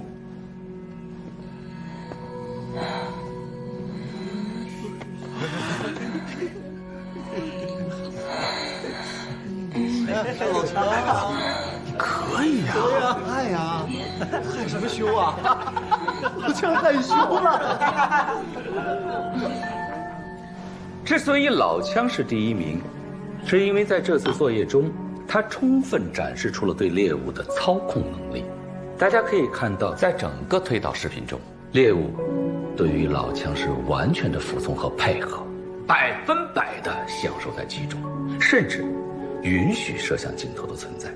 所以，作为奖励，我们给优秀学员老枪颁发6000元的奖金。不小不错呀，好多呀！请客，晚上找个好点的场子请啊。接下来，也到了大家最期待的5步陷阱法之第5坑——情感虐待和操控。只有历经重重的考验，才有资格看到 PUA 的巅峰绝学。恋爱是感性游戏，需要制造强烈的感情刺激，对你的猎物忽远忽近，反复推拉，才能让猎物在此陷阱中无法自拔，不能抽身，让你为所欲为。和失去你的痛苦比起来，钱、人，甚至命，都不值得一提。天堂周期，地狱死亡点，离生周公，疯狂炸区，专属烙印，自杀鼓励。上视频。疼吗？你不是说为了我，什么疼都可以忍受吗？你现在知道我有多疼了吧？每当我看到你跟那些猪头客户眉来眼去的时候，我比这还疼。我没有。不要狡辩。要说对不起，老公。对不起，老公。像你这样的女孩，脱了衣服那才是真正的有。我要把最完美的你完整的记录下来。把手拿开，拿开。对了，老公，能不能不拍脸？想你的时候，我当然要看到你的脸。你在担心什么？没有，我只是……你是觉得我会把视频给别人看？觉得我是一个变态吗？我不是这个意思，哎，这就对了，好美。看呀，老强，如何？精彩的来了！精彩的。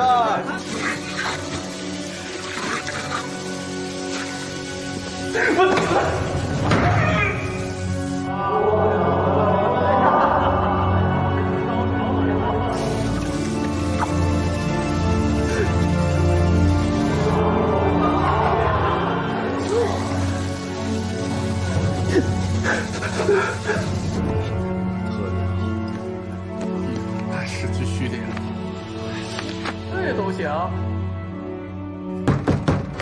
老强，嘛呢？快，开门！来了！哎，嘛呢你？去！太刺激了，这个，我不得不洗把脸，冷静一下。这位老师，这个真的是太厉害了。这个可比我们这个厉害，咱们真的得跟您好好学习一下。这都怎么了？这，哎，找什么呀？我的笔呢？这儿呢。啊，你以为自己是007啊？哎，这个名字好啊！哎。那下回我就用这个名字。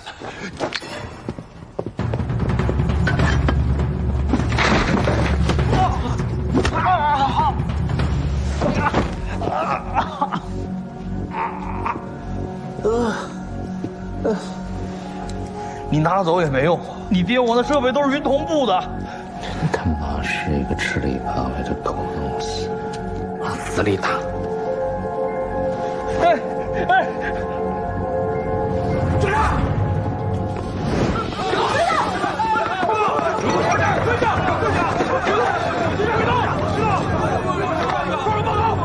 哨子。老实点！后面！老实点！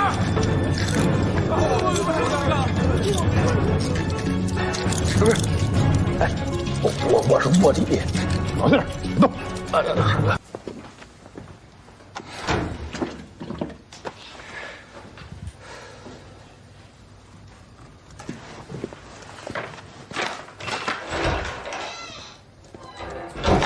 行，今天先到这儿吧。不审了，为什么呀？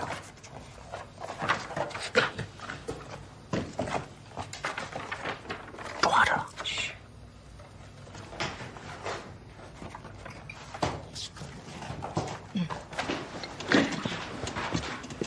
警官，怎么不审了呢？哦，不用了，我们还有别人要审。谁？你觉着呢？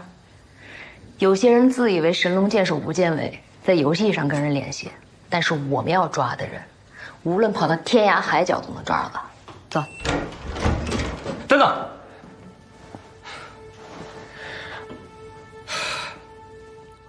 我交代，我把我所知道的全部交代。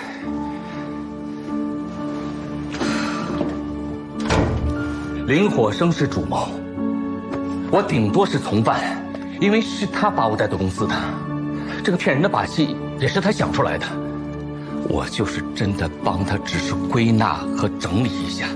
也就是说，商业银行红酒品鉴会是你把林火生，或者是说叫夏意，或者是说叫彭西利派带去的。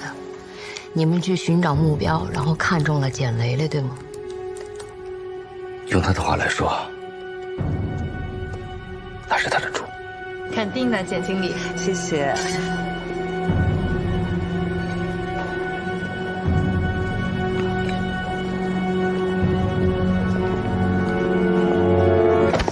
哎呦，对不起，那个没给你撞坏吧？没事没事。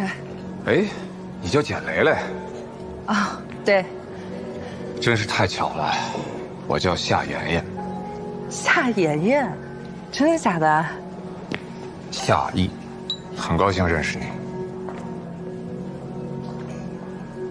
我和林火生是搞传销的时候认识的，他那个时候就特别容易带女人进来，对女人一门灵。他告诉我说，有一本搞定女人的秘籍，什么6边形体系、纹身烙印、自杀魄力等等的。我看了，当时觉得挺牛掰的，我们就商量，这不仅能搞定妞，而且还能开班搞教学赚钱。那我就赶紧搞了一套简易的材料，正准备上课，他人就消失了。后来我听说他是骗了某个大哥的女儿，人家要把他腿给卸了，所以他跑路了。大概不到2年，他又出现，还整了容，搞了本帕王护照，成外国人了。然后他告诉我说，在帕王搞了一个电商新平台。我当然一看，不就是新瓶装旧酒吗？根本用不着1对1的见面，只要在网上把人设搞好了，慢慢聊天聊出感情来了，就能赚钱了。用他的话来说，就好比把猪带到猪圈里，等养肥了再杀。他说这叫杀猪盘。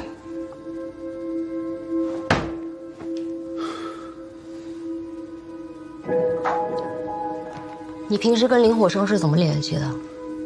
实话说啊，他对于我来说真的是神龙见首不见尾，因为每次都是他主动联系我。应该快到了，已经过界碑了。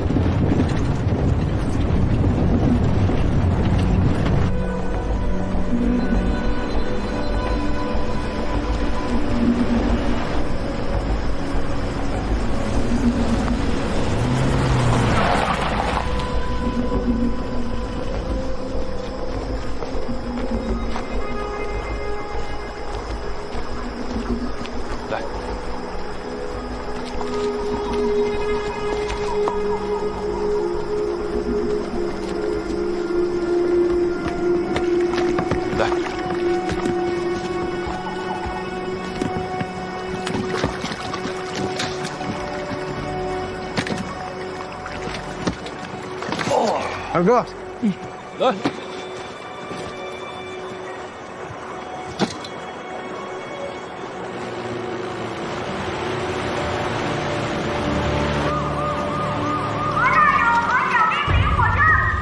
什么时候的风声？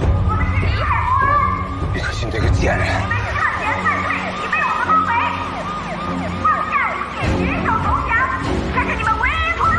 给我打！打呀！打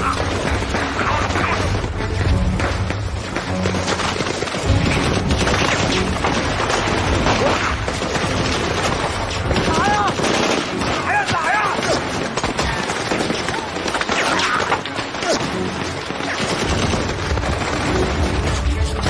使劲！胖子，你怎么样？ Service. I have the best investor. Just tell them what I said.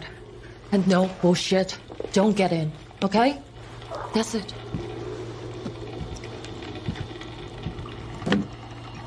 来咖啡。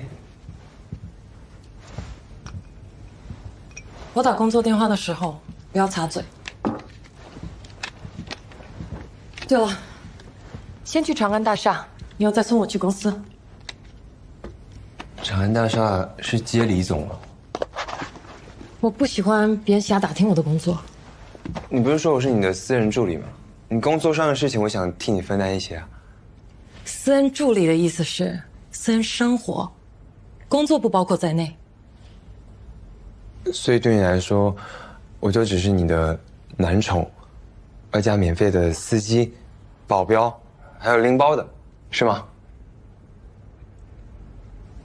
我知道你是想让我内疚，可惜，你这套 PUA 的方法对我没用。你需要重新考虑一下我们的关系吗？我可以叫司机马上过来接我。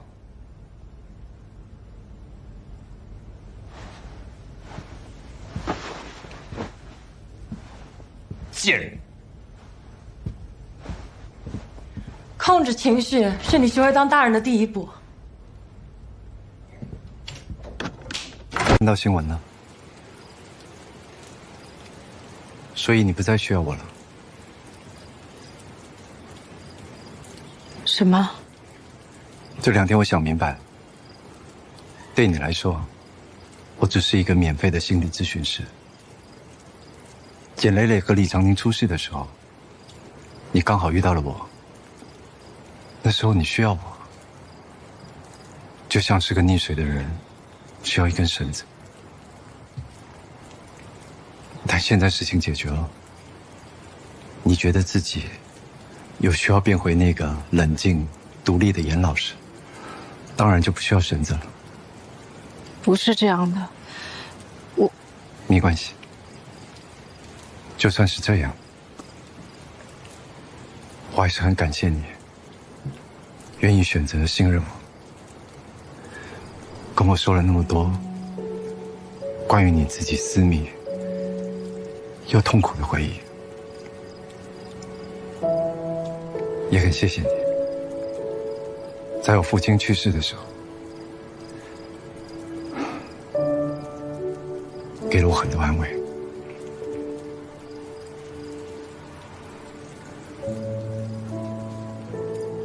还有，让我认识到这么可爱的小乐。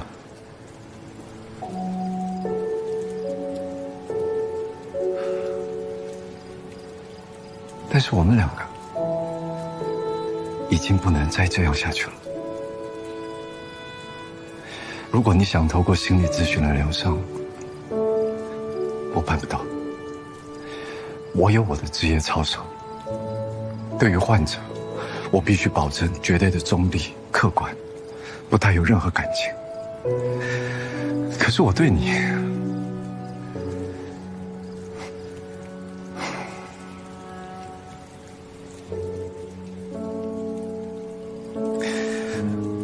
我已经办不到了。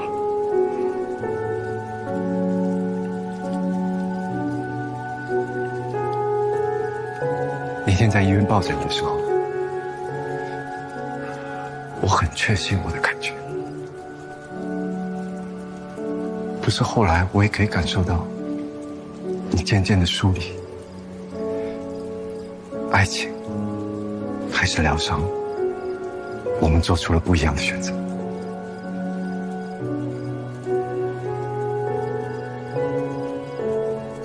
燕玲，我真心的建议你，一定要再找一个专业的心理咨询师，不然你已经暴露出来的旧伤口，如果没有好好处理，我很担心你会再次受到伤害，也会影响到你周围的人。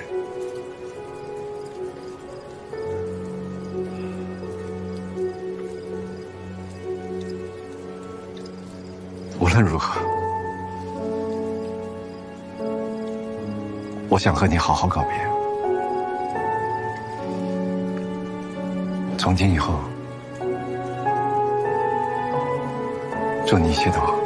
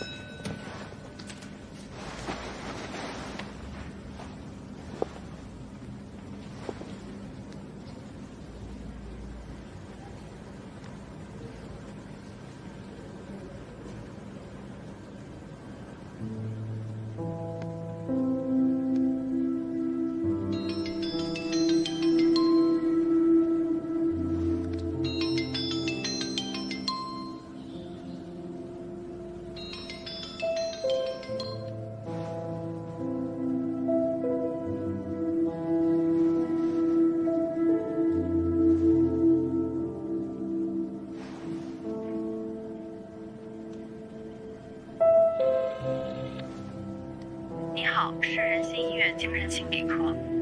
哎，你好，请问罗良医生在吗？哦，他去港岛了，上午刚走的。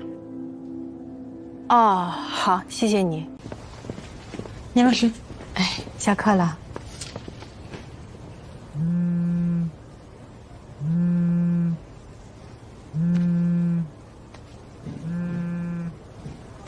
喂。喂，叶丁老师吗？我是。你好，我是丁志博丁总和智海通远集团的法律顾问。鉴于丁总目前的身体状况和对智海通远集团的负责，他自愿签订了医护治疗委托授权书和生前预嘱，并且请您作为他的委托执行人。生前预嘱呢，是指人们在健康或者意识清醒的时候签署的。丁总呢，预见了自己在生命的末期势必会遇到一些重大的医疗决策，需要一个人签署手术同意书。燕玲啊，你也知道，我儿子很早以前就意外过世了，我前几年又离了婚，我身边没有亲人了。丁总，你有公司，有律师，有下属，还有朋友。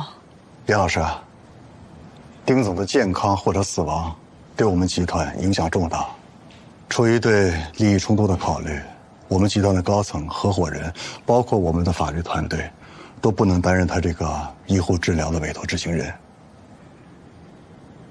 对不起，我也不想。我知道，这个责任对于您来说非常重大。好了，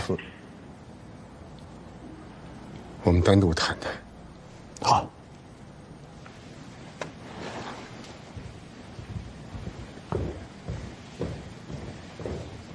你为什么要这么做？你明知道我不可能答应。可是我没有值得信任的人了。我生意做这么大，总会有对手。谁知道他们藏在哪儿，又买通了哪些人呢？玲玲，我这么个行将就木的样子，在这个世界上值得我信任的亲人，只有你和你妈妈了。你别牵扯我妈。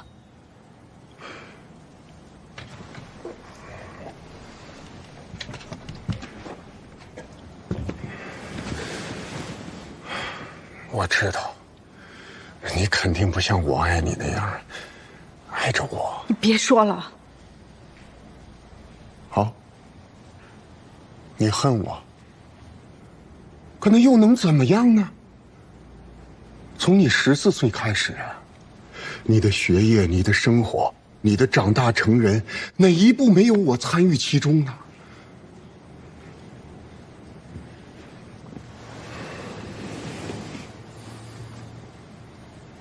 凉凉，我现在是在把命交到你的手上。只要你当了这个委托执行人，你对我就有了生杀予夺的大权呢。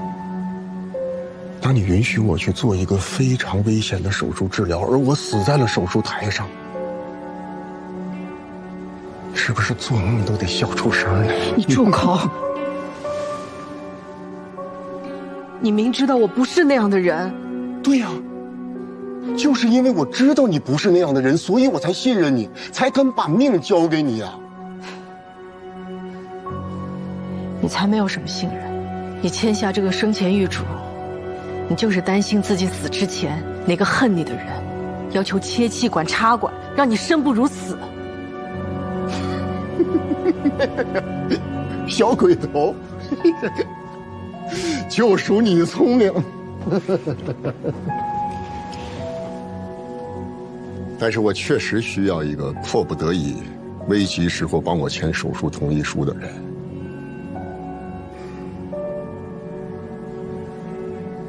这么些年了，我从来没有求过苏老师，但都是他一开口，不管什么事儿，我都赴汤蹈火，在所不辞，包括给你们学校捐那1000万。他一直不知道怎么感谢我，怎么报答我，而我也一直跟他讲，一家人不说两家话呀。要不然我去求求我这个好嫂子，或者说好姐姐，他一定会答应我的。他一直对我的健康忧心忡忡，而且他肯定会时不常地跟你讨论一下，什么样的治疗方案对我更好。他可不像你那么冷酷无情。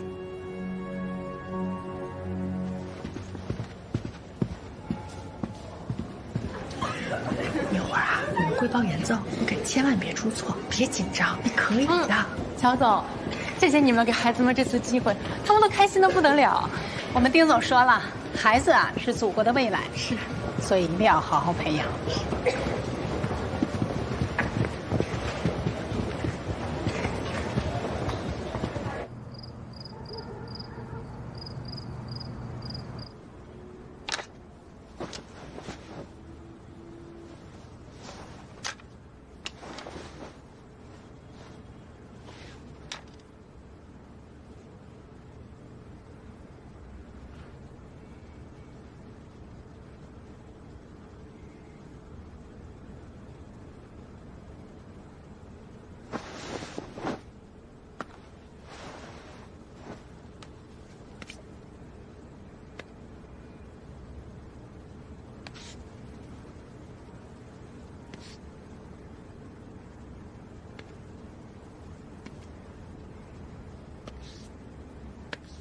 在港岛街头偶然听到熟悉的旋律，忍不住想起过去。从别人的朋友圈听来这首歌就爱上了，或许是我爱屋及乌吧。可惜，与别人这一切可能从未发生过，只是我独自的一厢。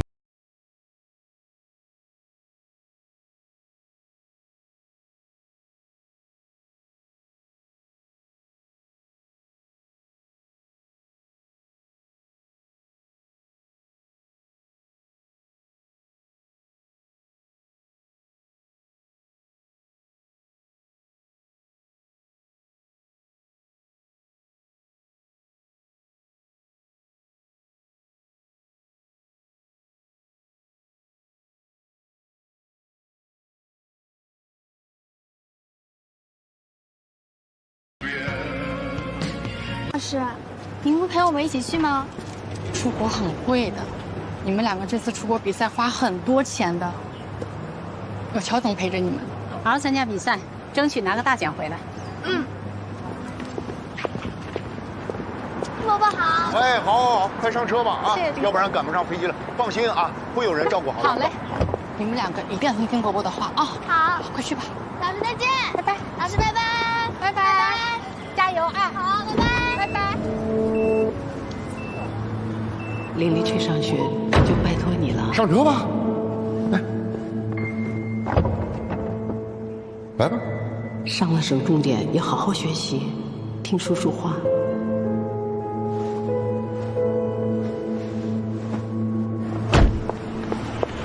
停车！停车！停车！停车！停车！快下车！快拿好东西，赶紧回家，不可以去啊！你谁呀？来来来，给爸爸妈妈打电话。你谁呀？不可以让他们去。不是干什么呀，妍妍啊？不可以让他们去，你们绝对不可以让他们去，赶紧回家。妍妍，赶紧回家！你干什么？老师相信我，这什么都不可以，你回家去啊！不能让这么小心，大家在好吗？可以，不可以。带孩子上车，不可以，不可以，带孩子不可以，快上车！快走，不要不可以让他们走，不可以上车，快上车！我求你了，我得让孩子们去，不可以，我不能让你像当年对我那样对他们，放开我，放开我，上车，不能走，快下车！老师，把他们叫下来，不可以去，不可以去！开车，开车，开车！不可以去，快下车，好不好？孩子们不安全，松手！我求你了，让他们下车！走走走！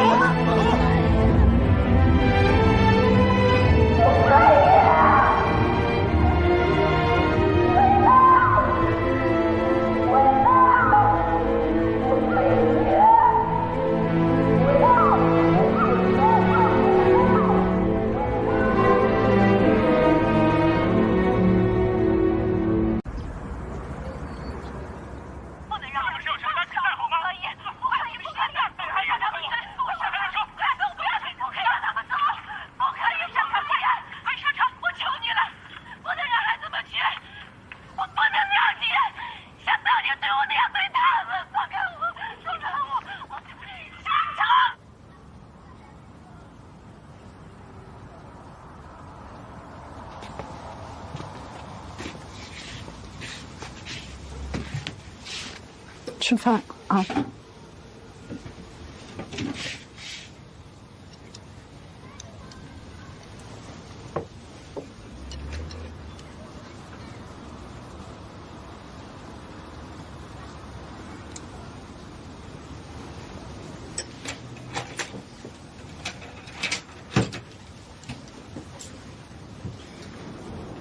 我吃完饭就订票回去了。那你不是说要多待2天吗？我有事。那我去给你炒个青笋，你爱吃。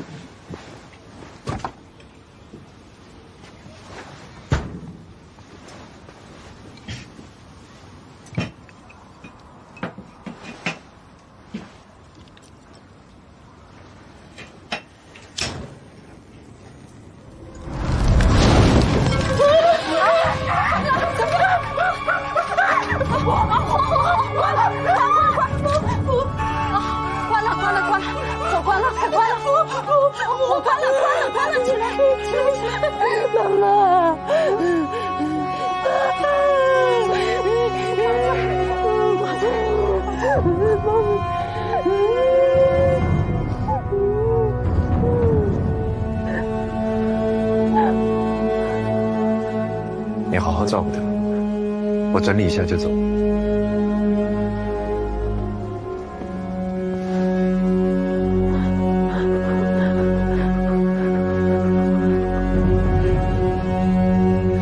妈妈，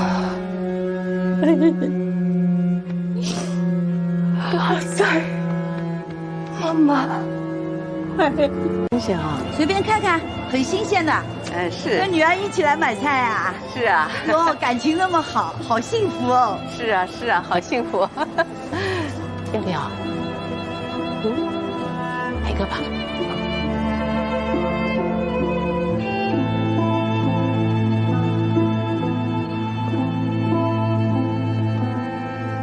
正好还买了手妈给你包那个腌笃鲜，好吧？都行。你还想吃什么？别做太多了。没事。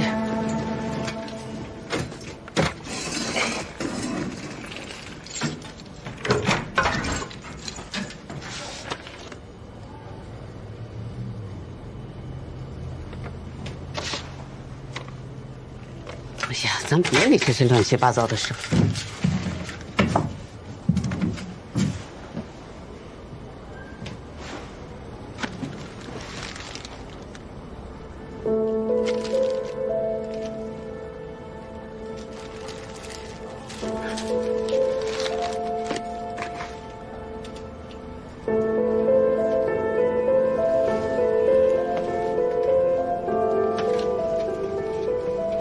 无论如何，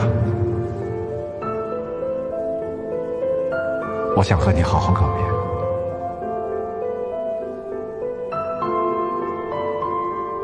别。严宁，从今以后，祝你一切都好。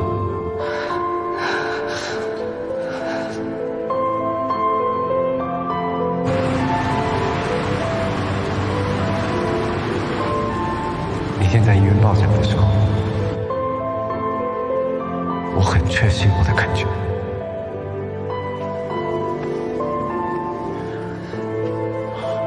可是后来我也可以感受到，你渐渐的疏离，爱情还是疗伤，我们做出了不一样的选择。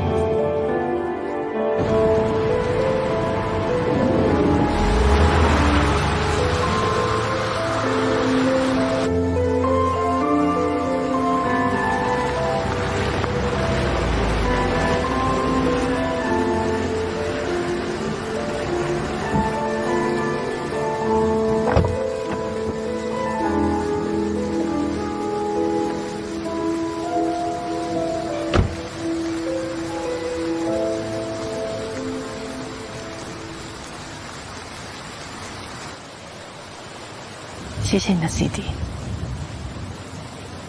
我看到了消息，你很勇敢，很了不起。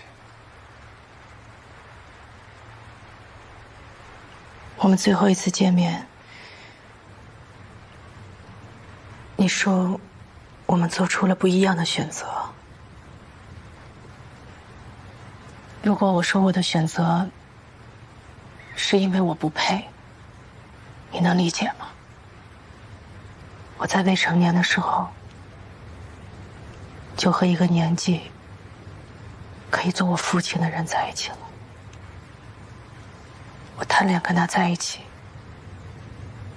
可以宣泄我对父亲的想念和愧疚。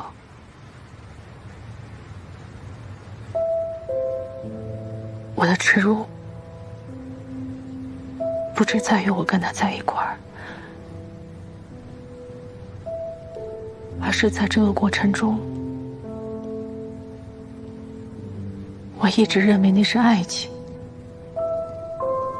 从高中到大学到研究生，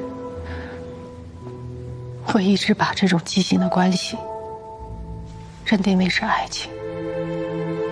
当我感觉到他疏远我了，我还特意买了一条新裙子，穿着去见他。我看到他和一个15、16岁的女孩在一块儿，就如同他刚开始跟我在一起一样。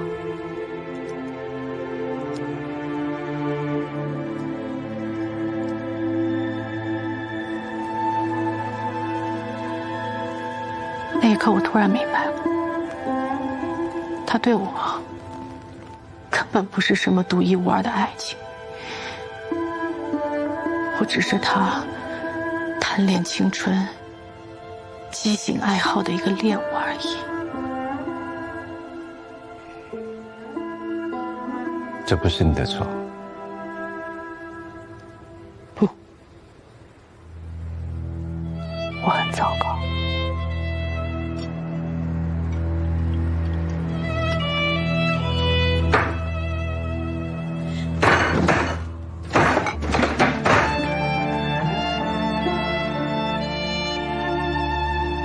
我把自己喝得烂醉。后来老卢找到了我，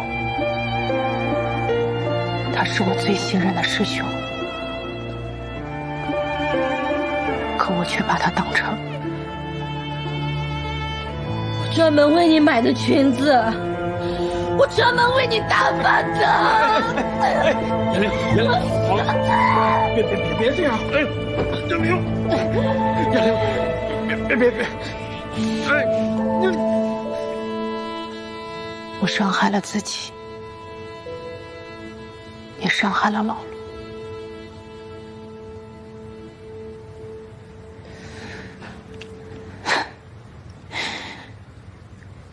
我居然还穿了条新裙子去见那个人，我就像是个下贱的妓女去求欢。你不要这样说你自己，是他的错。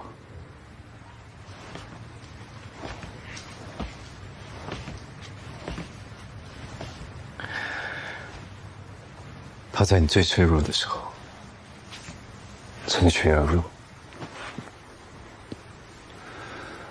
利用了你生父的愧疚，你和你母亲关系的失常，成为你心中唯一的支柱。如果你不说服自己那是爱情，你根本撑不下去。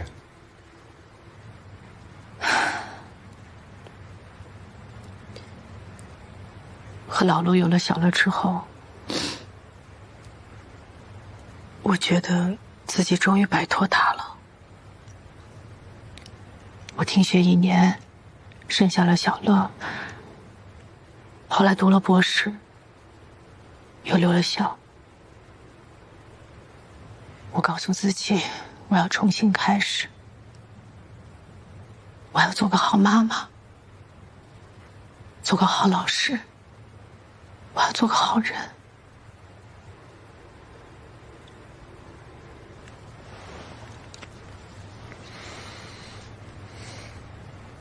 在我心里，你一直都是个好人。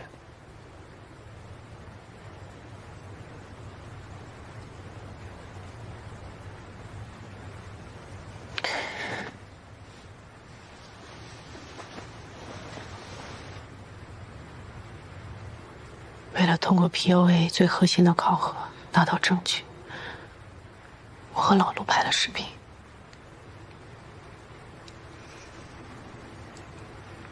那种视频，当然那不是真的，但凡能有一点点作用，能为蕾蕾报仇的话，我愿意。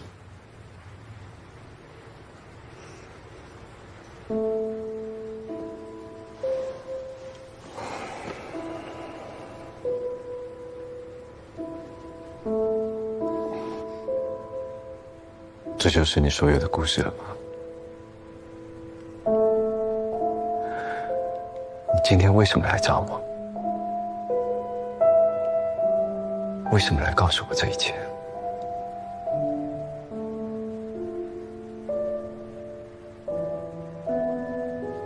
我从来没有谈过真正的恋爱，甚至不能相信自己的感觉，知道什么是爱情。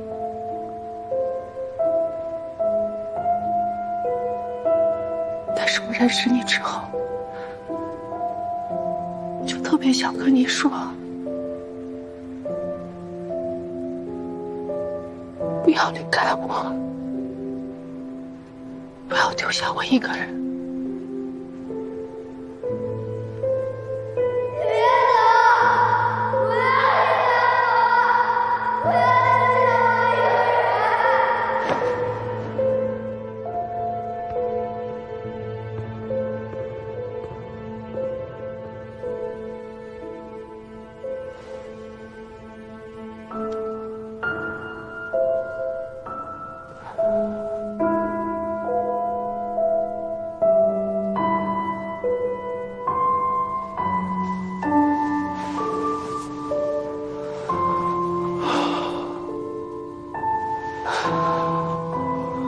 你受委屈了，委屈你了。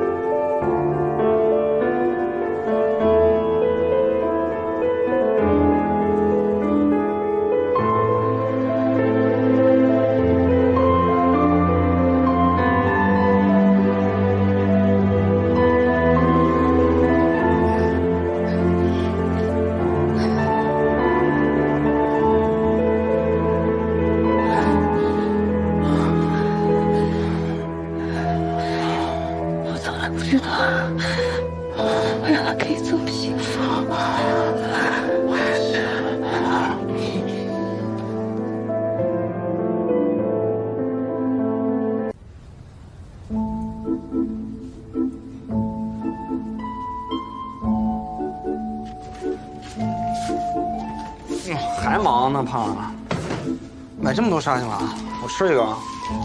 哎，停！嘛呀，你这特供工程的呀？你以前可没这么护食啊。这不是吃的，都是线索。线索？什么线索？我在找先生带女孩专门去吃的那种沙琪玛到底是哪一种？你还在查那个变态？你是不是想当英雄当上瘾了？胡所不是说了吗？咱们人民警察最高的期待不是当什么英雄，而是这日子能一天天太太平平的啊，什么幺蛾子都别出。我特意约他坐最晚一班船，下船时公交、地铁都停了。我说这是老天爷留你一晚，好让我明天请你吃全世界独一无二的美食。那晚之后，他就彻底沦陷。任我摆布，直到自己吊死在榕树下，留下的最后一句话是：希望下辈子能有资格和我在一起。这小说写的不错。小什么？谁家写小说写的这么真实，这么生动啊？啊，你写小说你还专门找一张沙琪玛的照片，你摆在上面。小说，得，我看看啊，看看。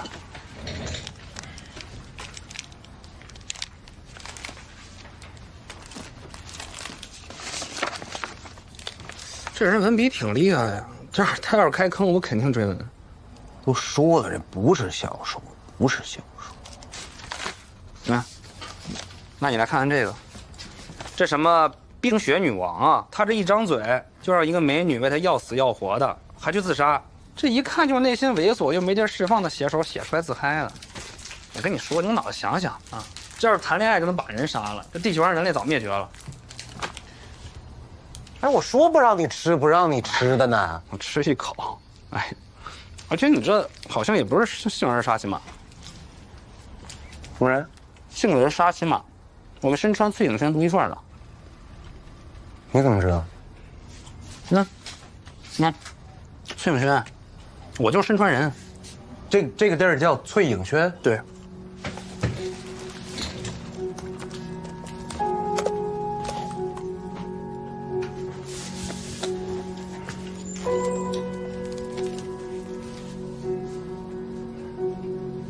还真是翠影轩，得去趟深川了。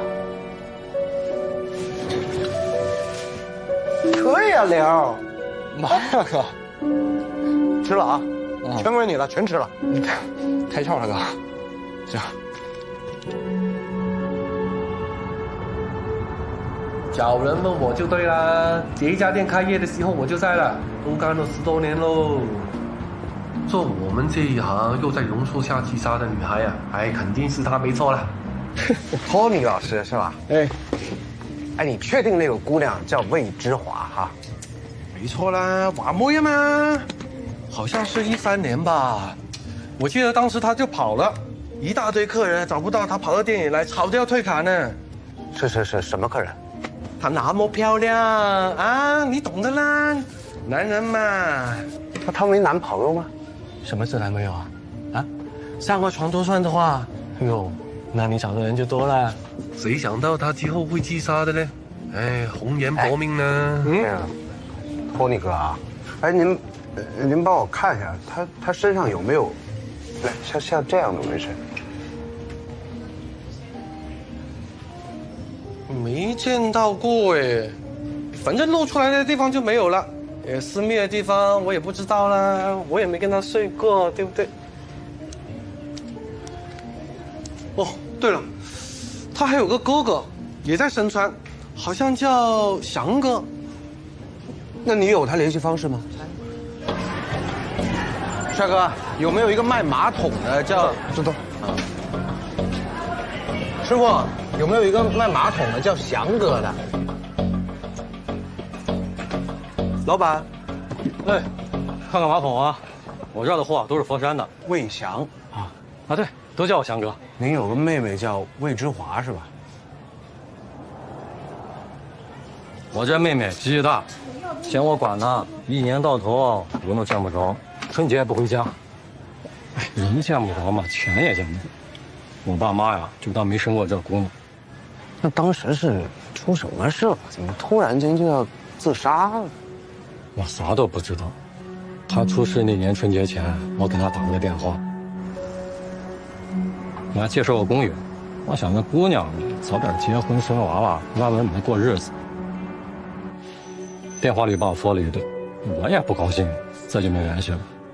后来几个月，警察找到我，就说我没出事。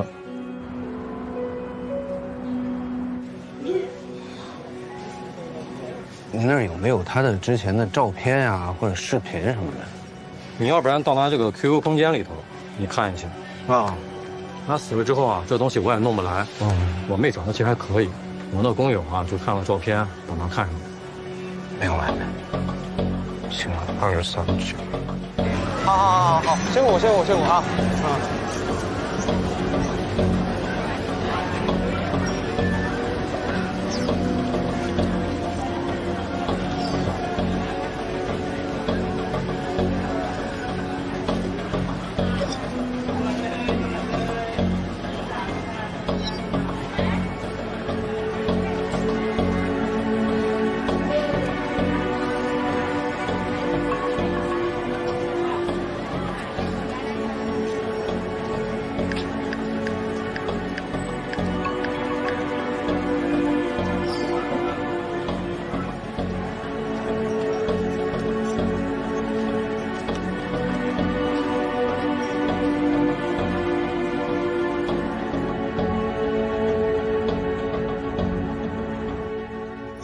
几个月睡不着觉，头发都要掉光了。太后悔当初怎么会那么蠢了。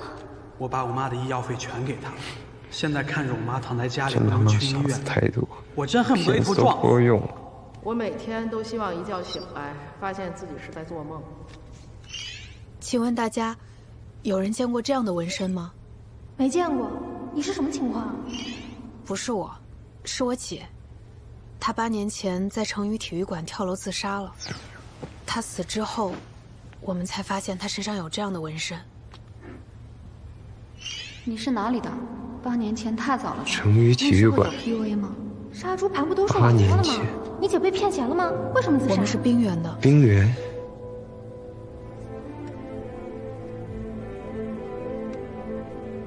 你好，我是成渝的。你姐姐是不是滑冰的？我记得当年你姐自杀这事儿，在成渝很出名。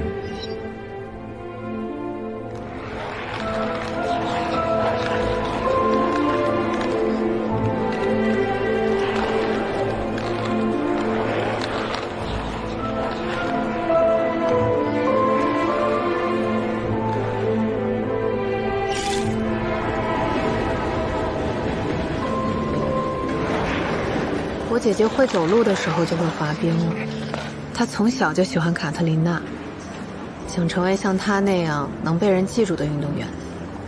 为了这个目标，他就几乎泡在冰场里了。我在电视上看过他在亚洲花滑锦标赛上的表演，很厉害。但那场比赛，他好像……但那次比赛，他摔倒了。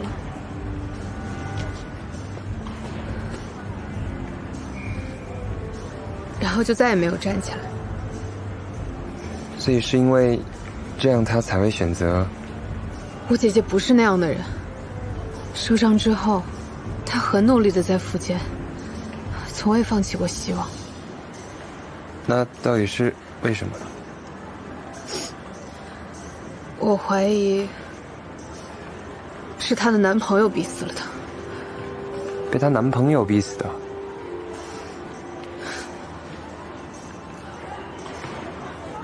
除了我，没有人知道姐姐在偷偷谈恋爱，和一个神秘的男朋友。只是那个时候我太小了，也没见过那个男的几次，所以根本不记得他长什么样。但我姐为了他，纹了个纹身。你是说你在群里发的那个？嗯。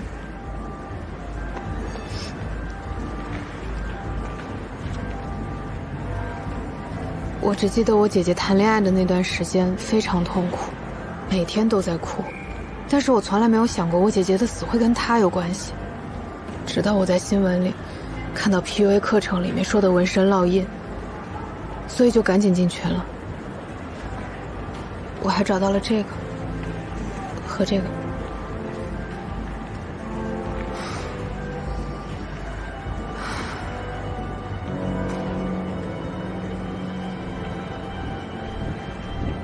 这些照片你能发给我吗？请13号徐峰到6号诊室就诊。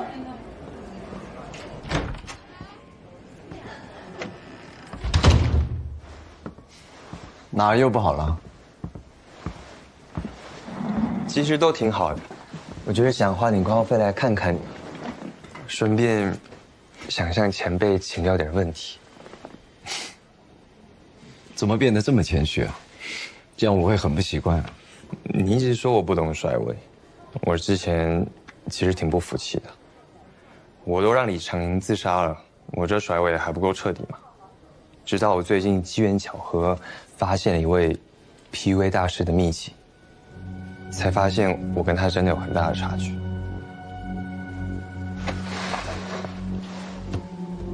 在自杀鼓励这部分，他是这么说的：庸才亲手插刀，自己手上必须染血；高手准备好刀，把刀把递过去。但真正的大师，能让猎物用自带的武器杀死自己，从而全身而退。这境界，难也不难。须知每个人的心里都住着一个魔鬼，我们能做的就是将它释放出来，吞噬掉之前的自己。这写得太好了，对吧？这你是在哪里看到的？网上都说这位大师已经神隐，我能搜到的只有零碎的只言片语，真是太可惜了。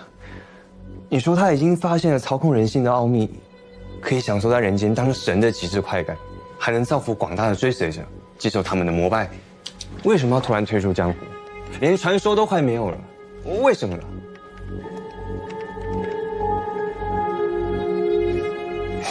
不知道，你说的这些我都听不懂。你该不会花600块的挂号费，只为了跟我说这些吧？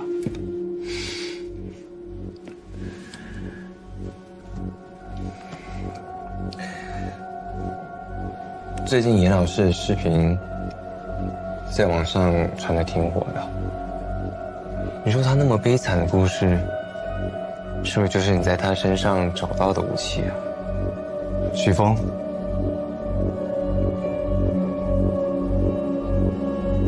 如果你没有别的问题，是不是不要浪费其他患者的时间？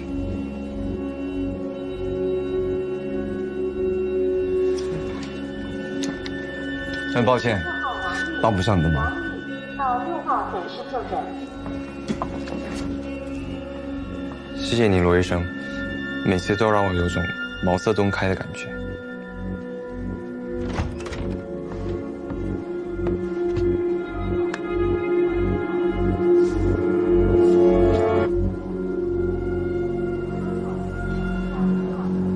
好意思，稍等一下。好。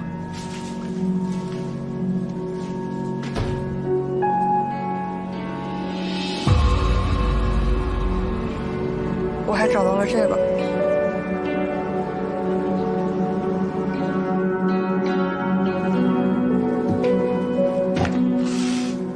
这600，值了。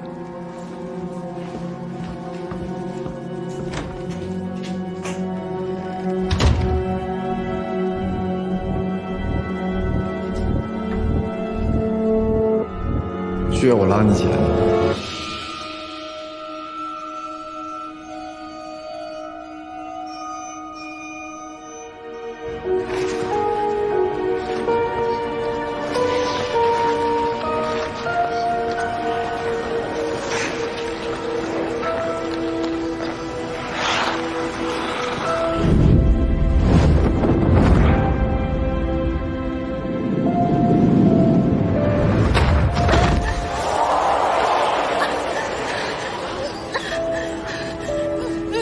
蛇发女妖美杜莎，原本是雅典神庙里的女祭司，一生都要保持贞洁，却被海王波塞冬引诱，变成了跟他在神庙里偷情的荡妇。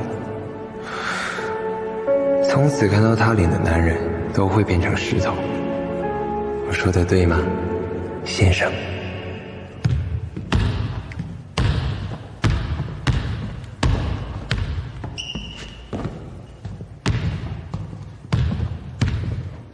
就知道你一定会来找我。照片哪来的？谢克的妹妹和她一样美，但也和她一样蠢。我飞去冰原请她喝了杯奶茶，她就什么都告诉我，而且她也给我看了这个。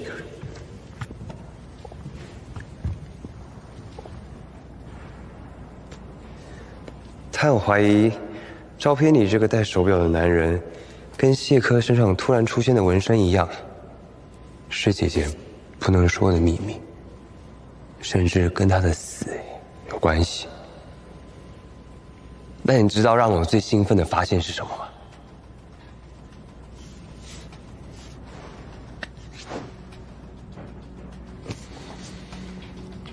其实我在看到照片之后，我就很想来问你，但我忍住了。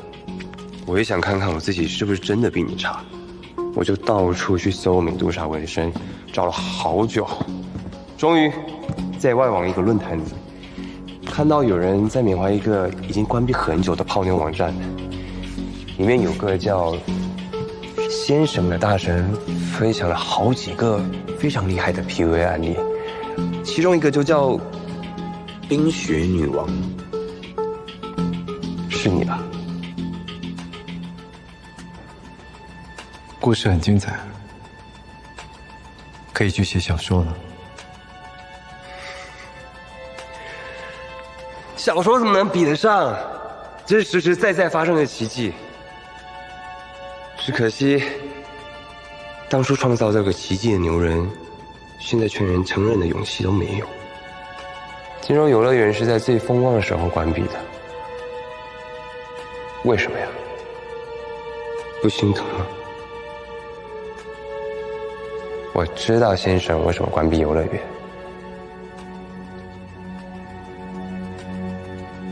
因为恐惧。圆圆用平起子捅我的时候，我第一次感觉到了恐惧。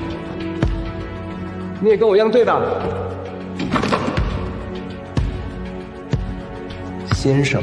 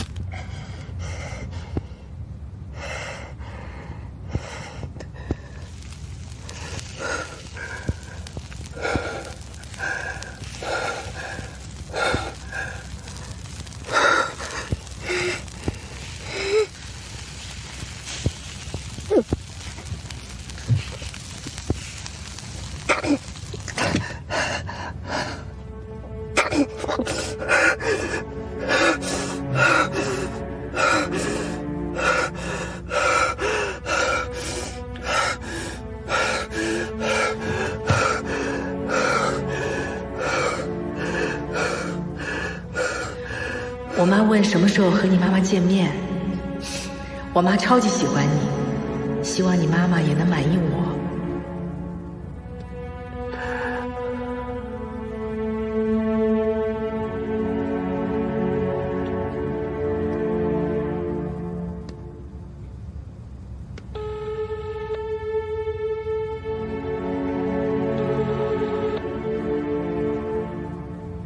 喂，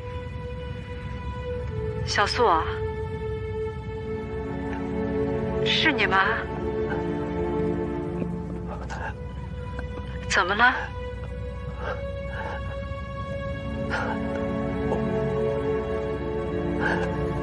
怎么了？小素，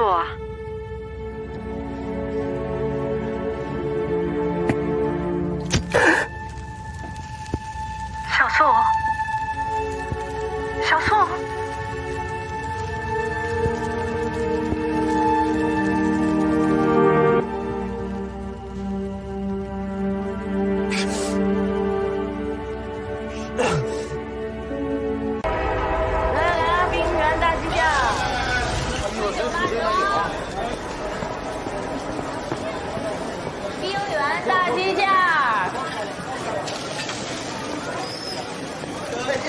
冰原大鸡架，嘿，老板，坐呀，小豆，哎，还没喝够啊你？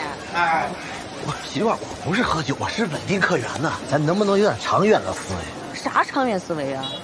你看你这副德行，一会儿过去啊。哎呀，您是秋冬啊，外号王子。来右边不？2块啊，行，好。来，我给你码上，你随便准备几个小菜，行，挺好，挺好。哎，媳妇儿，这是我远道来的朋友，我得跟他好好聊一下。行，你吃啊，不是说话。好，说话啊，辛苦了。哎，来，我敬你。那个之前你给我打电话啊，我以为你是骗子，不好意思啊，我先干为敬。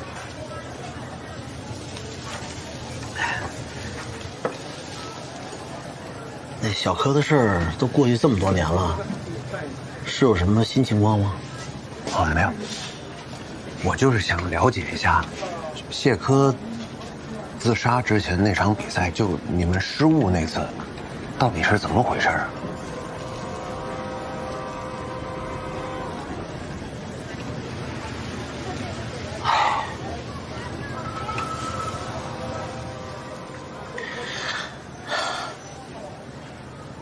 都是我的错，我现在真想过那边去给他赔罪去。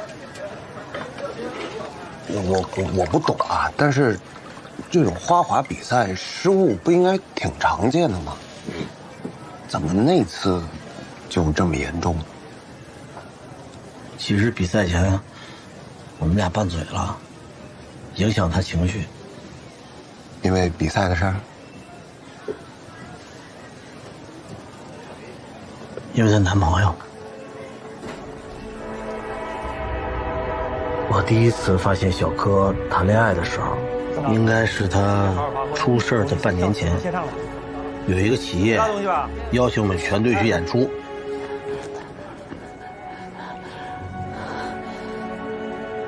秋冬，快点的，进来，马上发车了都。那个小柯不是补觉吗？我一会儿叫他去打车过去。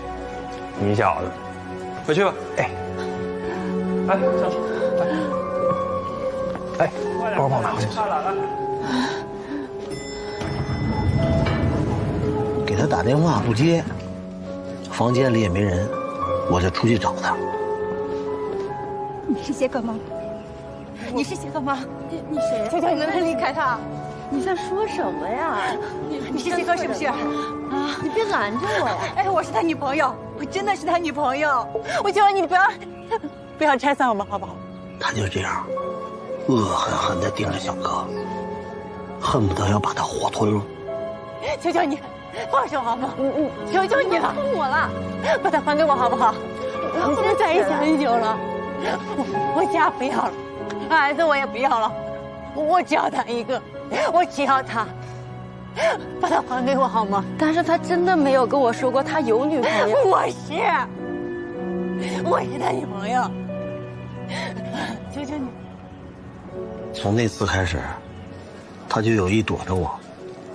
当时我们正在备战亚洲锦标赛，除了训练，都一句都不跟我说。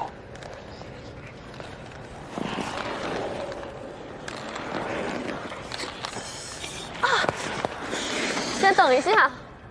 怎么了？是我感觉没有把握？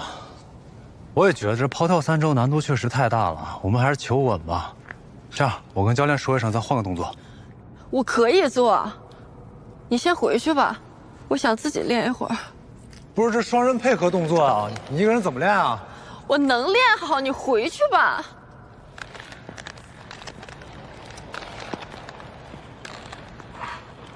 干我们这行的，俩人一起长大，一起训练，一起吃饭，除了睡觉不在一块儿，几乎天天都在一块儿。而且身体上有那么多接触，人家对象心里肯定别扭，对吧？不是，没道理。这种情况，他们俩处之前他就该知道啊，不能谈都谈了才说我介意这个事儿，那不成心找事儿吗？我心里边有愧疚。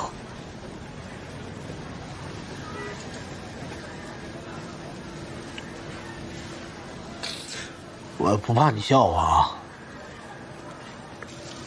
我一直喜欢小柯，我认为这辈子注定我们俩人要在一起，我都想好了，等这次比赛再拿了冠军，我就跟他表白。别想。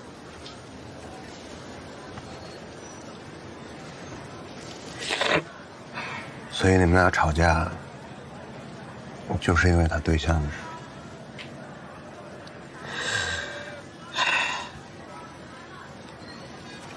比赛前，我看见他吃药了。什么药？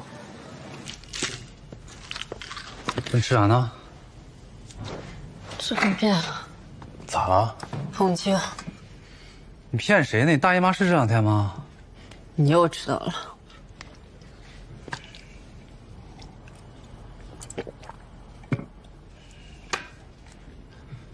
是不是跟那男的有关？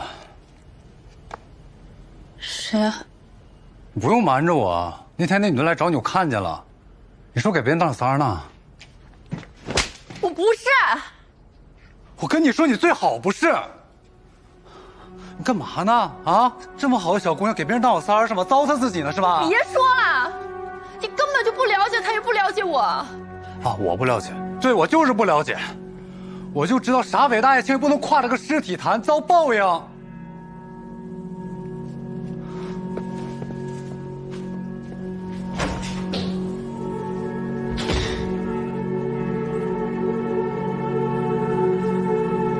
谁？谁死了？活动结束以后，所有人都回团里边了。我有几个好朋友来找我玩，我就在那个酒店里多住了1天。第2天我退房的时候，哎，你好，办一下退房。好的。看酒店门口有警车，还有救护车，围了好多人，说是酒店呢屋子里边死了一个女人。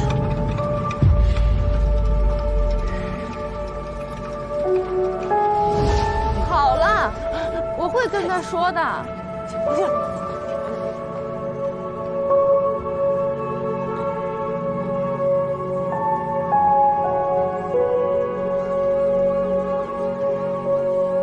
怎么死的？凶杀、自杀还是意外？我不知道。我那段时间还特别关注报道来着，也没说啥刑事案件。所以当时谢科不知道这事儿。这就是我做的最后悔的事儿。我没忍住，我把实话跟他说了。他一听完，整个人都傻了。你说我怎么这么贱啊？这么贱，这个嘴就这么贱，什么时候说不好，偏偏这时候说这么贱，这么贱，这么贱，跟小哥说什么呀？等会儿，别这样。你说他比赛前吃止疼片，那你知道他身上有纹身吗？他没有纹身。有，他就在这儿，一个美杜莎，头上长蛇那女的。不可能，我们两个人啊，天天练，炮后那3周，你说那位置是他最受力的地方，怎么可能？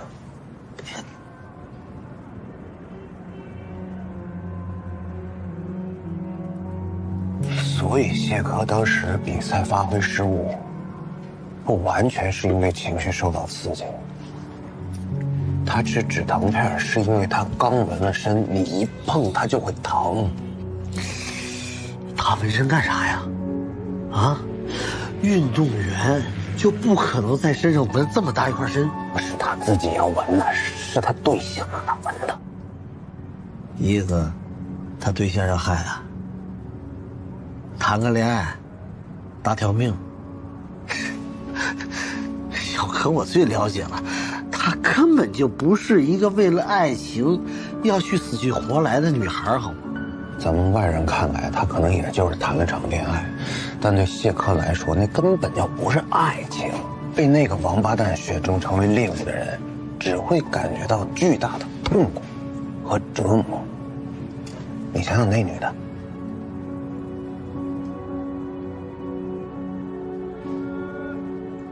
啥意思？不也死了吗？我明白了，他能逼死一个人，当然也能逼死另外一个，对吗？那小柯是让别人害死的，对吗？他是被人害死的是吧？他是被人害死的，对吧？干什么呀你？你是不是疯了？你要是不想过了，就直说。这一天天的，你还摔上了。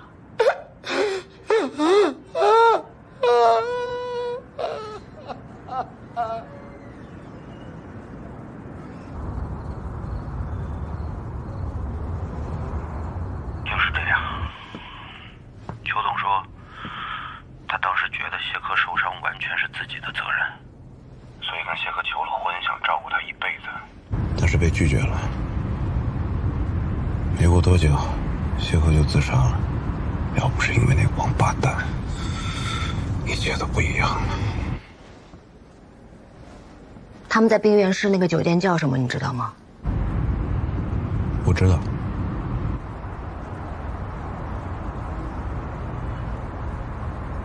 你说这事儿我记得，那女的叫何潇，滇南人，跟和珅一个姓吗？哎，经理，啊，他身上有没有这样的纹身？哎，对，就是这个，满脑袋都是蛇嘛，贼吓人。哎，你一说这事儿，我想起来了。你说他好好一滇南人，也不知道为啥，这大老远的跑到俺们冰原这块来，你说这叫什么事儿？确定是自杀吗？确定无疑啊！这警察当时把这酒店上上下下那查了个遍，他是自己过来开的房，对吧？住了几天，然后当天晚上他也是自个儿回房间，然后就取暖店了嘛。中间也没见他跟杀人接触过。我当时是服务员，我进房间是要给他换那床单，然后这不倒霉吗？我碰这种事儿，那警察把我问好久呢。那后来呢？啥后来呀？他家人啥都没来找他。啊，我听说她老公后来去派出所确认的身份，说第2天要把这个遗体拿走，结果再打电话人消失了。您这记性也够好的，这都过多少年了？你说这事儿啊，就包括他那死法，那也太诡异了。我就这么跟你说吧，当我推开门那一刹那，我这辈子我都忘不了。